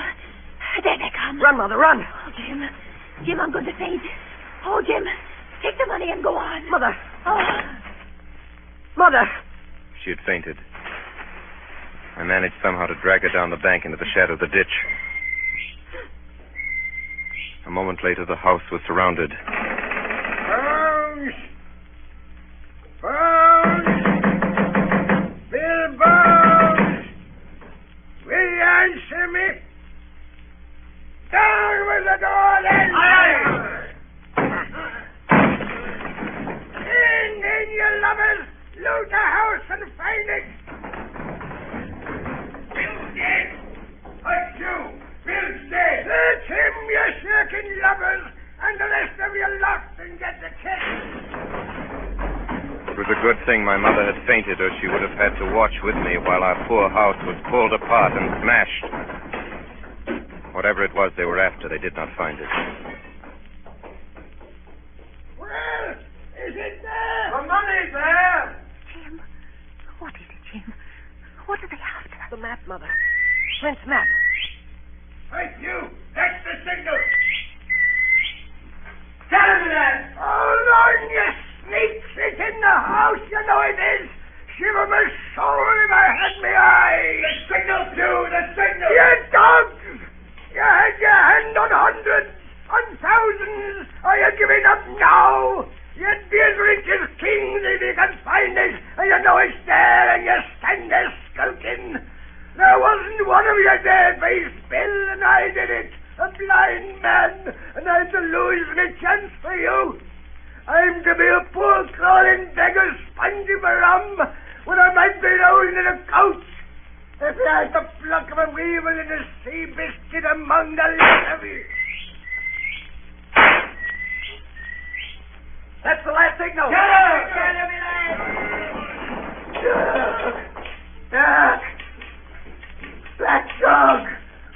Johnny! Dirk! You won't leave old Bill, mate. Not old Bill. Johnny! Black dog! Don't leave old Bill. Not old Bill, not old dog. Bill, mate. Let me take it.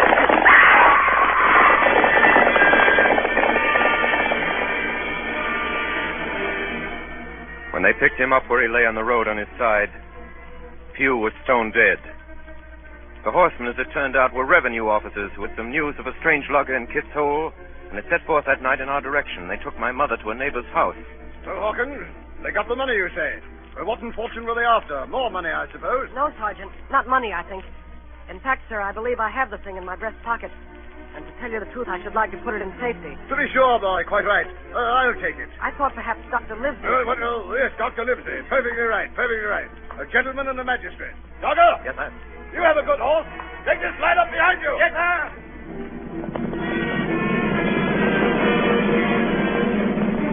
We rode hard all the way till we came to Dr. Livesey's door.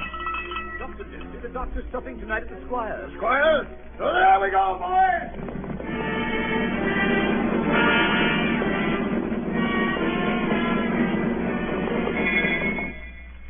We'd arrived at the Squire's. He rose to meet us very stately and condescending. Come in, gentlemen. Good evening, Squire. Good evening, Dr. Livesey. Good evening to you, friend Jim. What good wind brings you here? Then the officer stood up straight and stiff and told his story. Sergeant, you're a very noble fellow. This lad Hawkins is a tramp-paper thief. Hawkins, ring that bell. Sergeant must have the mail. And so, Jim, you have the thing that they were after, have you? Here it is, sir. You've heard of this Captain Flint, I suppose, Squire? Heard of him? Heard of him, you say? He was the bloodthirstiest buccaneer that sailed. Blackbeard was a child to Flint. The Spaniards were so prodigiously afraid of him that I tell you, sir, I was sometimes proud he was an Englishman. Important to me is, had he money? Money! One of those villains after but money. That we shall soon know. What I want to know is this. Suppose I have here in my pocket some clue to where Flint buried his treasure. Will that treasure amount to much? Amount, sir? It will amount to this. If we have the clue you talk about, I fit out a ship in Bristol Dock and take you and Hawkins here along, and I'll have that treasure if I search a year, sir. Very well. Now, if Jim is agreeable, we'll open the packet. A map of an island with latitude and longitude and writing. Tall tree, spyglass shoulder, bearing a point to the north of northeast. Skeleton Island, southeast by east, 10 feet. The bar silver is in the north cap. Dave, you'll give up this wicked practice at once. Tomorrow, I start for Bristol. In 3 weeks' time, 3 weeks, 2 weeks, 10 days, we'll have the best ship, sir, and the choicest crew in England. Hawkins shall come as cabin boy. You live the ship's doctor. I am admiral. I'll go with you, Squire. So will Jim, and be a credit to the undertaking.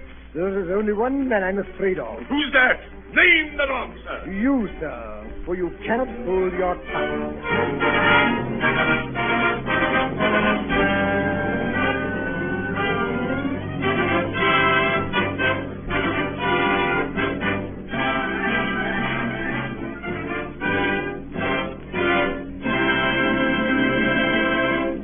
In a few moments, we shall be bound for Treasure Island with Dr. Lindsay, Squire Trelawney, and Jim Hawkins.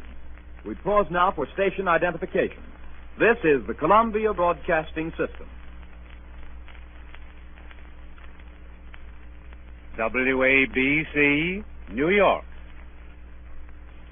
Tonight, the Columbia Network is bringing you Orson Welles and the Mercury Theater on the air in Robert Louis Stevenson's Treasure Island. As Jim Hawkins was telling us, we are eager to leave the Benbow Inn behind and set out for the docks in Bristol.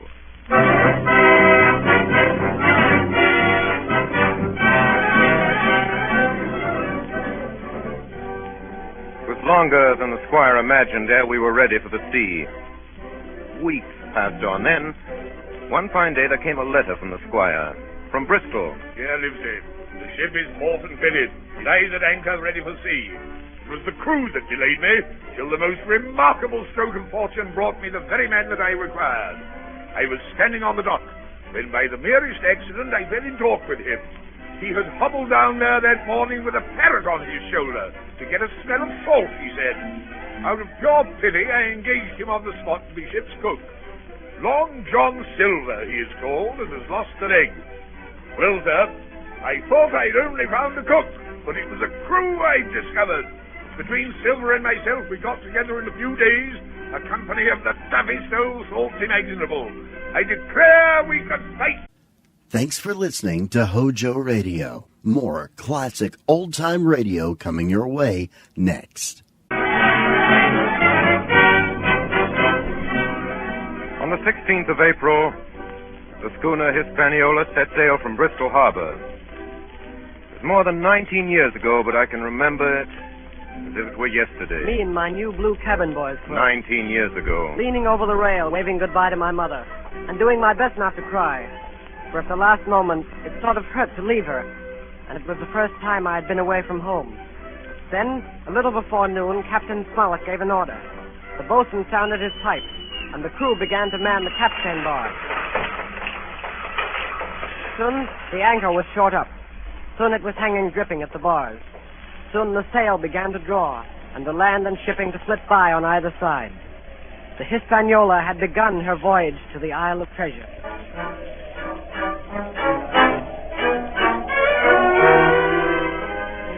On the second day out, I made the acquaintance of our one-legged ship's cook, Long John Silver. Hey there, boy. Come in. Come on into Long John's galley. To tell you the truth, at the very first mention of Long John Silver in the squire's letter, I had taken a fear in my mind that this might be the very one-legged sailor that I had watched for all those months at the Benbow Inn. But one look at him was enough. I had seen Captain Bones and Black Dog and Blind Pew, and I knew what a buccaneer looked like. Very different from this clean and pleasant-looking sea cook. His left leg was cut off close to the hip, and under the left shoulder he carried a crutch, which he managed wonderfully, hopping about on it like a bird. Pieces of eight. Pieces of eight. Pieces of eight. Are you Mr. Silver, sir? Yes, me lad, such is my name to be sure. And you're Hawkins, eh? Nobody more welcome than yourself, me lad, in old John's galley. Sit down, hear the news. Your first trip to sea, Hawkins? Yes, sir. Well. Well, there's a lot of things you're going to learn before this your voyage is over. What do you think, Hawkins? And if there's anything you want to know, Hawkins, You just come to old John Silver and ask him, see? He'll tell you. His galley was as clean as a new pin. The dishes hanging up burnished, and his parrot in a cage in one corner. Here's Captain Flint. I call my parrot Captain Flint. Yeah, the parrot, that's the famous buccaneer. Yes, Captain Flint, predicting success to our voyage. Wasn't you, Captain? This is a very... Yeah, she's a powerful old bird, is Captain Flint. 200 years old if she's a day, and if anybody's seen more wickedness, it must be the devil himself. She sailed with England, the great Captain England, the pirate, on the old Walrus. It's Flint's old ship. I've seen her muck with the red blood and fit to sink with gold. She's been at Madagascar and at Malabar and Suriname and Providence and Portobello. To look at her, you'd think she was a baby, Hawkins, but you smell powder, haven't you, Captain? Stand by to go about. And blood, eh, Captain? Order amidship. Animal hands. And pieces of eight, eh, Captain? Pieces of eight. Pieces of eight. Pieces of eight. Pieces of eight. Pieces of eight. At the end of the third week, we left Madeira behind us. The ship proved to be a good ship. The crew seemed to be capable seamen. There was only one man aboard who was not satisfied, and that was the ship's master, Captain Smollett. I'll speak plain. I don't like it. I don't like this cruise. I don't like the men. I don't like me officers. That's short and sweet. But nobody paid much attention to him. Every man on board seemed well content. Double grog was served on the least excuse. There was duff on odd days, and always a barrel of apples standing broached in the waist, for anyone to help himself that had a fancy. Never knew good come of it yet. Spoil folks' lands, make devils. That's my belief. We're not home again yet. But good did come of that apple barrel. It was about the last day of our outward voyage. Sometime that night, or at latest before noon of the morrow, we should sight the Treasure Island. Just after sundown, when all my work was over, I thought I should like an apple. I ran on deck. The watch was all forward, looking out for the island. I got into the apple barrel. Suddenly, I heard voices on deck. Look here, Barbecue. How long are we going to stand off and on like a blessed bumboat? By thunder, I want to go into that cabin, I do. I want their pickles and wine and that. How long? By the powers, the last moment I can manage, and that's how long. How many tall ships, think you, have I seen laid aboard? And how many brisk lads drying in the sun at Execution Dock? And all for this same hurry, and hurry, and hurry. He's a first-rate seaman, Captain Smollett. Sails the blessed ship for us. They're all seamen aboard here, I should All think. forecastle hands, you mean? I know the sort you are. You're never happy till you're drunk. It's your long job. I don't know what his treasure is, do I? No more to use as you, and here's this squire and doctor with a map and such. Well, then I mean this squire and doctor shall find the treasure for us and help us to get it aboard by the powers. After that... After that, what do we do with them, John Silver, after that? Well, what would you think we does with them? Put them ashore like maroons? Or cut them down like that much pork? Duty is duty, mate. Wait. Wait is what I says. When the time comes, why, let her rip. Land ho! What's that? What's that? Land ho!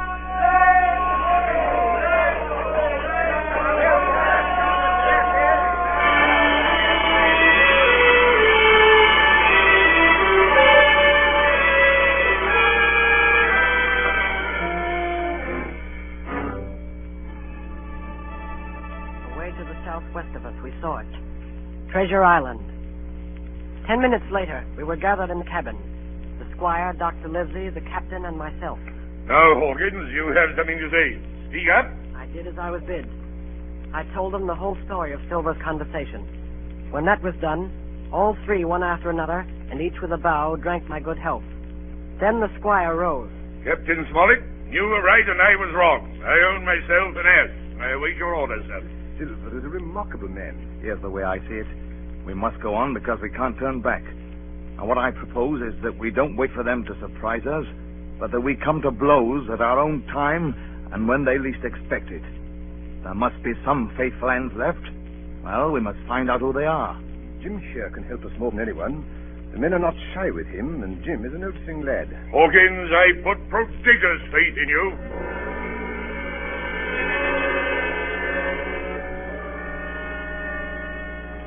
In the meantime, talk as we please, there were only 7 out of 26 on whom we knew we could rely.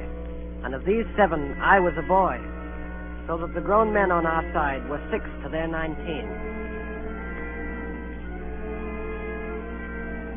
Next morning, there was not a breath of air moving, nor a sound, but that of the surf booming half a mile away along the beaches. A peculiar stagnant smell hung over the anchorage. The heat was sweltering, and the men grumbled fiercely over their work. Mutiny, it was plain, hung over us like a thundercloud. Around noon, Captain Smollett came up on deck. Hey, lads! We're not saying we don't try another sort. Quick's on the shore and let nobody, so you can take the gig. As many as please may go ashore for the afternoon.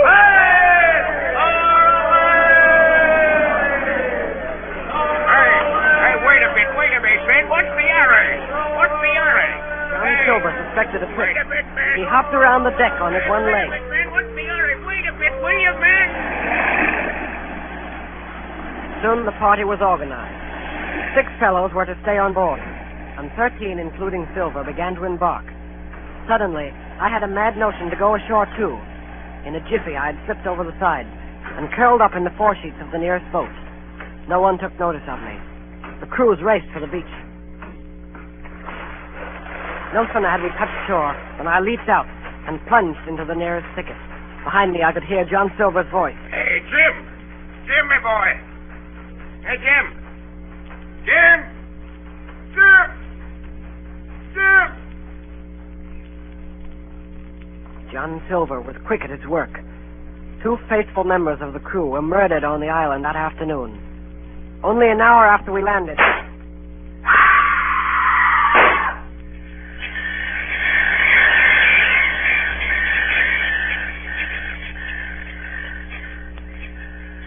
The second killing I saw with my own eyes.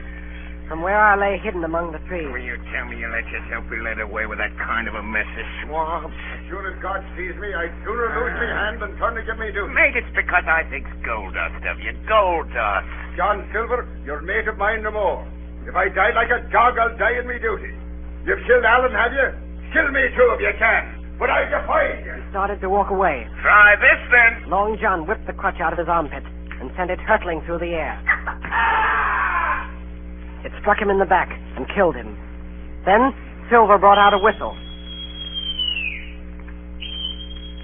I didn't wait. I ran. I ran as I never ran before.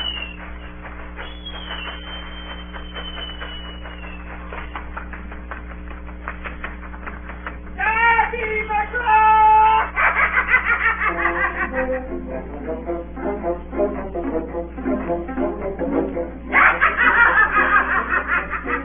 I looked up the side of a hill. Far above me, I saw something leap behind the trunk of a tree. It seemed dark and shaggy. I turned and began to run. Suddenly, the thing appeared in front of me, and running forward, threw itself on its knees before me, and held out its clasped hands in supplication. Who are you? I'm poor Ben Dunn, I am. I haven't smoked with Christian these 3 years. 3 years? Were you shipwrecked? No, mate, marooned. 3 years. Lived on goats since then, and berries and oysters. Mate, my heart is sore for Christian diet. You mightn't happen to have a piece of cheese about you now? No? Well, many's a night I've dreamed of cheese, toasted mostly, and woke up again, and here I was. What'd you call yourself, mate? Jim. Jim? Jim. Yeah. Well, now, Jim, you wouldn't think I was rich to look at me, would you now? Why, no, not in particular. Oh, well, but I am, Jim. I'm rich, powerful rich. Oh, Jim, you'll bless your stars, you will. You was the first that found me. Suddenly his eye fell on the Hispaniola lying far below us. Between it and the land was the jolly boat, with 5 men moving toward shore. But I could not tell if they were our men or the mutineers. Jim, tell me true. That ain't Flint's ship? It's not Flint's ship, and Flint is dead. There are some of Flint's hands aboard, worse luck for the rest of us. Not a man with one leg? Silver? Whoa! If you were sent for Long John... Oh! I'm as good as pork, I know it. I was in Flint's ship with John Silver when old Flint buried the treasure. He and 6 along. 6 strong seamen. They was ashore nigh on a week, and then one day here comes Flint by himself in a little boat, and the 6 all dead. Dead and buried along with the treasure. How he done it, not a man of us could make out. I told him the purpose of our voyage and the predicament in which we now found ourselves. Oh, that Long John, he's a bad un. And you're all in a clove hitch, ain't you? Well, you just put your trust in Ben Gunn. Ben Gunn's the man to help you. You tell that to your squire, Jim. Ben Gunn's the man, that's what you say. And Ben Gunn says you has ideas of his own. Ah! Look at that. Far below us, we saw a Union Jack fluttering in the air above the woods. There's your friend, sure enough. More likely it's Mutiny. No, mate, Silver Bligh, the Jolly Roger. That's your friend, sure enough, ashore in the old stockade made years and years ago by Flint. Whoa! What's that? That's the ship's cannon. They're shooting at the stockade. Come on. Wait a minute, Jim. Wait. Ben Gunn is fly. Rum wouldn't bring me down there. But remember, Jim, Ben Gunn's the man to help you. And when Ben Gunn is wanted, you knows where to find him. Just where you found him today. Started to run towards the flag. Hey, Jim! Jim! Yes, sir? Yeah, you won't forget that piece of cheese, will you, mate?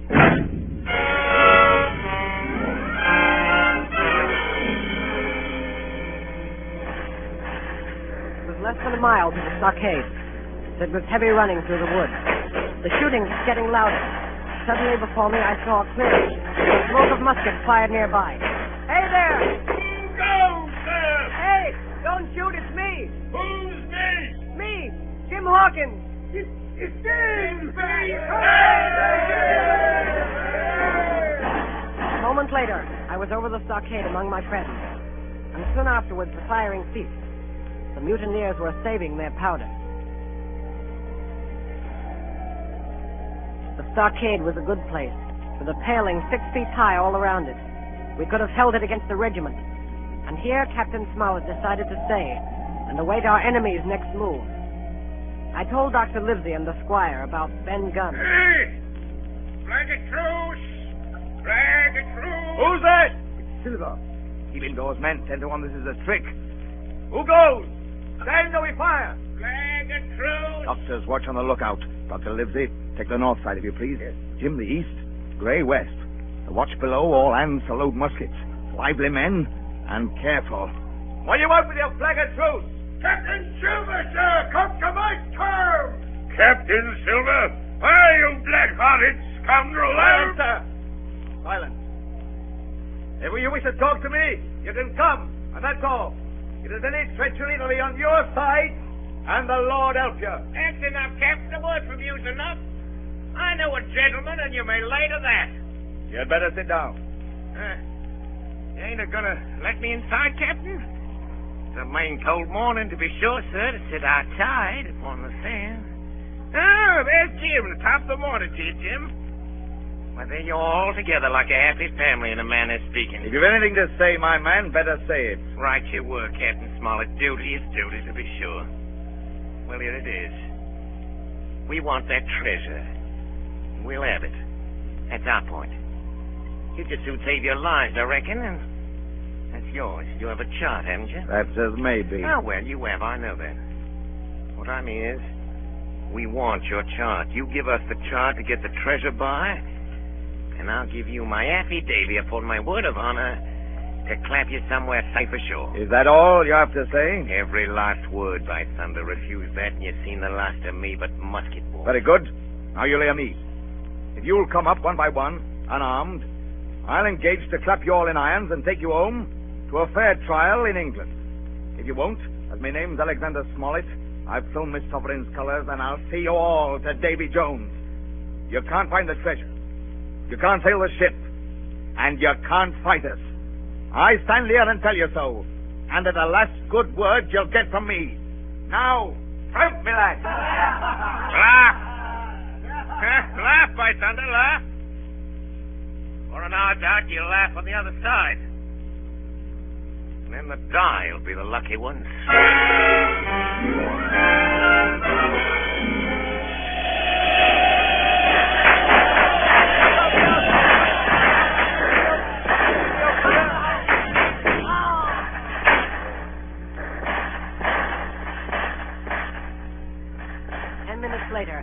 Nothing remained of the attacking party but the 5 who had fallen.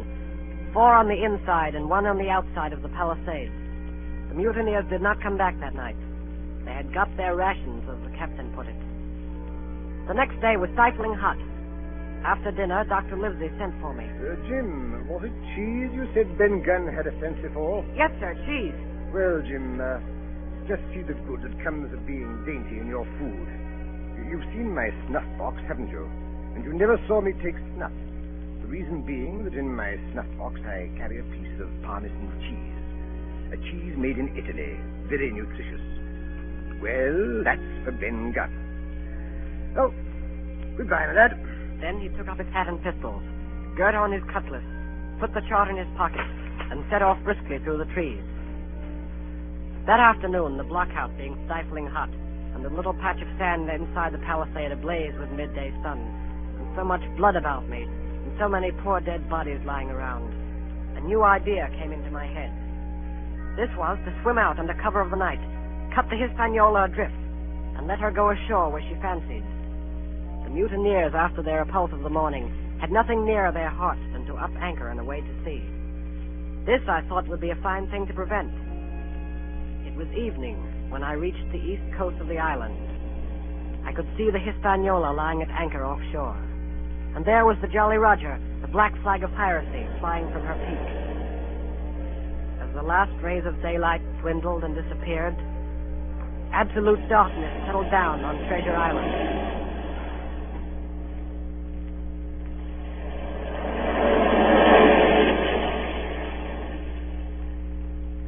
The next night, I was back on land. I was proud of myself, and with good reason.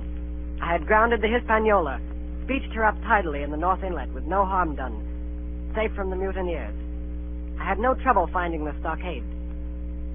Coming in from the shore, keeping close in shadow where the darkness was thickest, I crept into the blockhouse. I could see nothing. The doctor and the squire must have worried about me. I should lie down in my own place, I thought, and enjoy their faces when they found me in the morning. I felt for a place to lie down. Pieces of eight! Pieces of eight! Now go! Pieces of eight! Now go! Bring a torch, Dick. Well, shiver my timbers. Jim Hawkins. Dropped in like, eh? Quite a pleasant surprise for poor old John. I've always liked your way, have, Jim, for a lad of spirit. I picked her my own self when I was young and handsome.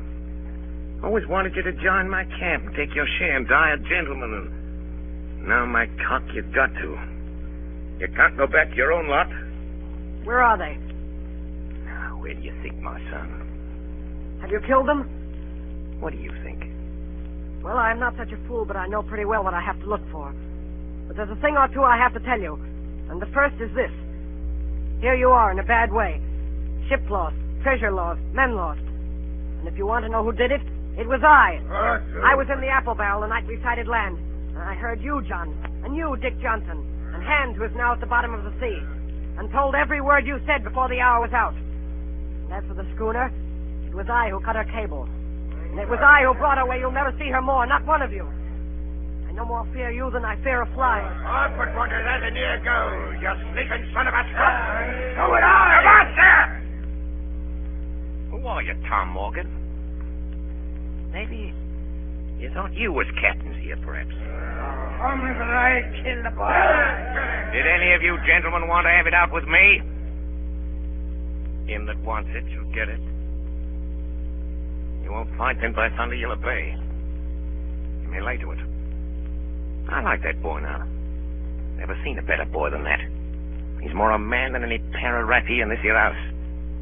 What I say is this, let me see him that'll lay a hand on him, that's what I say.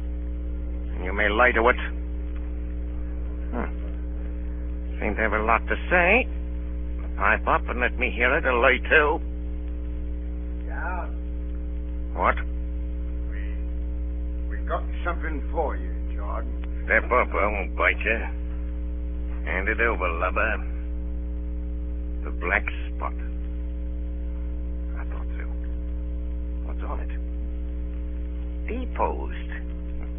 Deposed, that's it, is it? Very pretty wrote, to be sure. Like print, I swear. But it ain't one bit prettier wrote than this. What's that? And what does it look like, lads?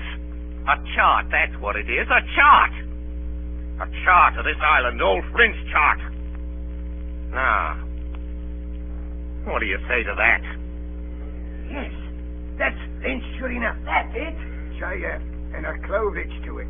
So he done ever. Silver's the man. Silver. John Silver about Captain Lane. Barbecue forever. Barbecue for Captain. John Silver the Captain.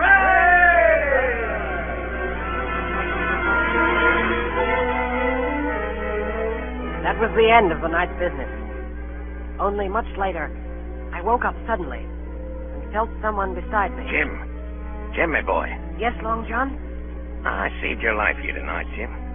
Now, you and me stick close, Jim, back to back like in case of trouble. And talking of trouble, Jim, why did those friends of yours leave that chart behind when they cleared out of here? They did, though. I came in here this morning and found the place empty and the chart lying there on the table where I couldn't miss it. And there's something under that. Something under that. Good or bad. The next morning we set out after the treasure. Tall tree, spyglass shoulder, bearing a point to the north or northeast. Escalating Island, east, southeast, and by east, 10 east. Hey, over there! Come quick! At the foot of a pine, half covered with green creeper, a human skeleton lay on the ground. A skeleton, by God! It lay perfectly straight, the feet pointing in one direction, the hands raised above its head like a diver's, pointing directly in the opposite. It ain't natural.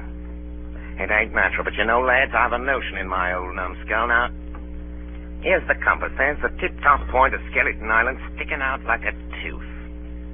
Just take a bearing, will you, along the line of them bones? East, southeast, and by... I thought so. There's the pointer.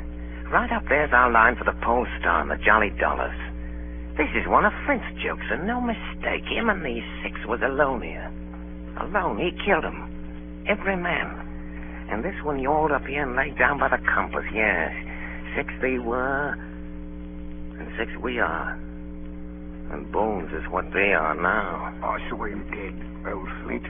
There he laid with penny pieces on his eyes. Dead, aye, sure enough he's dead.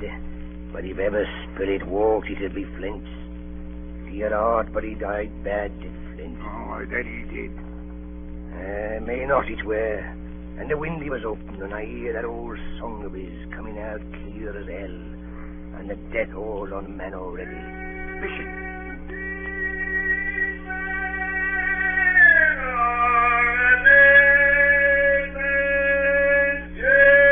Do you hear what I hear?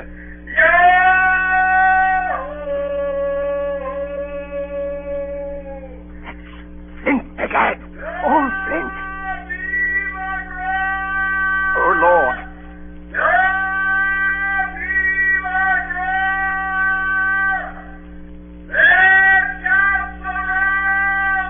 It was his last words. Old Flint's last words about board. Oh, Lord, have mercy on me. Shipmates! Shipmates! At 750,000 ton, not a quarter of a mile from here. When did a gentleman of fortune show his stand and that much dollars for a boozy old seaman with a blue mug? And him dead, too? Hello there, John. Don't you cross his spirit. Will it? Well, maybe. You know whose voice that was? It was like a somebody else's. It was like a... By the powers! Ben Gunn! Aye? Aye. So it were. Ben Gunn it were. Why, nobody minds Ben Gunn. Dead or alive, nobody minds it.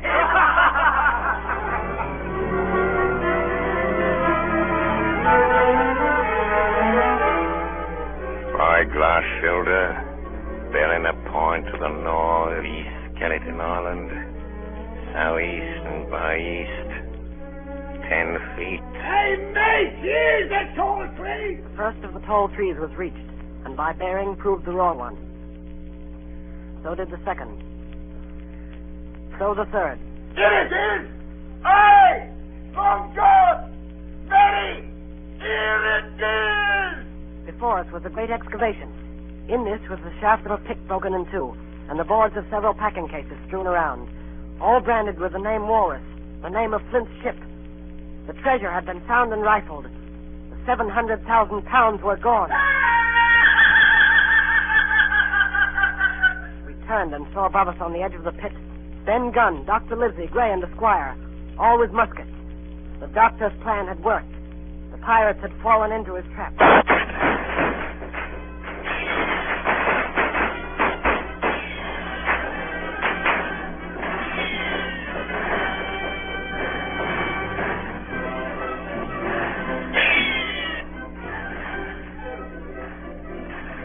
Silver, you're a prodigious villain and an impostor, sir. But you saved this boy's life, and I'll not prosecute you. But the dead men, sir, hang about your neck like millstones. Thank you kindly, sir. I dare you to thank me. It's a gross dereliction of my duty. Stand back! It took us 3 days to move the treasure from Ben Gunn's cave on board ship. On the 8th day of December, the Hispaniola reached Bristol. 5 men only of those who had sailed returned with her. Well, that was 19 years ago. All of us had an ample share of the treasure and used it, wisely or foolishly according to our natures.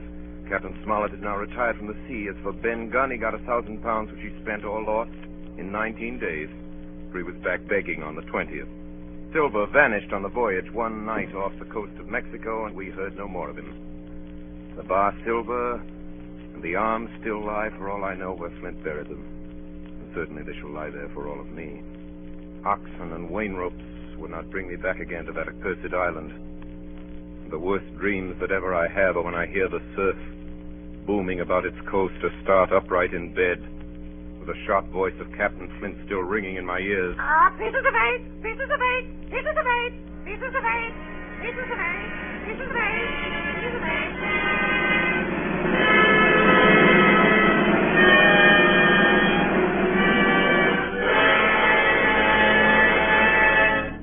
You have been listening to Treasure Island, starring Orson Welles as Long John Silver in his own radio version of Stevenson's great adventure story. This is the second in a series of 9 special broadcasts presented by the Mercury Theater. And here is Orson Welles himself, writer, director, and star of these programs, to tell you about next week's production. Orson Welles. First of all, I'd like you to meet Jim Hawkins, Jr. Our leading man is 14 years old. Last season, he made a really startling contribution to the stage history of Shakespeare's plays. This was during the course of some experiments with the Mercury Theater sprinkler system. As a consequence of what must certainly have been extensive research in that field, he caused it to rain, actually to rain, and copiously to rain, where in more than 300 years it has never rained in Julius Caesar before. It rained on Brutus. It rained all over Brutus. In the Forum, I was Brutus, and I ought to know. Now, as dramatic criticism, I found this telling and even final. There's a surprise item in the funeral scene. I can assure you that the unexpected appearance on the stage of so many gallons of real water created in us all an impression that was almost overwhelming. Our popular leading man says that he did it all with a match. I don't dare think what he'll do. He's old enough to run for president. But meanwhile, no matter what happens to the plumbing, he can always work for the Mercury. As you've probably discovered, he's something more than a very gifted performer. And as I told you, he's something less than 15. His name shall not be withheld. I refer to that fine old actor Arthur Anderson. Mr. Anderson is not new to the microphone nor the Mercury. He was prominent in Shoemaker's Holiday and in Julius Caesar as Brutus's boy Jeeves, the sleepy-eyed, silver-throated Lucius in brass buttons. He was at least unforgettable. As to our celebrated Mark Antony, George Coulouris, who was always somehow cleverly escaped Rainmaker Anderson, he played Captain Smollett tonight. Eustace Wyatt, late housebreaker of Heartbreak House, was the squire. Ray Collins is responsible for Ben Gunn, among other things.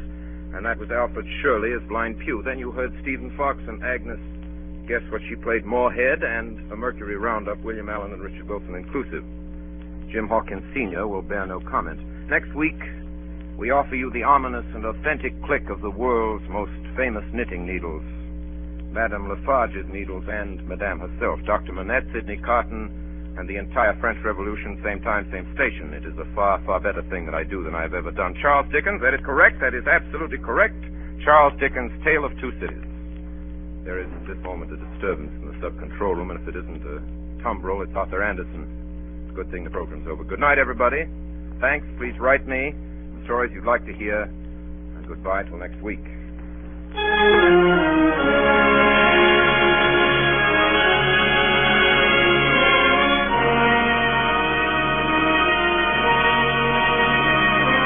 Being a Lux girl, Jean depended on a quick beauty pickup. A refreshing Lux soap beauty bath did the trick, she told me. Now that their beauty soap is in big new bath size, a Lux soap bath is more luxurious than ever. Well, I can't imagine a nicer bath soap, John.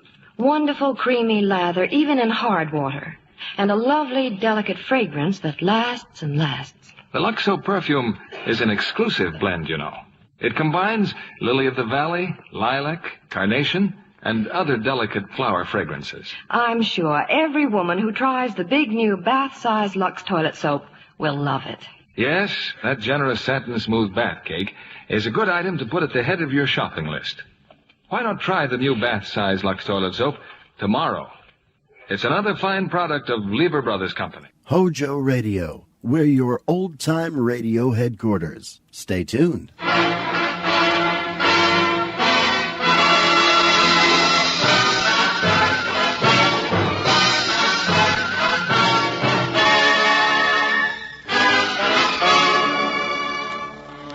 This is the NBC University Theater, presenting another in our series of radio plays based on the world's great stories.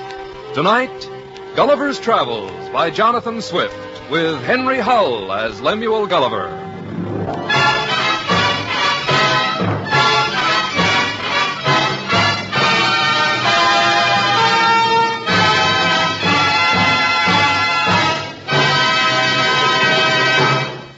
In 1727, when Jonathan Swift wrote Gulliver's Travels, he intended it to be nothing more than a sharp and biting commentary on the customs and politics of his time. But knowing that the most dangerous truths could be told safely only under the mask of humor, he veiled his attacks with the most imaginative of stories. And as a result, his book did not die with the customs and men which it ridiculed. Instead, with the passage of 2 centuries and more, it has become more than just a brilliant satire. It has become, in fact, one of the greatest of all children's classics. A story to charm and delight the young of every generation and every century.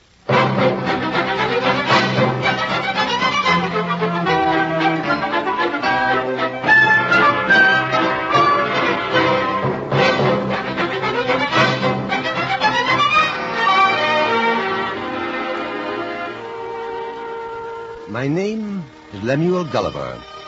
For 16 years and 7 months, I sailed the seas on several vessels, first as a surgeon and then as captain. In the year 1699, I accepted an offer from Captain William Pritchard, master of the Antelope, who was making a voyage to the South Seas. I shall not trouble you with the particulars of our adventures in these seas. Let it suffice to say that in our passage we ran afoul of a tropic storm.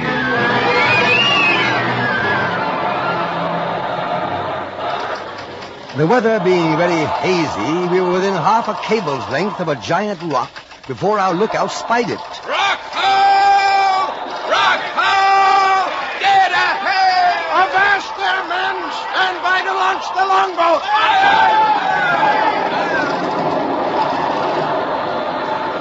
6 of us made shift to get the longboat into the sea. But before we cleared the ship's side, she was driven on the rock and split asunder.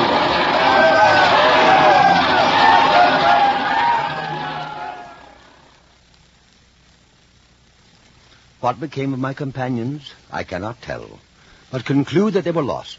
For my part, I swam as fortune directed, and was pushed forward by wind and tide to a point where I found myself within my depth. When I finally struggled ashore, I was in so weak a condition that I lay down on the grass and fell asleep.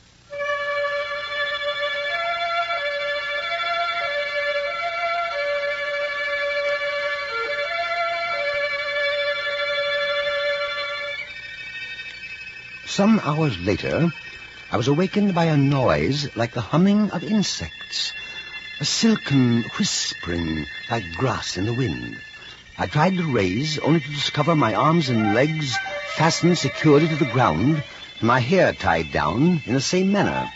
At once I became aware of something alive, moving on my leg, advancing gently forward over my breast, walking boldly up to my chin. By bending my eyes downward, I was able to perceive that it was a human creature not 6 inches high, with a bow and arrow in its hands. And even while I looked, at least 50 more of the same kind followed the first. It gradually became clear to me that it was these tiny creatures who had made me a prisoner, who had bound me securely while I slept, with cords no thicker than a thread of silk. Outraged at first by the absurdity of a man of my stature being thus treated, I then began to ponder how light my plight was compared to that of thousands of my own countrymen who too were bound by invisible threads of caste, custom, and circumstance. Were they not prisoners as much as I, the only difference being that I was aware of my plight and they were not? The Lilliputians, for that was the name of my tiny captors, brought me food and drink sent thither by their emperor's orders, freeing one of my hands so that I could eat. In Lilliput, as in my own island, the state of a man's stomach is likely to govern his thinking. I topped off my meal with a hogshead of good wine, then fell asleep. While I slept, I was bound in chains and carted by 1,500 horses to the palace of the emperor. His Imperial Majesty, Globastrum Amaran Valmi Gordilo Sheflin Malioligu, most mighty Emperor of Lilliput. Your Imperial Majesty, your most humble servant. His Imperial Majesty, Globastrum Amaran Valmi Gordilo Sheflin Malioligu, proposes to the man mountain lately arrived in our celestial dominions the following articles. One or two of the articles proposed were not altogether to my liking, but overwhelmed by the presence of royalty, I could only prostrate myself at His Majesty's feet and acquiesce. He then had a mind to entertain me with one of his country's best-loved shows. Redbristle, his Minister of Private Affairs, ascended to my shoulder to interpret the performance for me.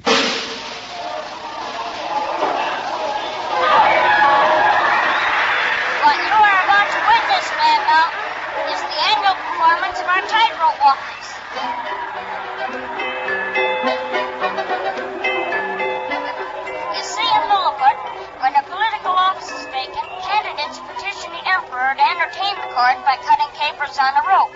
Whoever jumps the highest without falling off wins the office. That's Flimnap, candidate for the office of treasurer, performing now. He's superb, colossal. Why, he's a sensation. He should be. He's been at it for years. What is it? Why do you frown? It's just occurred to me. Is this rope dancing really a true test of a man's qualifications for public office? Perhaps they thought of a better test in your country?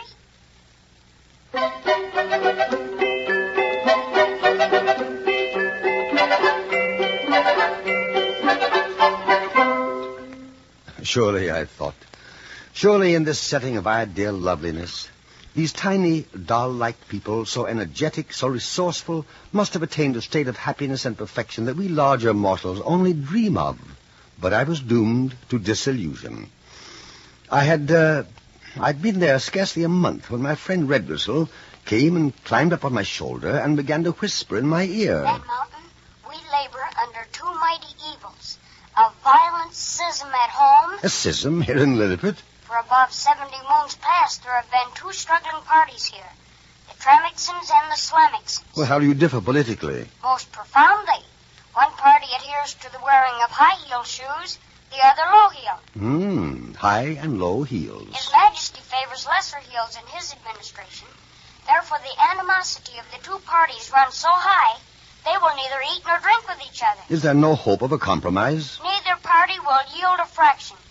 Meanwhile, the country is split in two. And at the same time, we are threatened with an invasion from the island of Blefuscu. Blefuscu? A neighboring kingdom with which we've been engaged in a most obstinate war for 36 moons. 36 moons? Amazing.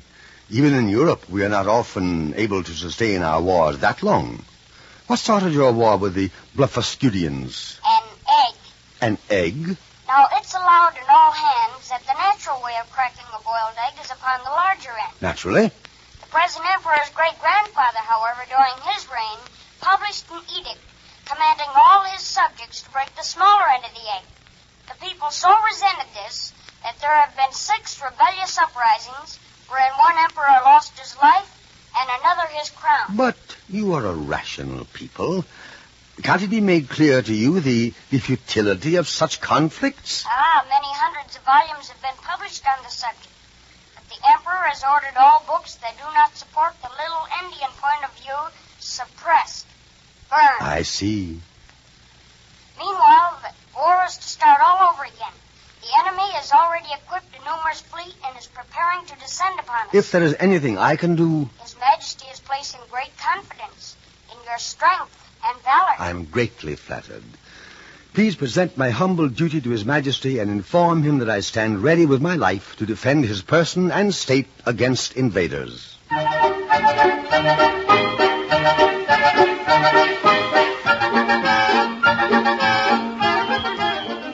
When the hour of invasion was at hand, I waded out into the channel between Lilliput and Blefuscu, cut the moorings of the enemy's fleet, tied the ship's lines together, then waded back again with the enemy's vessels in tow. The whole kingdom of Lilliput awaited on the shore to do me honor.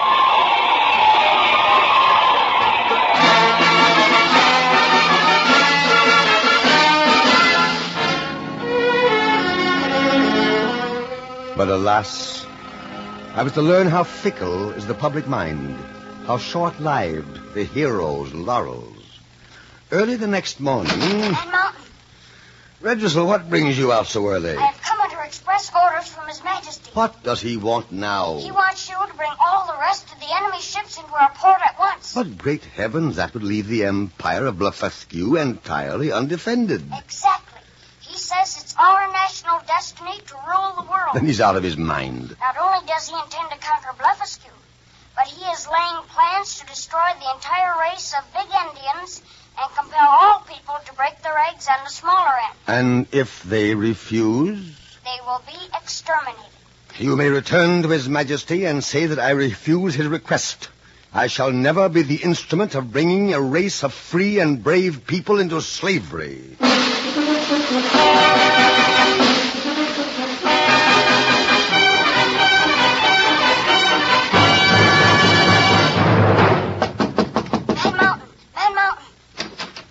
What is it, Redressel? Did you give the Emperor my message? Man Mountain, you must leave Lilliput at once. What do you mean? Listen, His Majesty is angry, most angry at your refusal. He intends to blind you. Blind me?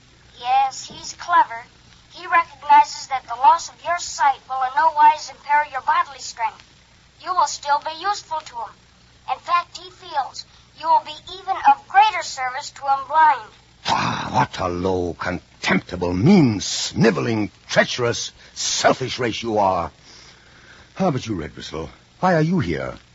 I couldn't bear to think of you reduced to this state. You, my friend. You must have come to warn me at great risk. The risk of my life. I am deeply grateful to you. Because of you, I can still believe in men, even in Lilliput. Among as low specimens of humanity as I have yet encountered, you have proved to me there are those who are not governed by self-interest alone, those capable of idealism, human love, and sacrifice. I shall not depart from your country entirely cynical.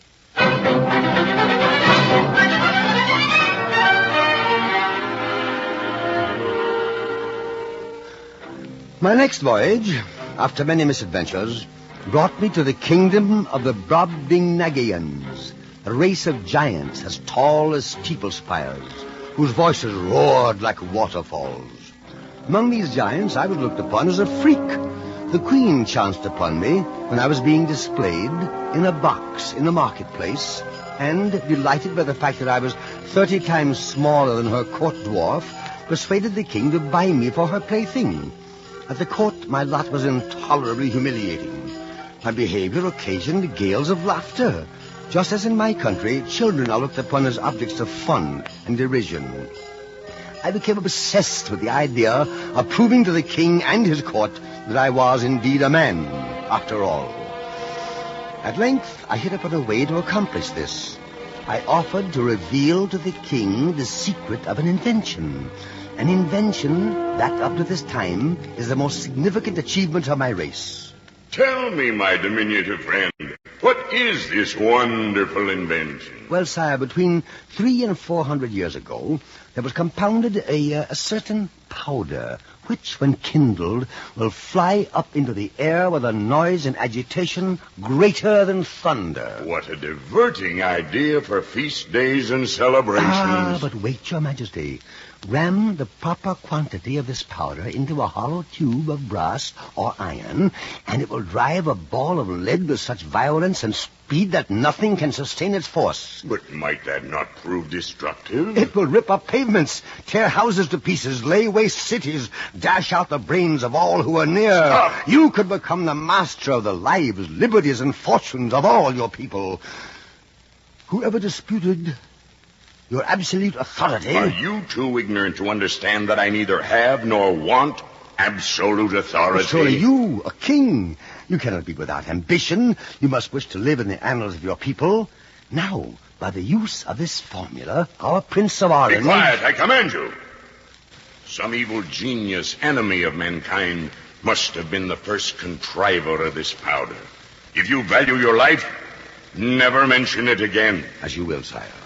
But it is plain to be seen that here you have not reduced politics and the conquest of power to an exact science, as the more acute wits of Europe have done. Power, politics. It is my opinion that whosoever can make 2 ears of corn or 2 blades of grass to grow where only one grew before does more essential service to his country than the whole race of politicians put together.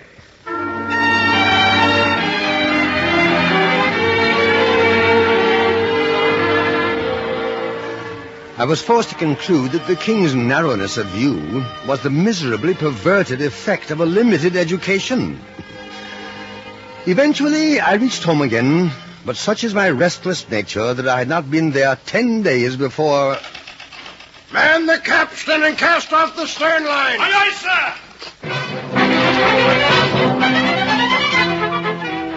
sir! Yes, I was embarked upon another voyage. And it was part of my strange destiny that in time I should have found myself cut adrift by pirates and subsequently saved by the inhabitants of Laputa. Now, Laputa is a most remarkable place, a flying island suspended several thousand feet above the heads of ordinary mortals. The Laputans, unlike the Brobdingnagians, are most scientific. Indeed, they are so wrapped up in intense speculation that they never enjoy a minute's peace. They jostle each other in the streets, bump heads, and are often in manifest danger of falling off the island. The really great thinkers among the Laputans do not walk about at all, however, but are put away in an institution called the Grand Academy of Projectors. Being a great admirer of projects myself, I immediately asked to be allowed to visit this institution. At the great door, I was stopped. Your pass? Show your identification pass, please. Very good. And your travel permit? All in order. Thank you. Where will I find the research laboratories? 1 mile down this corridor, then turn left, then right, and then left again. And the agricultural projects? 2 miles to the left at the opposite end of the building. Thank you very much.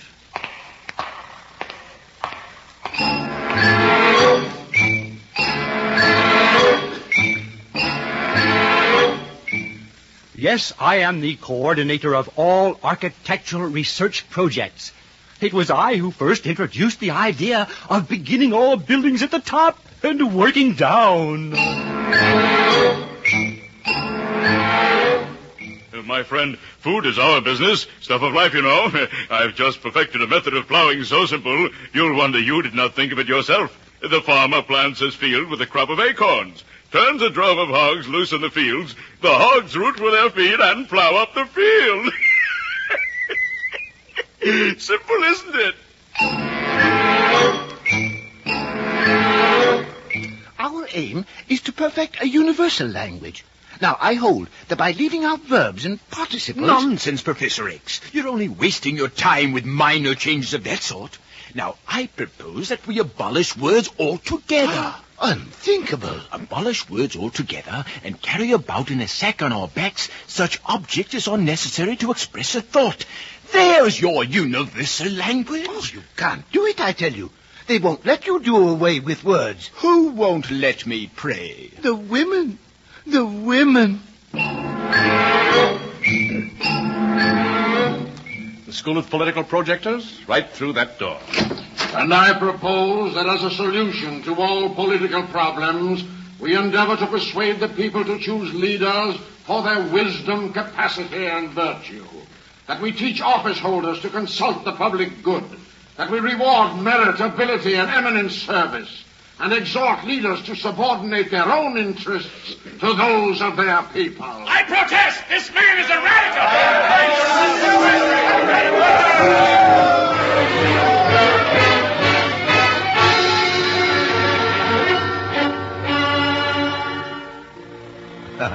Except for the fantastic ideas I heard expounded in the School of Political Projectors, I must say that I was impressed with the Grand Academy of Laputa.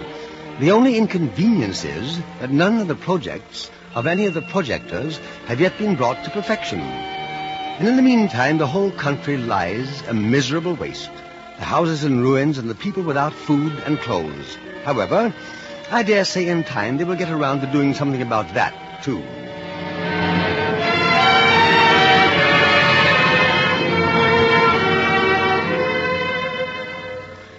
My last voyage took me to a country where horses, called in the land Whinims, are the masters, and men, called Yahoos, are the beasts of burden. Because of the profound difference between their conception of good and evil and our own, it took me the better part of a year to gain sufficient respect from the Whinim in whose home I stayed for him to discuss these matters with me. For at first he considered me only a cleaner and slightly more rational Yahoo than those he kept in his stable. The whole race of Yahoos, he insisted, were the most treacherous and irrational of all brutes. All you need do is throw among 5 Yahoos as much food as would be sufficient for 50. Instead of eating peaceably, they will fall to quarreling and fighting. Each single one determined to have it all to himself. I'm afraid the Yahoos of my own country are inclined toward similar behavior. And yet you tell me that in your country the Yahoos are the masters and the Whinims the beast of burden. How can that be? What you fail to recognize is that in my country the Yahoos are civilized. Civilized? What is civilized? So many of your words I don't understand. Lying, deceit, power, lust, government, malice, envy, evil. But go on. Tell me, what is civilized? Well, amongst us, we have wonderful things such as you Whinims have never dreamed of. Magnificent castles, gorgeous clothing, the noblest, most costly meats and drinks. Our ships go to the ends of the earth to bring these luxuries back for the rich. Rich? What is rich? Well, a rich Yahoo is one who has enough money to buy these luxuries I have just described. Then they are not free to all. Oh, no, by no means. How many of your Yahoos do enjoy them? Oh, about 1 in every 1,000, I should say. The bulk of our people live miserably by laboring every day for small wages. Wages? Money. The most prized and precious substance amongst us. What you say amazes me. Now, among us Whinims, it is our supposition that all animals have a title to their share in the productions of the earth. But then, of course, we are not civilized. Tell me, those Yahoos who do not have the luxuries you describe, how do they feel? They are in a continual ferment of endeavor to earn sufficient money to live as the rich do. And of what does this endeavor consist? Oh, there are numerous kinds. Begging, robbing, stealing, cheating, forswearing, flattering, forging, gaming, hectoring, voting, libeling, scribbling, stargazing. Then there are the recognized professions, of course, like doctoring. Please explain. Well, it is part of our civilization that we eat when we are not hungry, drink without provocation of thirst, sit whole nights imbibing strong liquors. Most extraordinary. All of which disposes us to sloth, inflames our bodies, and prevents digestion. And there are diseases to which husbands or wives, grown weary of their mates, are subject. Incredible. All of which makes the profession of doctoring a most lucrative one amongst us yahoos. But I must tell you of another profession, the law. Please spare me. I do not feel equal to hearing about the law today. To be frank, your whole discourse has only increased my abhorrence for the whole species of yahoos. For the yahoos amongst us, I have always felt a kind of pity for their ignorance. But the yahoos of your country, you say, pretend to reason. Instead of reason, it seems to me you're possessed only of some quality fitted to increase your natural vices. Do you realize that for all your talk of civilization, all your fine words, you have never mentioned the one word we Winnims prize most deeply? Love. Love? It is the law of our land. We need no other. Amongst us, love is not confined to any particular object, but universal to the whole race. We show the same affection for our neighbor's issue as for our own. And wherever a Winnim goes, to whatever part of the land, he looks upon that as his home. Thus we live together without conflict, in peace and happiness. Peace. Happiness. Now you are using words with which I am not familiar.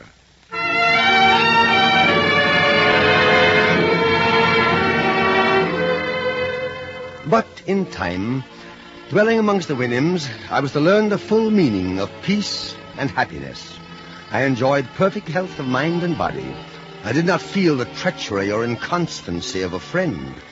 I had no occasion of bribing or flattering to procure the favor of a great man or his minion. I wanted no fence against fraud or oppression. In the midst of all this happiness, and when I looked upon myself to be fully settled for life, my host sent for me one morning a little earlier than usual. It is with great sorrow that I must tell you what I must. You will have to leave us. Leave you? Go from this peaceful country? Oh, no, not that. Don't send me away. It is the opinion of the majority of the Winnims that we jeopardize our well-being by keeping you here. It is feared that you, since you have the rudiments of reason added to the natural depravity of a Yahoo, that you may influence the other Yahoos to rise up against us. A thought of that kind never entered my mind. I swear it. So I told the other Winnims. But they replied that ye yourself had told us that your kind excels in the art of lying and dissimulation. How can you be trusted? You must go.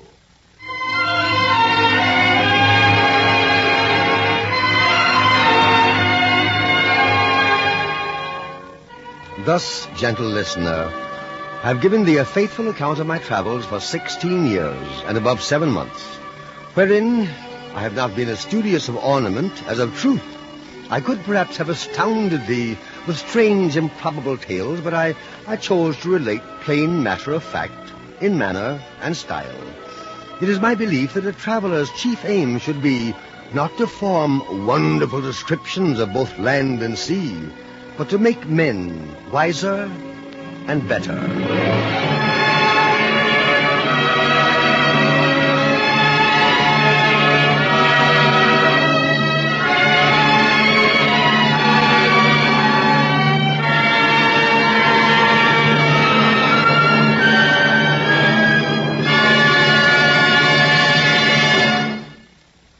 The curtain of the NBC University Theater falls on Gulliver's Travels, another in our series of radio plays based on stories that live. Tonight's adaptation of the Jonathan Swift story was written by Frank Wells and starred Henry Hull as Lemuel Gulliver, with Anthony Boris as the Lilliputian, Ken Christie as the Brobdingnagian, and Gail Gordon as the Winnem. Henry Hull may soon be seen as General Mike McCready in the Warner Brothers picture Fighter Command. Others in the cast were Bruce Cammon, Stanley Farrar, Cy Stevens, Jack Crucian, Earl Lee, Jack Carroll, and Cliff Clark. It is with real pleasure that the NBC University Theater announces that beginning with our next performance, our productions will be a full hour in length.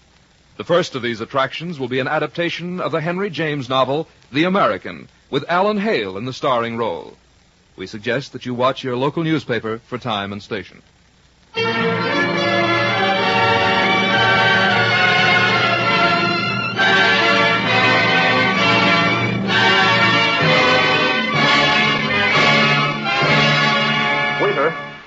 Waiter! Phil, did you ever see such poor service? I'm going to call the manager. Take it easy, Walt. What's mostly wrong is your grouse. I'm sorry, Phil, but my digestion is so upset. What you may need for your poor digestion is something that works after nature's own order. Try Carter's Little Liver Pills.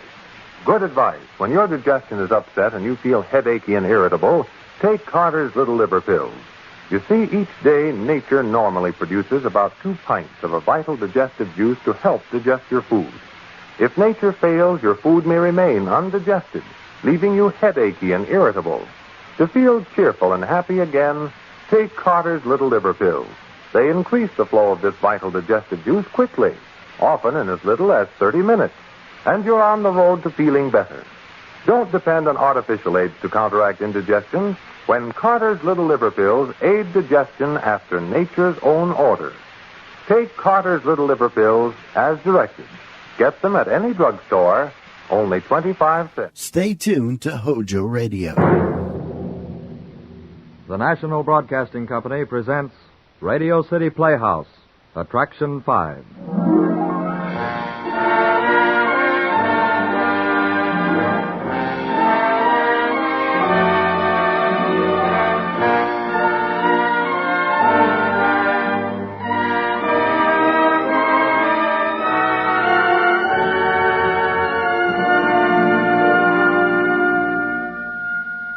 Attraction 5, Special Delivery, starring Abby Lewis as Hilda, a woman tormented by doubt and jealousy. The script was written by Harry W. Junkin, who also directs the production. Here is Radio City Playhouse, Attraction 5, Special Delivery.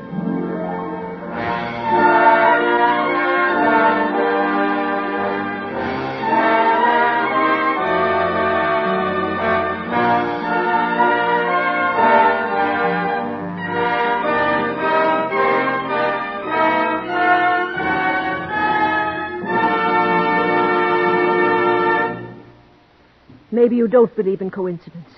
Maybe you won't believe all this could happen in one day. Or that it's too much to believe that Neil would telephone 5 minutes after that letter was mailed. Maybe you'll say some coincidence. Well, say it. It's the same thing that picks one train out of all the trains in the world, one car out of all the cars in the world, and one railroad crossing out of all the railroad crossings in the world, and...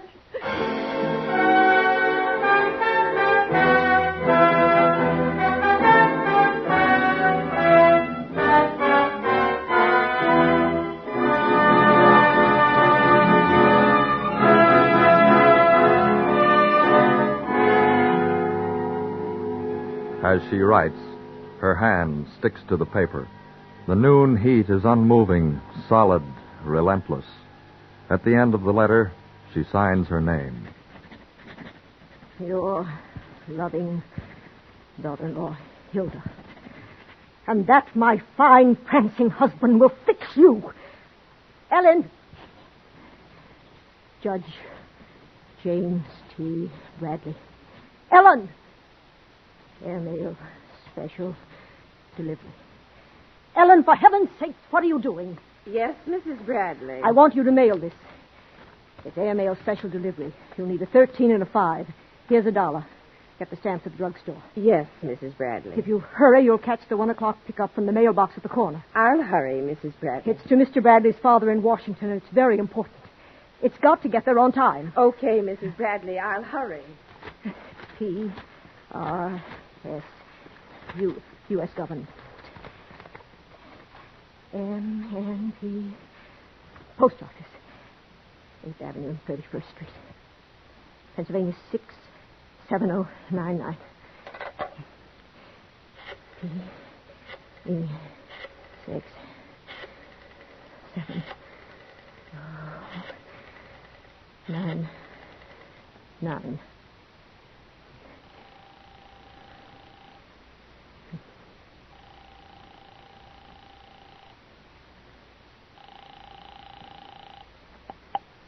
Post office. I want to inquire about a letter. Yes, madam? A letter mailed just now from New York to Washington, airmail special delivery.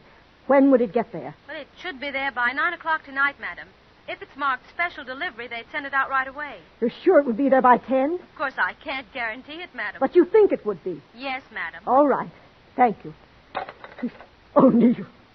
How could you? Neil, how could you?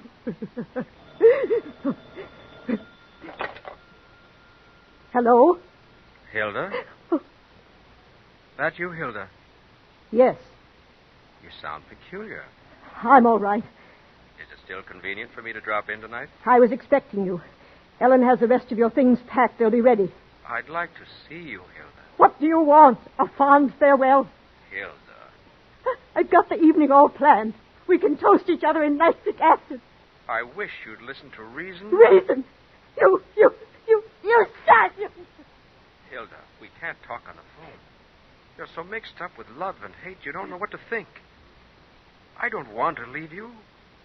I love you. I've told you that 1,000 times. I've said it so often that... You almost believe it. Deep down, you believe it. Don't you?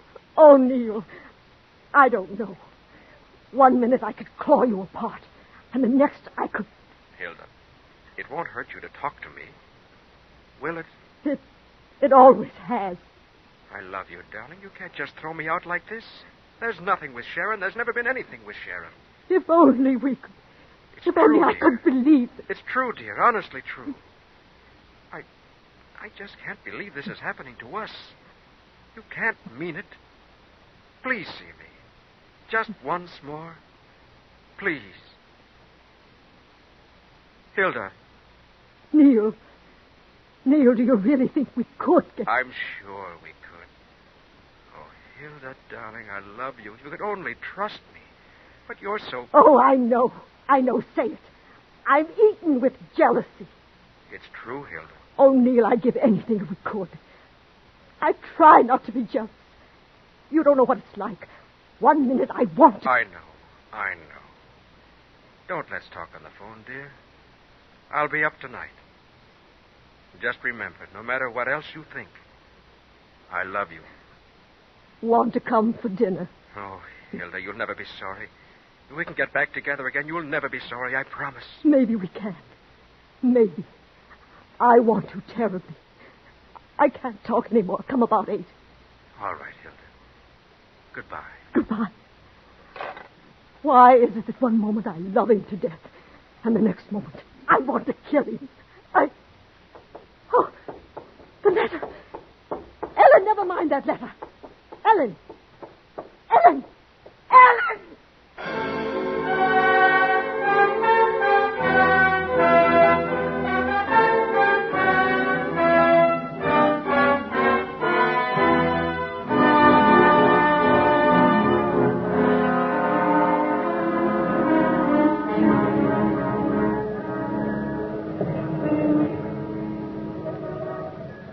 Perhaps if I parked in the shade, Mrs. Bradley, the car would be cooler. This is all right, Brooks.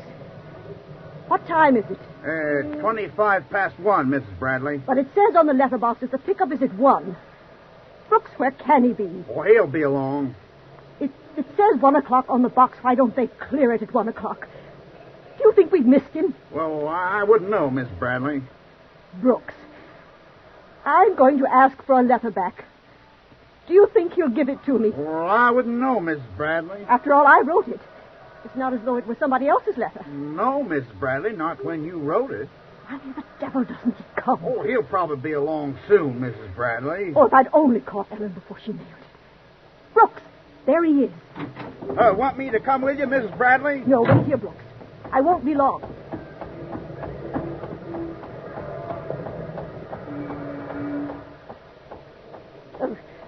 Postman? Yeah, lady, what is it? Are you going to open that letterbox? Oh, that's what I get paid for, lady. How much? What? How much do you get paid? What are you talking about? How much money do you make? I don't see as how that's any of your business, lady. I'm sorry, I didn't mean to be rude, that's but you okay, lady. You see, I mailed a letter. You better get that straight, lady. Yes, I mailed a letter. I wrote it, too. Just a little over an hour ago. It's in this box. I must get it back. What? I must get it back. I can prove I wrote it. I brought a sample of my handwriting so that you'd know that I wrote it. It's addressed to Judge Bradley in Washington. It's airmail special delivery, and it's terribly important that I get it back. Oh? I forgot to put something in it that I should have, and it's terribly important. Oh, now slow down, lady. You're not making sense. What? What did you put in the letter, lady? Listen to me, please. It's terribly urgent. I'm listening all right, but you're not making sense. What do you mean? I mean there isn't a chance of you getting a letter that's been dropped in this box. But why? I wrote it. It's mine. Mine. I shouldn't have written it. It's a terribly bad, wicked letter that I shouldn't Oh, have... now it's wicked, huh? What? First you say you left something out, and now it's wicked. What is in the letter, lady? Listen, I'll give you $500 for that letter. You will? Yes, right now. I've got it here. The money right in my purse. Keep it there. What? That cop. No, across the street. He's watching us. It's broad daylight. Now, don't start waving $100 bills. It'll be right under a cop's nose. $500 for my letter. Must be some letter. Will you give it to me? That's your car over there? Big one with the chauffeur? What of it? Make it 1,000. I can't. I can't possibly give you $1,000. I haven't got it. Get it, then. I can't. Okay, lady. But I can't. I can't get $1,000 without my husband wanting to know what for. Well, tell him, then. This letter. You having a little fun on the side? Oh, you... All right, have it your way, lady. Here, $500 right now. Take it. Take it and give me... You flash that door again, and so help me, I'll lace you one. That cop's coming over. Now, shut up, can't you? Give it to me. Give it to me. Shut up, that cop's coming over. I'll follow you in my car. Beat it. I'll follow you. All right, but beat it. Find a place that's quiet. I'll follow you.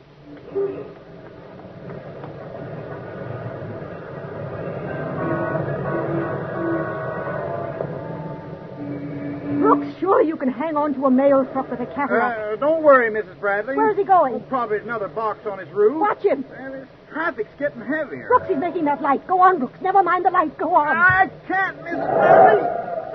I'm sorry. You've lost him. Oh, I couldn't help it. I'd have run down And that just car. where do you think you're going, chum? Oh, I'm sorry, officer, but we're catching a train. Now, ain't that swell? Well, we're in a... Officer, please let us through. It's terribly important. Yes, and it's also important that you obey traffic signals. Now, back up. Officer, please, you must let us Look, pass. lady, obstructing traffic. I'm telling you to back up and wait for the green. Now, back up. Yes, officer. You've lost him, you fool, Brooks. Well, I'm sorry, Mrs. Bradley, but if I'd kept on going, I'd have run down that policeman. It's all right, Brooks. It's not your fault. I guess you'd better take me home.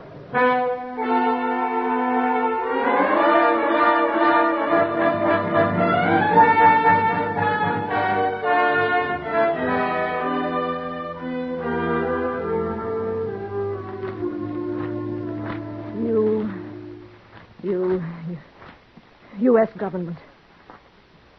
M-N-O-P. Post office. Pennsylvania 67099.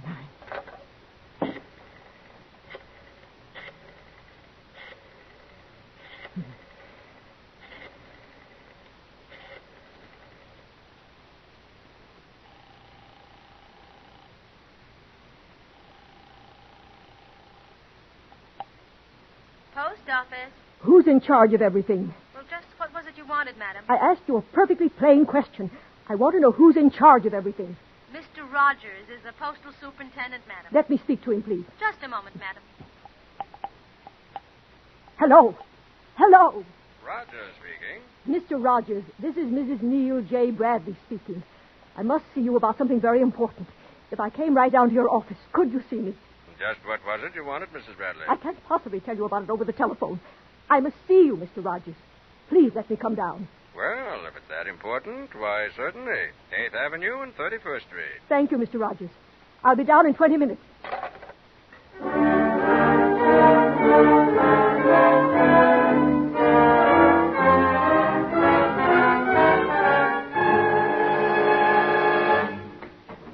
Come in, Mrs. Bradley. Thank you.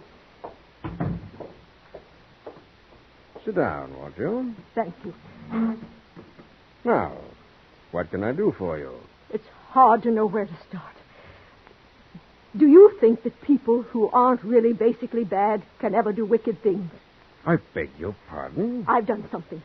Something ghastly. Mrs. Bradley, I don't know quite what you mean. Mr. Rogers, are you married? What? Are you?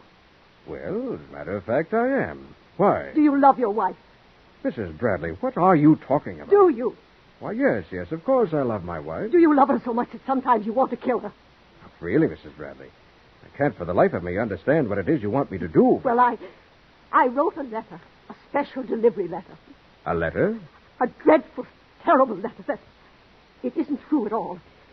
It's terrible. And I've simply got to get it back. If I don't get it back, my husband's life and my life. I've just got to get it back. Mrs. Bradley, there's no use your going on. You come down here to get a letter back. It's quite impossible. Quite impossible. Listen to me. Please listen to me. You don't know what was in the letter. It wouldn't matter. That 2 lives will be hopelessly wrecked. I'm sorry. How can you be so callous? Mrs. Bradley, the moment a letter is mailed, it becomes the property of the addressee. It's an absolutely unbreakable regulation. Regulation? This letter is murder. Mrs. Bradley, you'd better go home. You're upset. Please let me tell you, please. My husband and I were very close. We were very deeply in love. I think we could be again. Anyway, he was overseas for 4 years, France mostly. I took it very badly. I was awful about it. I cried at the least provocation. I imagined him with all sorts of French women. Oh, no. Oh, I know I'm neurotic. But I just can't help being that way. Jealous. I've always been jealous. I fight it. I swear I'll never again be suspicious or horrible. But I am. I was always that way. Jealous of his work, his business, his friends, everything. Then we lost a baby. I'm a little older than Neil. Mrs. Bradley, this is very hard on you. Why don't you let me send you home in my car? It's no use. I was afraid that he was beginning to think that I was too old for him to love. He began to see something of another woman, Sharon Elders. I thought I'd go crazy. I used to plan how I could kill her, then kill him. Oh, don't look so stricken. I never got to the point that I attempted murder, but I... Go on. I reached that point today. What do you mean? There is murder in that letter. I don't understand. Do I have to tell you everything? Can't you understand? That's what I don't want to do. Mrs. Bradley, I can't do anything for you. Really, I can't. I'd like to help you, but I can't. But why? Why? It's my letter. I wrote it. Nobody else has seen it. Nobody. It can't do anybody any harm if you give it back. I'll tear it up right here in your office. You can tear it up yourself. Nobody will ever know. I swear I'll never tell anybody. Never. Please, Mr. Rogers. I'm nearly out of my mind. Mrs. Bradley, you'll have to excuse me. Just after I mailed the letter, Neil telephoned. He's coming over tonight for dinner. And, Mr. Rogers, if that letter's delivered to his father in Washington, I'll never see Neil again in my life. Do you understand that? Never again in my life. You can't refuse me. In the name of common, ordinary pity. You've got to listen to me. Please, Mrs. Bradley, people will hear you. I was going to kill him tonight. What? Yes, it's true. I was going to kill him. I planned it all week. I was cold and relentless and incredibly clever. Every last detail was planned. The police would be fooled. Everybody would be fooled. It was perfect. It was a perfect murder. And now you're not going to kill him, are you? You're going home. Please, Mrs. Bradley, let me take you home. You don't understand. I was killing him tonight by taking my own life. He would have followed me because if I could get that letter back, no one would ever know. Don't you see? Can't you understand? You mean you actually planned to kill yourself and have your husband take the blame? Yes. The letter was to his father, Judge Bradley. The letter was part of the plot. I said that I knew Neil would kill me tonight. The letter was to be the final piece of evidence. Oh, I've been horrible and jealous and awful. But I'm not bad, Mr. Rogers. Really, I'm not. I just can't help it. I'll never be like this again. Please help me. Please. Well, really, Mrs. Bradley, you make it so difficult for me to know what to do. If you can't. You can't. That's all. Wait a minute. Give me the special delivery desk on 3. Special delivery airmail? Yes. Mr. Rogers, you'll never be sorry, I promise you. If you help me, you'll never regret it. I swear I'll never... Hello? Who's that? Oh, Johnson. See if you've got a letter for Bradley, Bradley, in Washington. All right. They enter all special delivery letters in a book. What? When did you mail it? Today, 1 o'clock. 1 o'clock today. Airmail to Washington. Yeah. All right, Johnson. No, that's all. Thanks. Well? Your letter's gone, Mrs. Bradley. It'll make the plane that leaves for Washington in 20 minutes.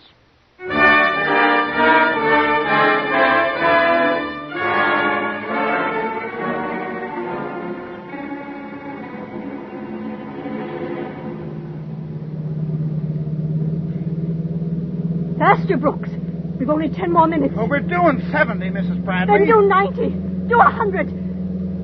Please, God, help me. Please. Help me get it. Give me time. Please.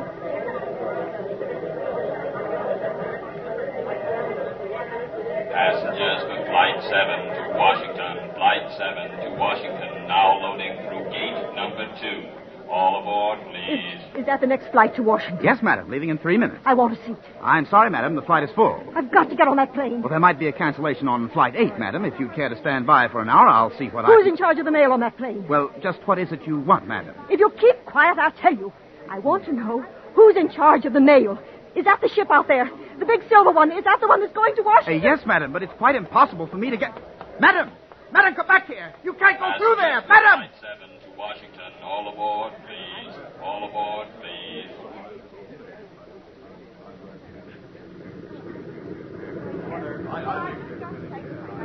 Mister! You. I've got to get on this plane. Would you sell me your seat for $500? I beg your pardon. I don't think I understand. You! Miss! I'll give you $500 for your seat on this flight. I'm awfully sorry, but I have to be in Washington myself tonight. Excuse me. Let me by, please. I beg your pardon. Let me by. Your name, sir? T.L. Haley. Seat 16, Stewardess, sir. I don't have a seat, but I must get on this plane because I've written a letter that's being carried on it. And I have to get to Washington when the letter gets there, so that perhaps I can stop it from being delivered to my father-in-law. I should have... Madam, have you a reservation on this flight? No, I keep telling you that. But you'll have to put somebody else off. I must be on this plane. I must. But, madam, if you haven't a ticket, But I'll buy a ticket. I don't want to ride for nothing. But there aren't any tickets left. Will you see the ticket agent in the airport, please? No. It's this flight I want. I must be in Washington before a letter that I wrote that's on this plane. A very silly letter. Would you mind stepping aside, madam, please? You're preventing the passengers from boarding. Your name, sir? Brand. T.J. Seat 4, Mr. Bragg. Stewardess, a letter I wrote is on this plane, and I simply must... Your name, madam? Cook, Miss E.J. Seat 11, Miss Cook. Stewardess, I must get to Washington before that letter does. I may be able to explain to my father-in-law... John L. Frank. Seat 6, thank you. Stewardess, for heaven's sake, listen to me. I've written a very silly letter that I shouldn't have written. If I don't get it, my husband... Your name, madam? Mrs. George McDonald. Please, stewardess, can't you help me? I don't mean to bother you, but it's so urgent that I get on this plane. If you'd only let me explain it. Stewardess, for heaven's sake, listen to me. It's a matter of... Will you listen to me? Madam, I'm sorry. I don't doubt that your trip is urgent, but you haven't a seat, and I... Stand up! I don't need a seat. You'll only let me... Madam, we're ready to take off. You must leave the ship. Please let me stay. I'll give you $500 if you let me stay. Please, stewardess. Madam, if you won't get off, I'll have to have you put off. Well, I won't. I won't get off. I won't. Mr. Hill, will you help me, please? I can't do anything with this woman. She won't get off the ship. Oh, all right. I'll get off.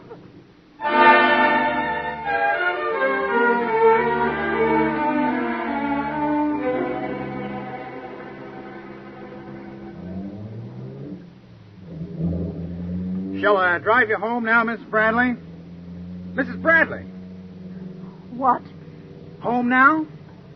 Yes. Mr. Bradley will be home for dinner.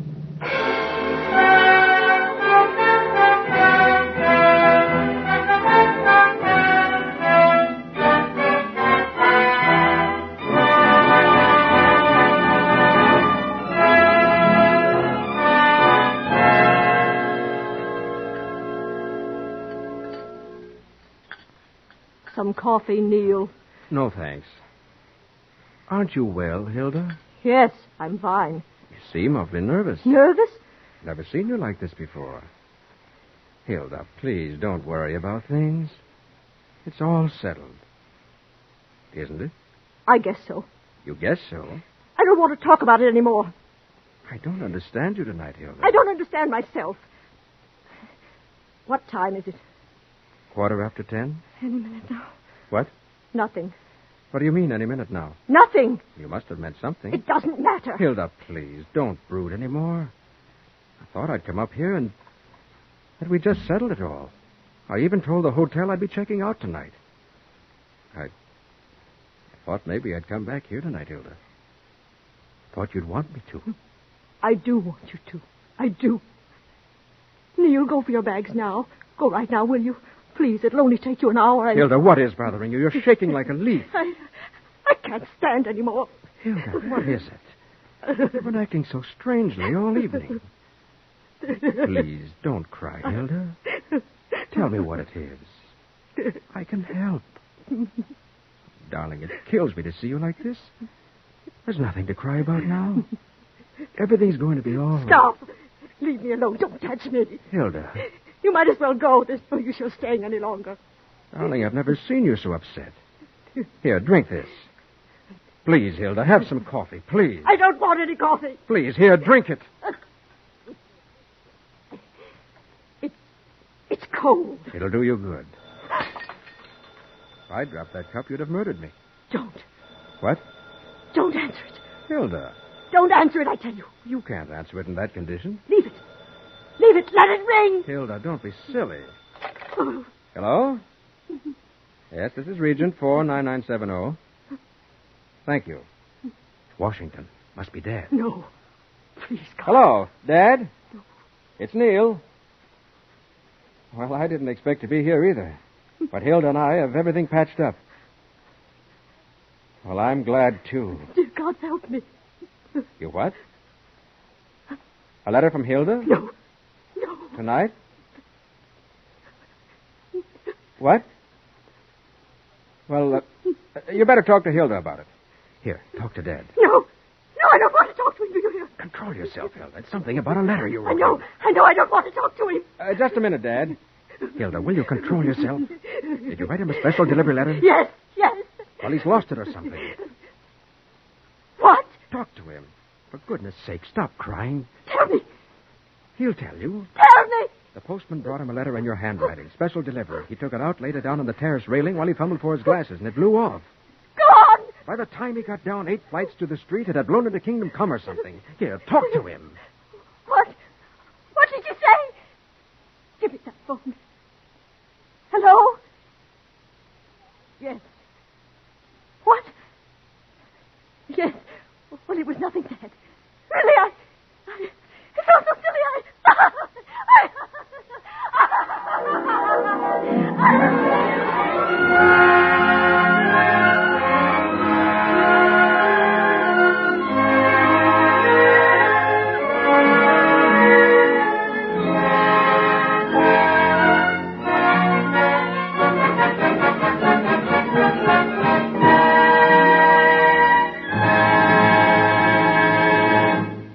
You have just heard Special Delivery, as written by Harry W. Junkin, who also directed the production. Abby Lewis starred as Hilda Bradley. Other players in the cast included Lon Clark, Scott McKay, Bernard Grant, Lanny Carville, Mildred Clinton, and Joel Marston. Dentists know what cleans teeth best. And over 4,000 dentists say Colgate tooth powder with a 2-minute routine gets teeth sparkling and super clean.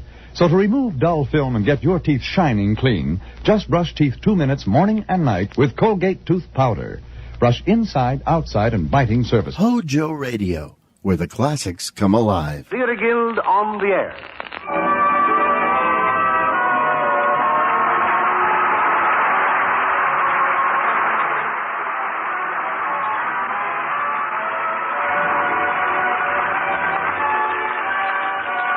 Tonight's star is Joan Fontaine in Helen Jerome's Pride and Prejudice, taken from the famous novel by Jane Austen.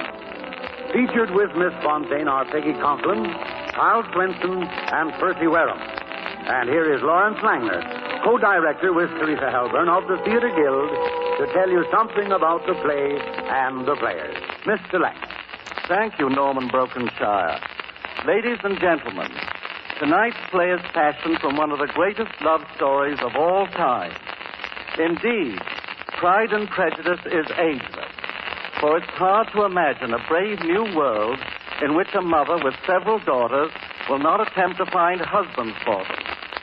But the play is best remembered for the romance of its outspoken heroine, Elizabeth Bennet, whose love for the handsome Darcy hurdles all obstacles. Tonight our star is Joan Fontaine, also the star of Rebecca and the Affairs of Susan, who will play the part of Elizabeth. Peggy Conklin, who won fame in Mr. and Mrs. North, will play her sister Jane. Carl Swenson, well-known portrayer of Lorenzo Jones, plays the aristocratic Darcy. And Percy Wareham, who appeared in the original Max Gordon production, plays Mr. Bennet. Mr. Bennet is a man after my own heart, because while living with a wife and several daughters, he still puts up a fight for the rights of man, with about as much success as most of us husbands. And now we start the play.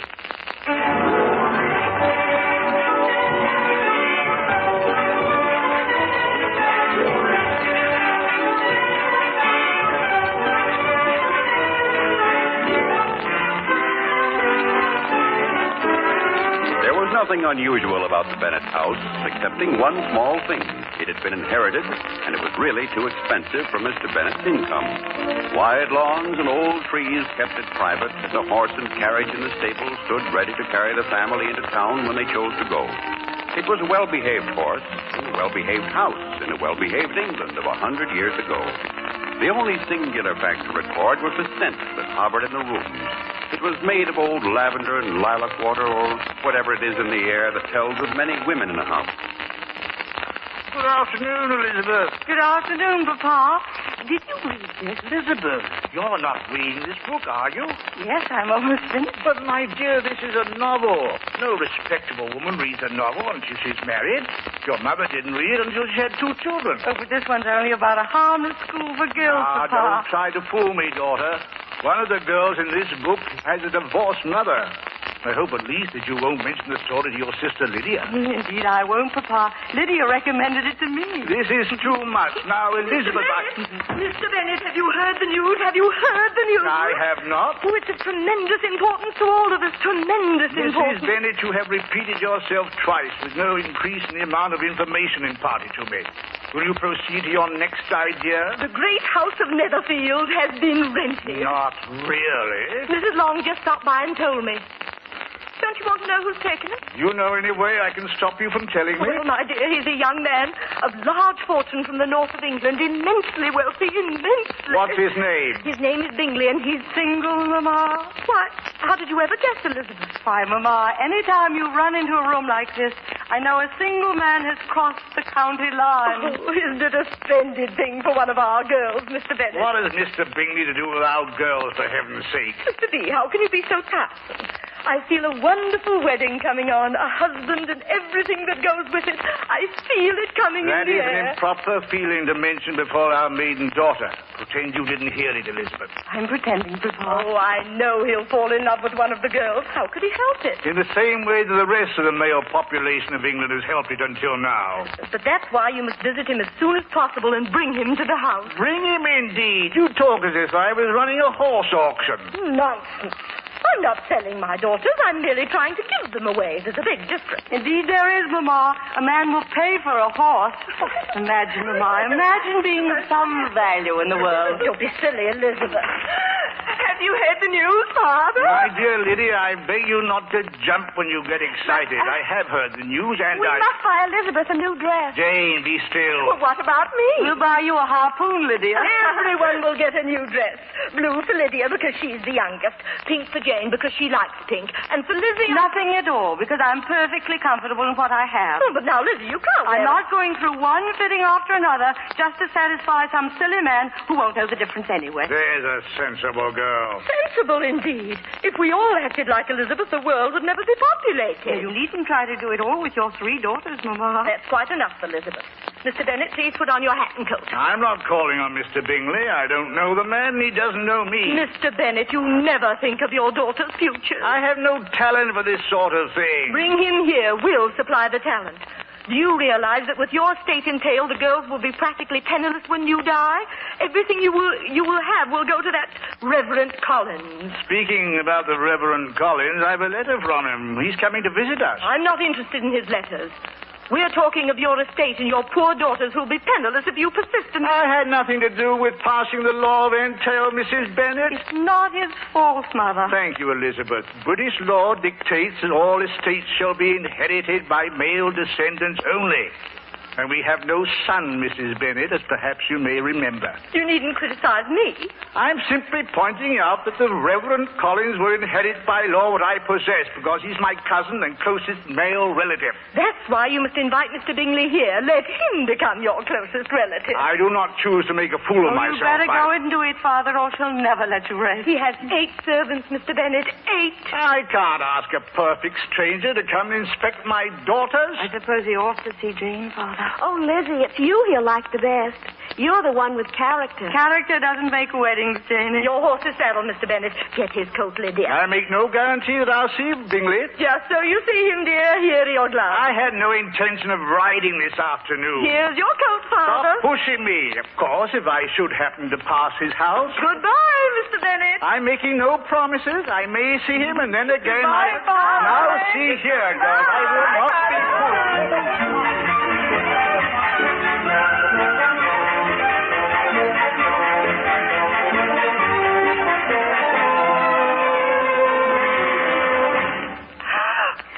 Just once more, Liz. Now, take a deep breath. Well, not too tight now. Ready, set. That's it. Hold your breath.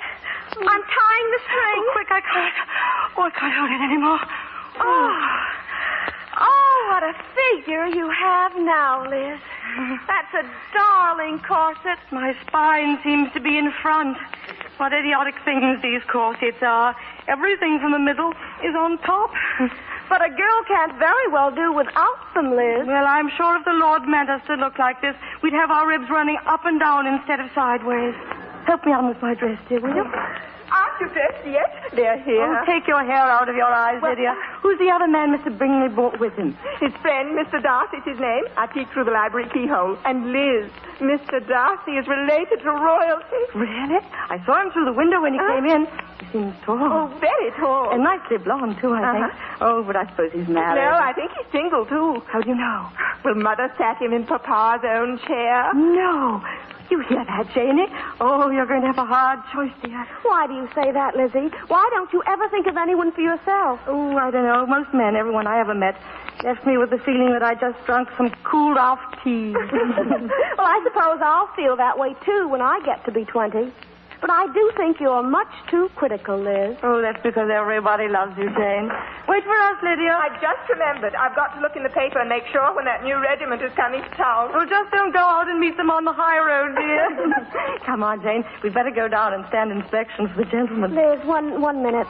Promise me one thing. What? I think you're the cleverest person I know, and the finest character. But do try to be nice to the gentleman, Lizzie. I mean sweet. You never try to be sweet, and you must. Well, I'll try to, my dear, with my last breath, which I feel I'm drawing now. Come on, let's go down.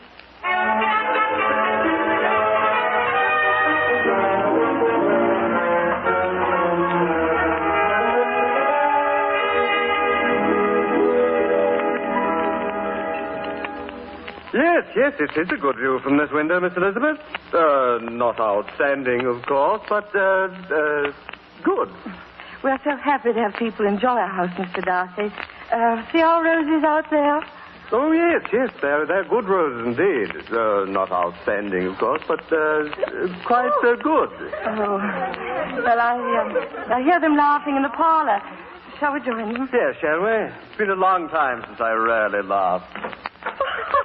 Mr. Bingley, that's a delightful joke, isn't it, girl? Yes, Mama. Well, I thought you'd like it. Oh, sit down, you two. Another one of your old jokes, Bingley. Old? We've never heard that one before, Mr. Darcy. It's about a lady... Oh, don't bother, Mrs. Bennet, please. It's difficult for you to realize how dreadfully long it takes for a joke to travel out to you country people.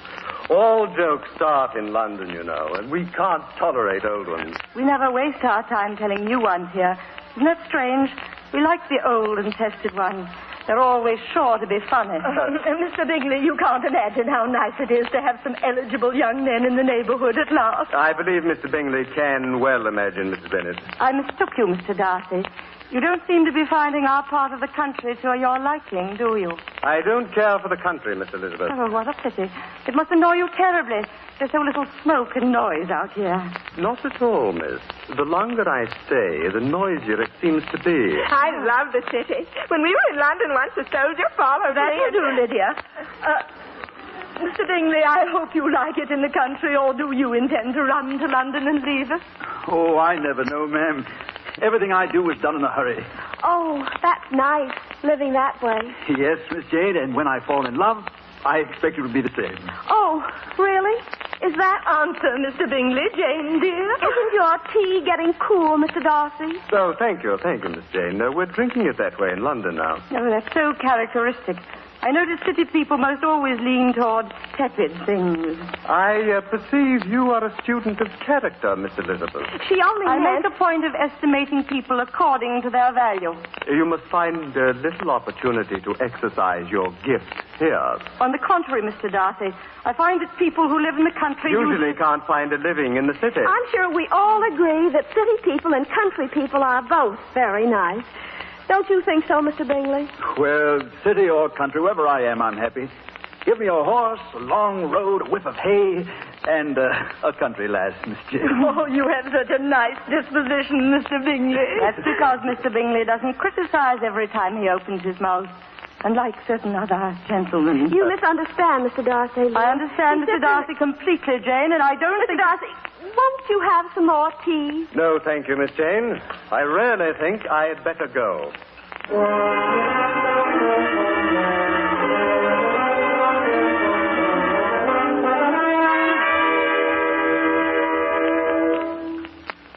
The least you could have done was wait until he'd gone before you got angry with him, Elizabeth. I couldn't bear him. He seemed nice at first, but he's a disagreeable, horrid, conceited man, and I'm going up and get out of this corset before I faint. And you almost ruined Jane's chances, too. If you'd have kept quiet, Mr. Bingley would have stayed, and then sorry, Janie, dear, but it won't matter. Mr. Bingley liked you. He was mad about you. Oh, he sure to want to see you again. Oh, Liz, do you really think so? How I'd love to see that Bingley in uniform. Imagine him with a broad red stripe down the side of his pants. The nice word is trousers, Lydia. Oh, Mr. Bennet, I must talk to you. And I must talk to you, Mrs. Bennet. Unless I mistook my hearing when we let the two gentlemen out of the house, you invited them to a ball, did you not? And they accepted, Mr. Bennet. May I ask what ball you were talking about? Why, our ball, Mr. Bennet. Our ball? We never gave a ball. Mrs. Bennet, may I be so bold as to ask when we decided to give a ball? We didn't decide. I only knew it myself just before I said it. We're having a ball. And who is going to pay for this nonsense? Why, I suppose you are. You silly lad. How do you ever expect me to find husbands for your daughters if you persist in being so stingy with me? I had to drag you to pay a visit to Mr. Bingley and see what happened. Jane is on the verge of an engagement. And I'm on the verge of screaming if I don't take off these shoes. Good night. One moment, Elizabeth. Now that Jane is practically engaged. Oh, she isn't engaged at all, Mother. I said practically. You needn't be so technical. Now, we must do something about Lydia. I know. Invite all the officers from Colonel Foster's regiment. I think a squad or two will suffice, my dear. Very well, Lydia. We'll invite some officers. But only those with private income. But, Mother, the nice young ones never have any money. Now, Lydia, it's just as easy to fall in love with one who has. Yes, girls. Just be sure of three things when you bring a suitor to Mama. See that he's single, has money, and since he's sure to be old if he's rich, just try to be certain that he's alive.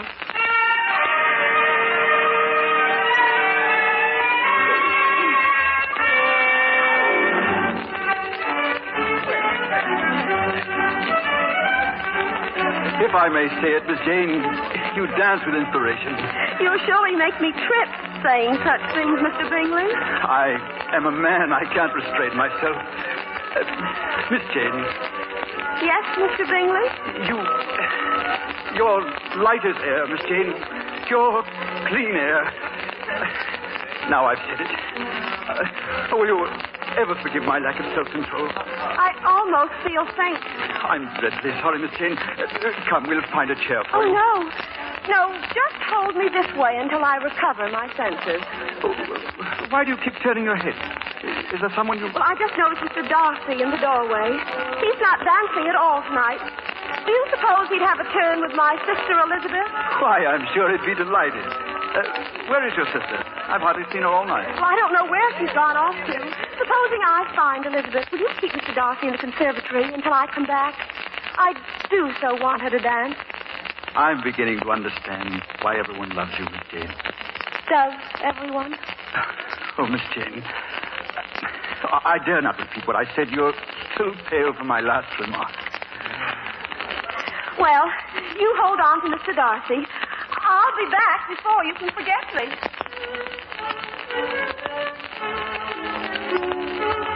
Darcy! I say, old man, what are you thinking of? The evening's nearly over. Aren't you going to dance? It's not nearly enough over for me. Aren't any of the young ladies to your liking? No, I should call them all uncommonly pretty. In a rural sort of way, of course. Especially Miss Jane. Say, what do you think of her sister, Elizabeth? Seems to me she's an exceptional girl, Darcy. If you wish me to agree with you, I should be glad to do so. Why? What's wrong with her? She is one of the most disagreeable young women I ever had the ill luck to encounter. She does nothing but contradict me. And she seemed like such a delightful girl. Charles, if there is one person in the world I wish to avoid, it is Miss Elizabeth Bennet. That young lady is a snob. Oh, let's move along. There's a fellow coming I can't bear to have near me, and with that dreadful little Lydia. Heavens, what an affair. Oh, Captain Wickham, I can't have another glass. Now. Papa says that raspberry punch makes people wicked. My dear Miss Lydia, where I come from, people drink punch to keep from getting wicked. Ah. Now, down with it. There we are. Oh, I like this room, and I like the punch. And by George, I like you. What do you like? I like... What? What lovely medals you have, Captain Wickham. Those are buttons, Miss Lydia. Might I touch one? I know I oughtn't, but... Touch the button of a soldier's coat. And a soldier's girl you'll be. Oh, dear, let me go. Oh, Lydia. I think we'd best join the others. I really do, Captain Wickham. I would rather not go back to the dance floor, Miss Lydia. Why? Does it frighten you, Captain? You act so strange. No, I simply wish to avoid a fight with a certain gentleman. A fight? With whom? Mr. Darcy. But why? What's he done to you? Lydia, have you seen Elizabeth? Or you, Captain? No, indeed. Lizzie's gone to conservatory, Jane. She's with the Reverend Collins. Oh, thank you. Why don't you go in and dance, Captain? Careful now. She's only a baby. I shall be. Very careful. Come into the garden, Lydia. I'll tell you all about Mr. Darcy. I know I shouldn't. But you know you will.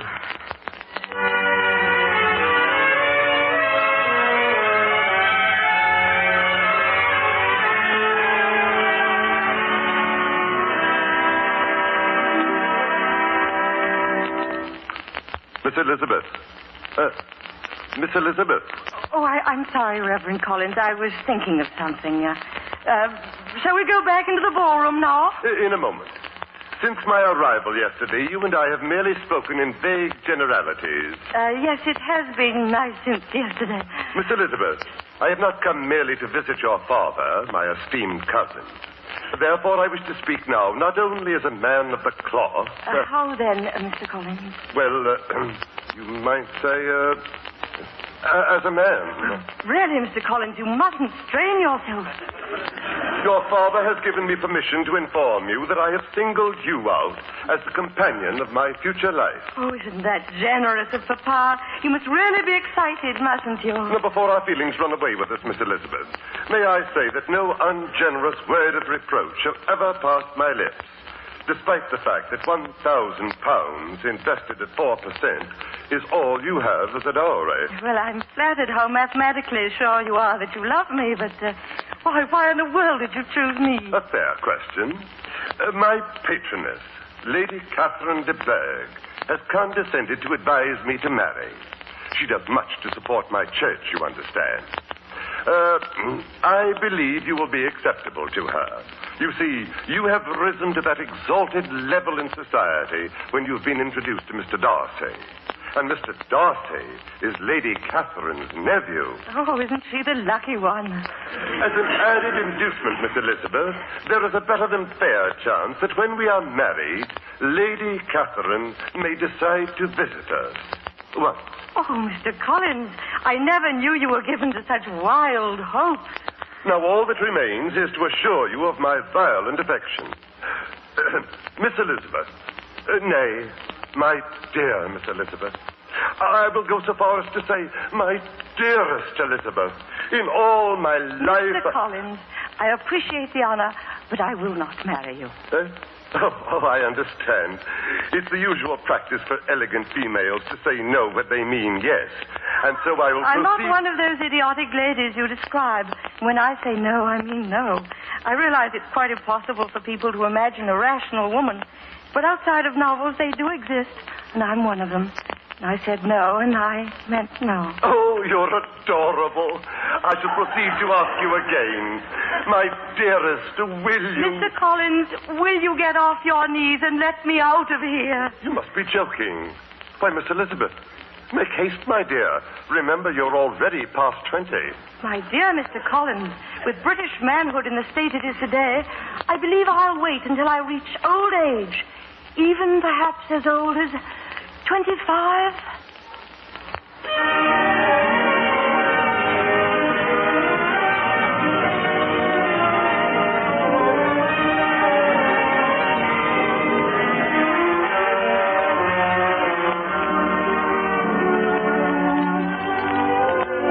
The Bennett family is giving a ball. The gentlemen in their tight trousers, the ladies in bustles and lace, move stiffly over the dance floor. Jane Bennett has gone to find her elder sister Elizabeth in the hope of getting her to dance with Mr. Darcy, a rich and royal young man. Jane is just coming into the conservatory when she sees Reverend Collins getting to his feet after making a proposal of marriage to Elizabeth. Lizzie, whatever in the world? I believe I'd better join the company, Miss Elizabeth. Ta-ta, you two. Lizzie, I've been looking all over for you. Whatever brought you to go off with Mr. Collins? Well, he proposed to me, Jane. Imagine.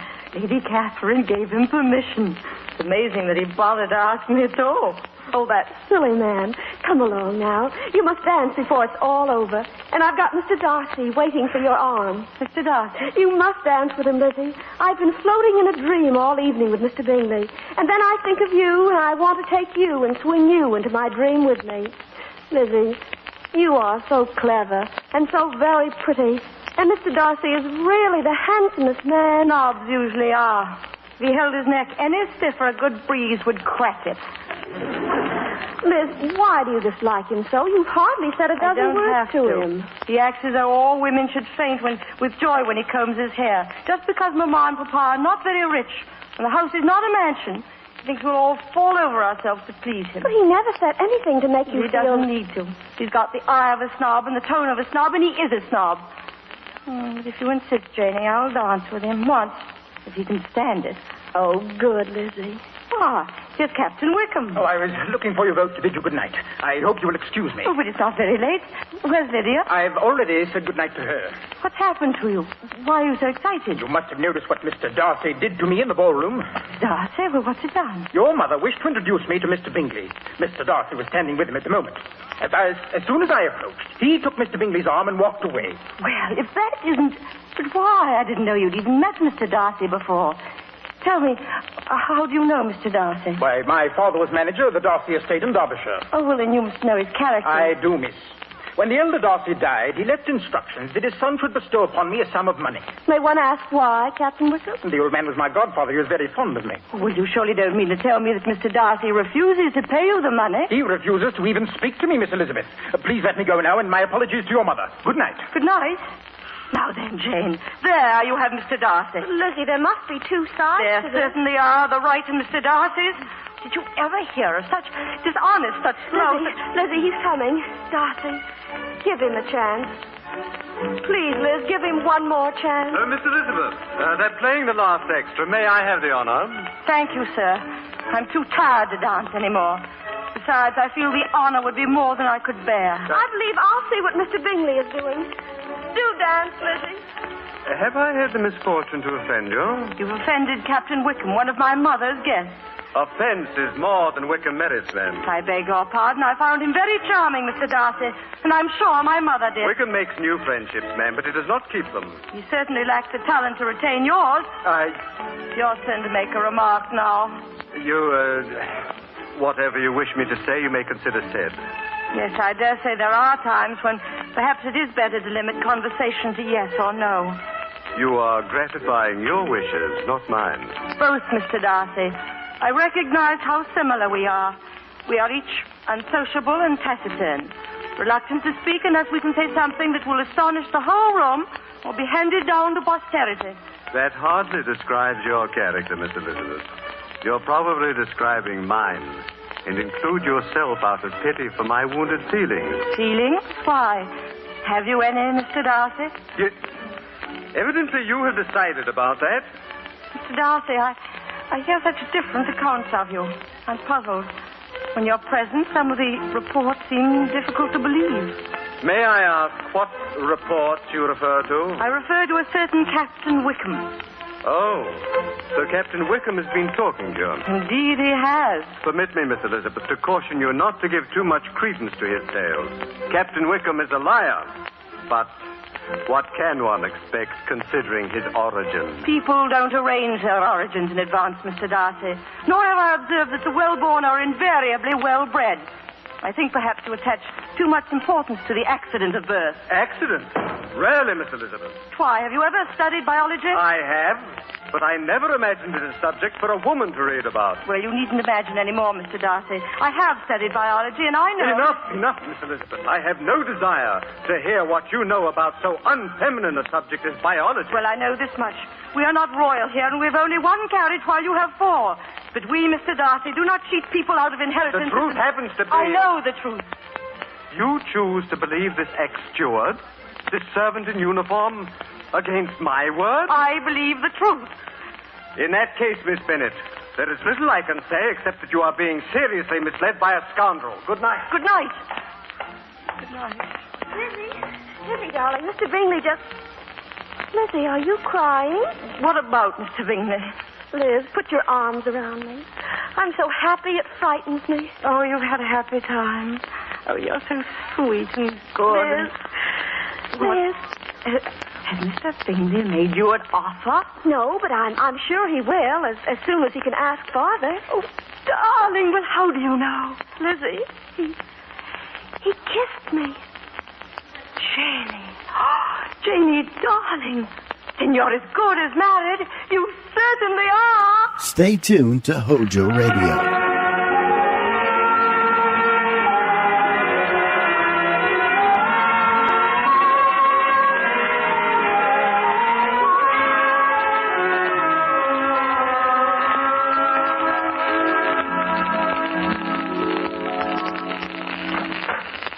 Oh, there you are, Hill. Has Father's paper come this morning? It has, Miss Lydia. I've set it there beside his chair. Does he wish me to bring it to him? No, I want it. Oh, Miss Lydia, no, I shouldn't. Really. The master will be furious if his journal is disturbed. What he doesn't know won't hurt him. Now, where you is daren't that... open it, Miss Lydia. He knows if even a fly walks on it. Lydia, you naughty girl, put that journal down at once. I only wanted to see if Captain Wickham's regiment is being moved. All you think of is the movement of regiments. One would take you for a spy. Put it down, Mr. Bennet's coming. But, Mother, Why haven't Elizabeth and Jane come down to breakfast, Mrs. Bennet? Jane's not feeling well, and Elizabeth is sitting with her. Oh, I do wish Jane would come out of this. Oh, it's a sad thing for a man to have 3 girls, but it's a calamity when they're all idiots. If I had to say that, I would never say it of my own. If my children are idiots, I hope I have the intelligence to know it. She's still pining away for that Mr. Bungle or Bingle or whatever his name is? It's Mr. Bingley. And if I had the energy, I'd go upstairs and deal with her. Oh, the breeding, the wealth, the position. What a gentleman he was. You sound as though he were dead. He simply failed to be heard from again, so the sensible thing is to forget all about him. Whoever would have imagined it? At the ball, I thought he would be back the next day to ask her hand, and not a word from him since. It's been more than a month. I don't know what I shall do, Mr. Bennett. Jane single again, Lizzie refusing Mr. Collins. May I remind you that Jane was not married yet? And Lydia here. She keeps tabs on the entire British Army, and not even a lieutenant ever called. Good morning, dear cousin. I think I'll study my grammar. Good morning, Mr. Collins. Did you get your letter? Sit down, Mr. Collins. I have my letter, thank you, and a marvelous letter it is. Is Miss Elizabeth about? She'll be down shortly. Did you ask her again last night? I did. But she still insists on playing that charming game with me. What game is that, cousin? Why, whatever I say, she says no. Oh, charming game indeed. If she doesn't say yes one of these days, I What believe will I'll... you do, Mother? Good morning, Father. Good morning, Mr. Collins. Miss Elizabeth, I have some wonderful news. Oh, you're not leaving. As a matter of fact, I am. Come, Mr. Bennett, I'm sure Elizabeth and Mr. Collins want to be alone. No, stay. I am leaving, true. But my dear patroness, Lady Catherine, insists that when I return to the parish, I bring for her inspection the young lady whom I've selected for my wife. Would you come, Miss Elizabeth? Jane can accompany you. And when Lady Catherine sees you, I'm sure she'll pronounce you perfect. And I, Lady Catherine. The only difficulty is that by law I cannot marry Lady Catherine. Oh, Jane, you came so softly. Sit down, my dear, sit down. You look so pale. Here, child.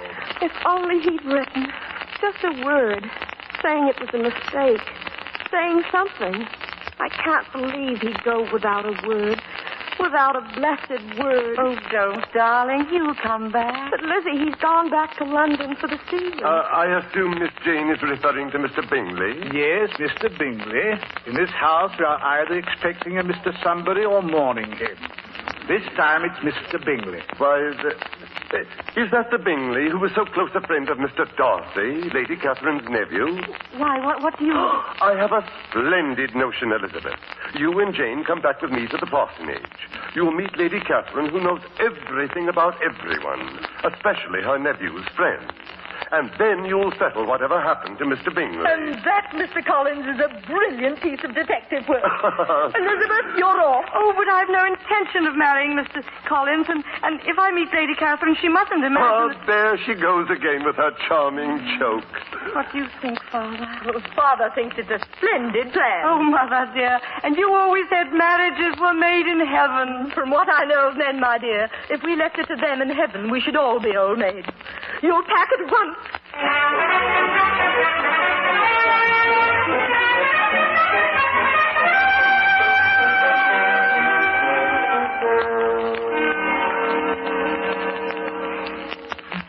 Wouldn't you know Lady Catherine would live in a house like this? Oh, my. The doors are old and heavy. So is Lady Catherine. Liz, you'll be sure to ask her about Mr. Bingley. Oh, as we come to it, Janie, and just as soon as your mind's at rest about him, we'll go home. I don't like it here. Does it make you think of Mr. Darcy, Liz? A little. It's so cold and rich and proud. Mr. Bingley was so much the opposite. So smiling, so sweet and kind. I can't understand. Oh, come now, Jane. But, Liz, he kissed me. He really did kiss me. For heaven's sake, don't sit on that couch. Oh. Lady Catherine always sits there, my dears. She's coming right in. You must be standing, of course, when she enters. And... Collins? Lady Catherine, may I have the honor to present Miss Elizabeth Bennet and her sister, Miss Jane. You're welcome, children. Thank you, Lady Catherine. And now sit down and tell me about yourselves. Collins was saying you have several sisters, Miss Elizabeth. 2, your ladyship. And how many carriages does your papa keep, my dear? 1, Lady Catherine, and it does very well when the wheel stays on. Oh, my. Well, at any rate, you'll not be unaccustomed to Mr. Collins' way of life. What was your mamma's maiden name, my dear? Gardner. She has a brother who lives in a sort of slum in Cheapside. He's a lawyer. Oh, Miss Elizabeth, I beg of you. Never mind, Collins. I choose not to have heard. And what sort of governess did you have? We never had a governess, Lady Catherine. Yes. What? Grown up without a governess? Your mother cannot have been very intelligent to allow that. She isn't. She gave us our education, your ladyship. For a girl brought up in the country, Miss Elizabeth is prodigiously intelligent, Lady Catherine. Yes, I'm particularly good at biology. Elizabeth. That awful word is not mentioned in my house, Miss Bennet. Besides, you're wasting your time on it. It won't get you anywhere. For instance, my nephew, Mr. Darcy, whom you will have the honor to meet shortly. Mr. Darcy? Is he here? He is here. Why, does that alarm you? Oh, no, not at all. what about Mr. Darcy and biology? Why, he met some girl in the country who actually thought to attract him because she knew biology. Oh, not really. She came from the strangest family. She had a sister who very nearly got her claws into Mr. Bingley, my nephew's friend. Imagine people of that class thinking of a man like Bingley. Oh, incredible, but did he love the girl, this Mr. Bingley? Oh, violently in love. Oh, well, then, why did he... Well, she cared nothing for him except his name and fortune, that's why. And naturally, she was aided by schemes by a particularly awful specimen of a mother. Oh, we know that type very well, your ladyship. Don't we, Jane? Yes. And what finally came of it, Lady Catherine? Well, there they were, the girls, several sisters, also with claws, and poor Bingley as good as caught, drawn and quartered. Well, naturally, my nephew, Mr. Darcy, went into action and whisked Bingley off to London. Mr. Darcy did that? I said Mr. Darcy. He kept him in London. Had to lock him in a room the first night to keep him there. And now... Why, what's wrong with your sister? Something in my throat. And what finally happened to Mr. Bingley? Why, he's in London and about to become engaged to the daughter of the Duchess of... Is the child crying? Jane, come now, stop coughing. She's crying? She's coughing, Janie. Please, Janie, please stop coughing, Janie.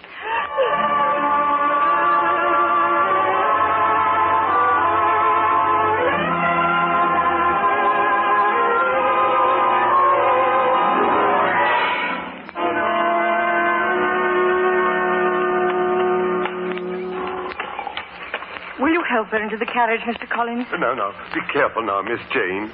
Is your foot on the steps? I feel so dizzy. Up you go. There we are now. Miss Elizabeth, before you The go... answer, Mr. Collins, is no. But really, Miss Elizabeth, this is carrying your little joke too Miss far. Elizabeth! Oh, Mr. Darcy. Miss Elizabeth, I just heard that you're here. My aunt would like to see you, Reverend Collins. Me? Goodbye, Elizabeth. I shall write you a definite offer. Goodbye, Mr. Collins. I must speak to you, Miss Elizabeth. What is it, Mr. Darcy? It's no use. In vain have I struggled. My feelings will not be suppressed. You must allow me to tell you how ardently I admire and love you. Mr. Darcy, are you joking? I've fought with myself all these weeks. Now, you may think that I'm speaking without due thought, that my feeling for you outweighs my common sense, that this love for you that consumes me is a thing that will pass. But it's not so, Miss Elizabeth. I have learned that in the bitterness of my self-abasement. You have doubtless been crying all month, haven't you? Miss Elizabeth, I love you. Do you expect me to take you seriously? Have you so quickly forgotten the inferiority of my family? I have forgotten nothing about you, and yet I love you. Have you considered my unsuitability in the eyes of your exalted world, Mr. Darcy? I have considered it, and I love you. Oh, you need not say it again, sir. What am I supposed to reply to this extraordinary harangue? One can scarcely call it an offer of marriage. You do not, I suppose, expect me to feel flattered? But do you expect me to be glad that your family's inferior to mine?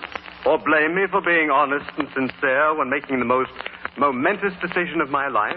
Decision? Yes, my dearest. I have decided to ask you to be my wife. Oh, I suppose I ought to be overwhelmed at this honor.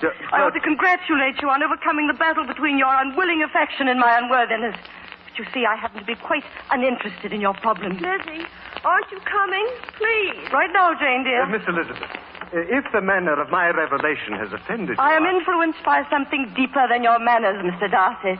I'm thinking more of your fine capacity for cruelty. Cruelty? When have I ever been cruel? Have you never willfully, I say willfully, injured an innocent person? Oh, you mean my treatment of Captain Wickham again. You know, the fascination inferior men exert over superior women is always a puzzle to me. Inferior? Do you always apply that word only to other people? Cad is more descriptive in Wickham's case. I take the liberty of again warning you, Miss Elizabeth. Wickham is a designing rascal. I refuse to hear any more.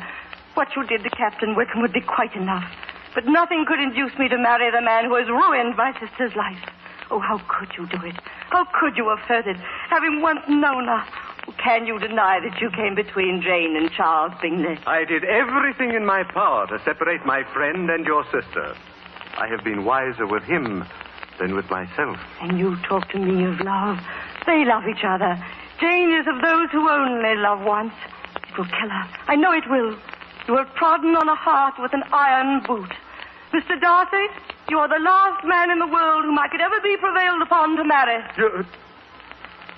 Your arm, Miss Bennet. Thank you. There you are. Forgive me for taking up your time. I wish you every happiness. Driver, you may start.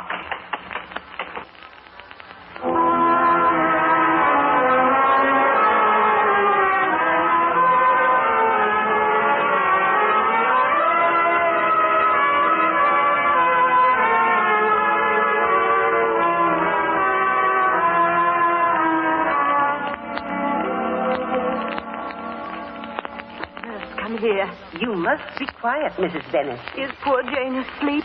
I felt it would be better for her out here on the terrace. She had another dreadful night.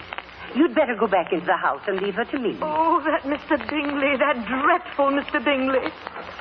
She's asleep out there, Mr. Bennet. Good. Oh, Papa, what have they done to her?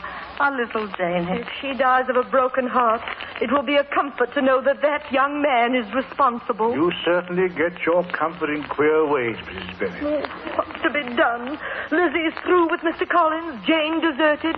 Lizzie, I suppose Mr. Collins talked of how he would inherit our house when Mr. Bennet dies, didn't he? He was too busy brushing off the knees of his pants. And I wish you would stop referring to me as a corpse, Mrs. Bennet. A letter for you, sir. Thank you, Hill. Will you go up and ask Miss Lydia to come down and have her lunch?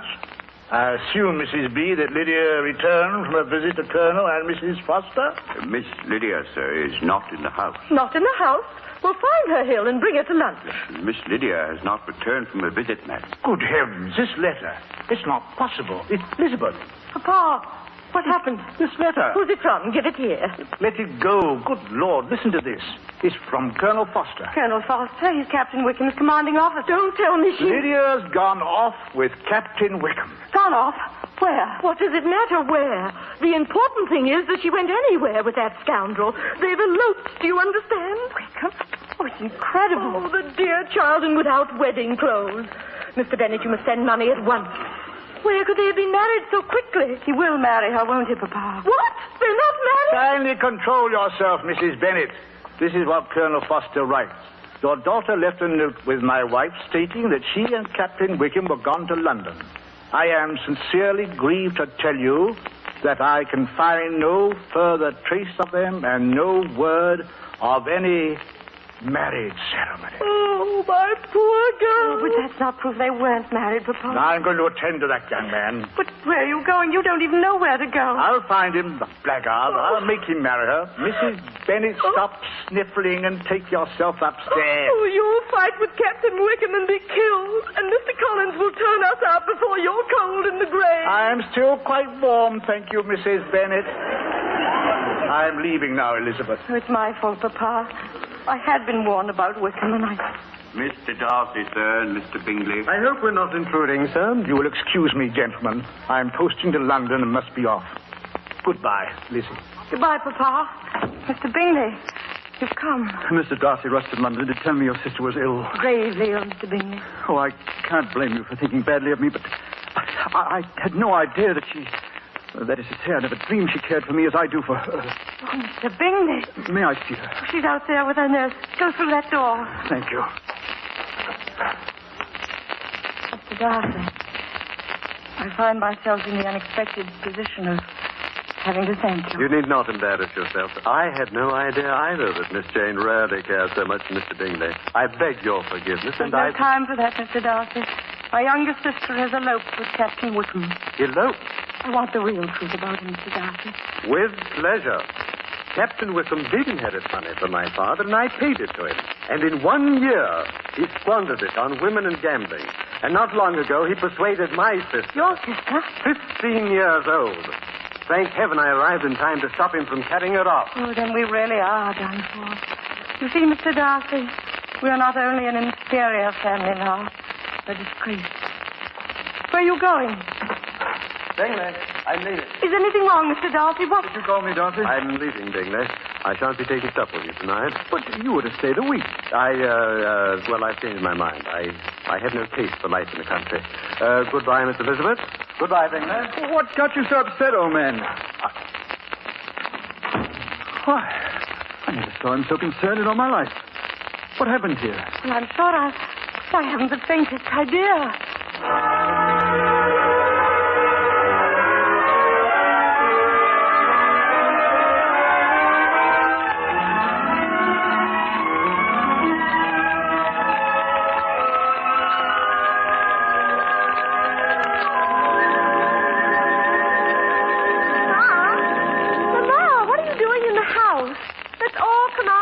Enjoy the spring. Come on, Liz. Oh, we must be at home and composed when Mr. Bingley arrives.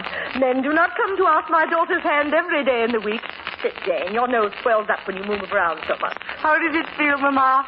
2 sons-in-law. Oh, your father certainly managed that naughty Captain Wickham very well, even if it did cost £10,000.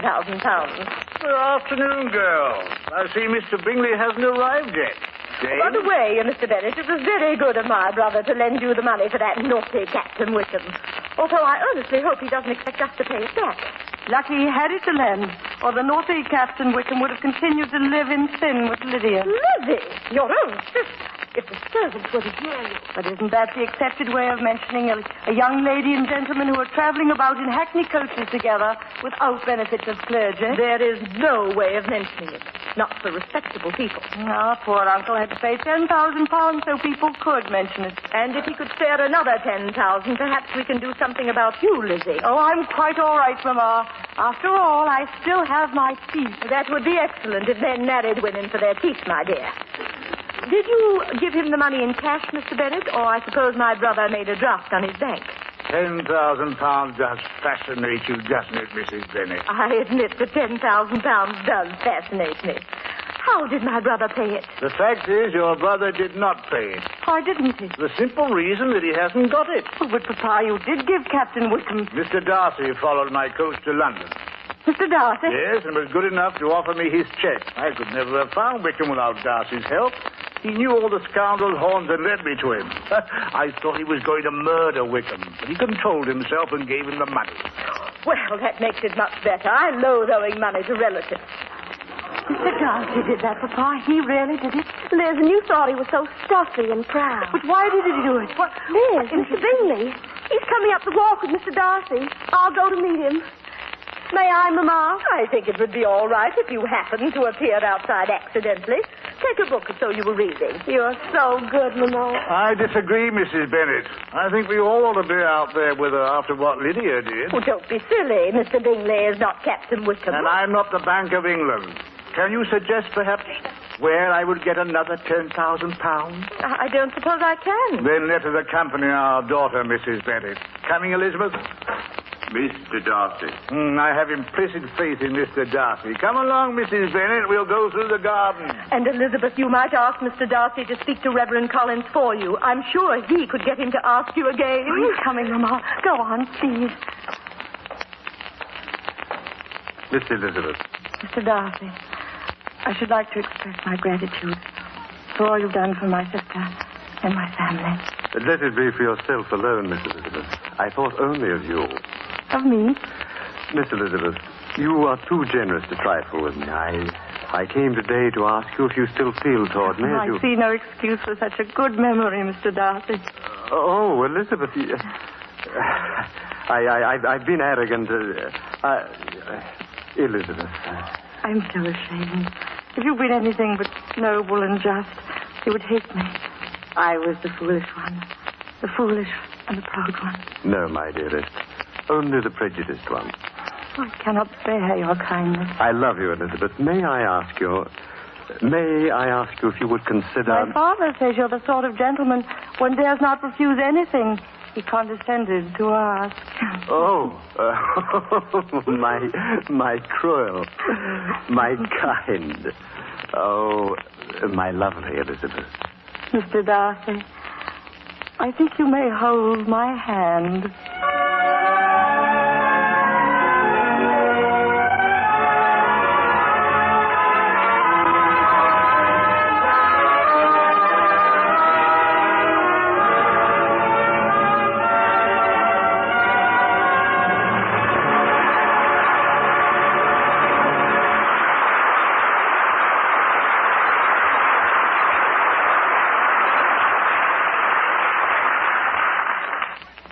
the Theatre Guild on the Air has presented Pride and Prejudice, starring Joan Fontaine as Elizabeth, and featuring Peggy Conklin as Jane, Carl Swenson as Dorothy, and Percy Warren as Mr. Bennet. And now, as our broadcast draws to a close, we hear the Theatre Guild Orchestra and the delightful Waltz of the Flowers.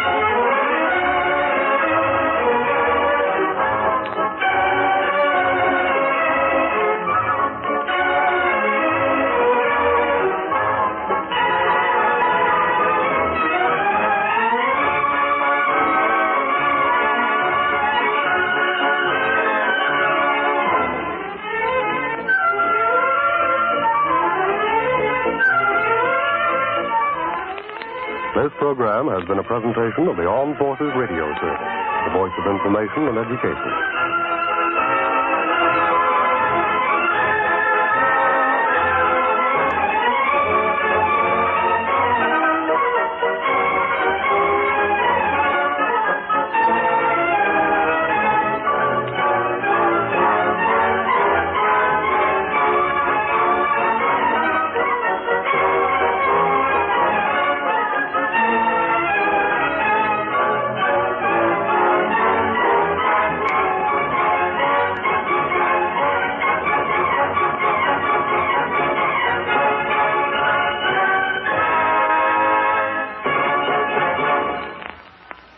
Family a favor and remind Mother to get a can or two of Spam when she shops tomorrow.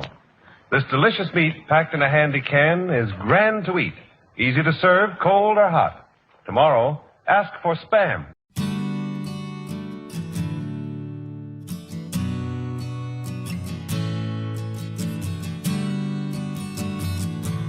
Thanks for listening to Hojo Radio. We'll be back again very soon.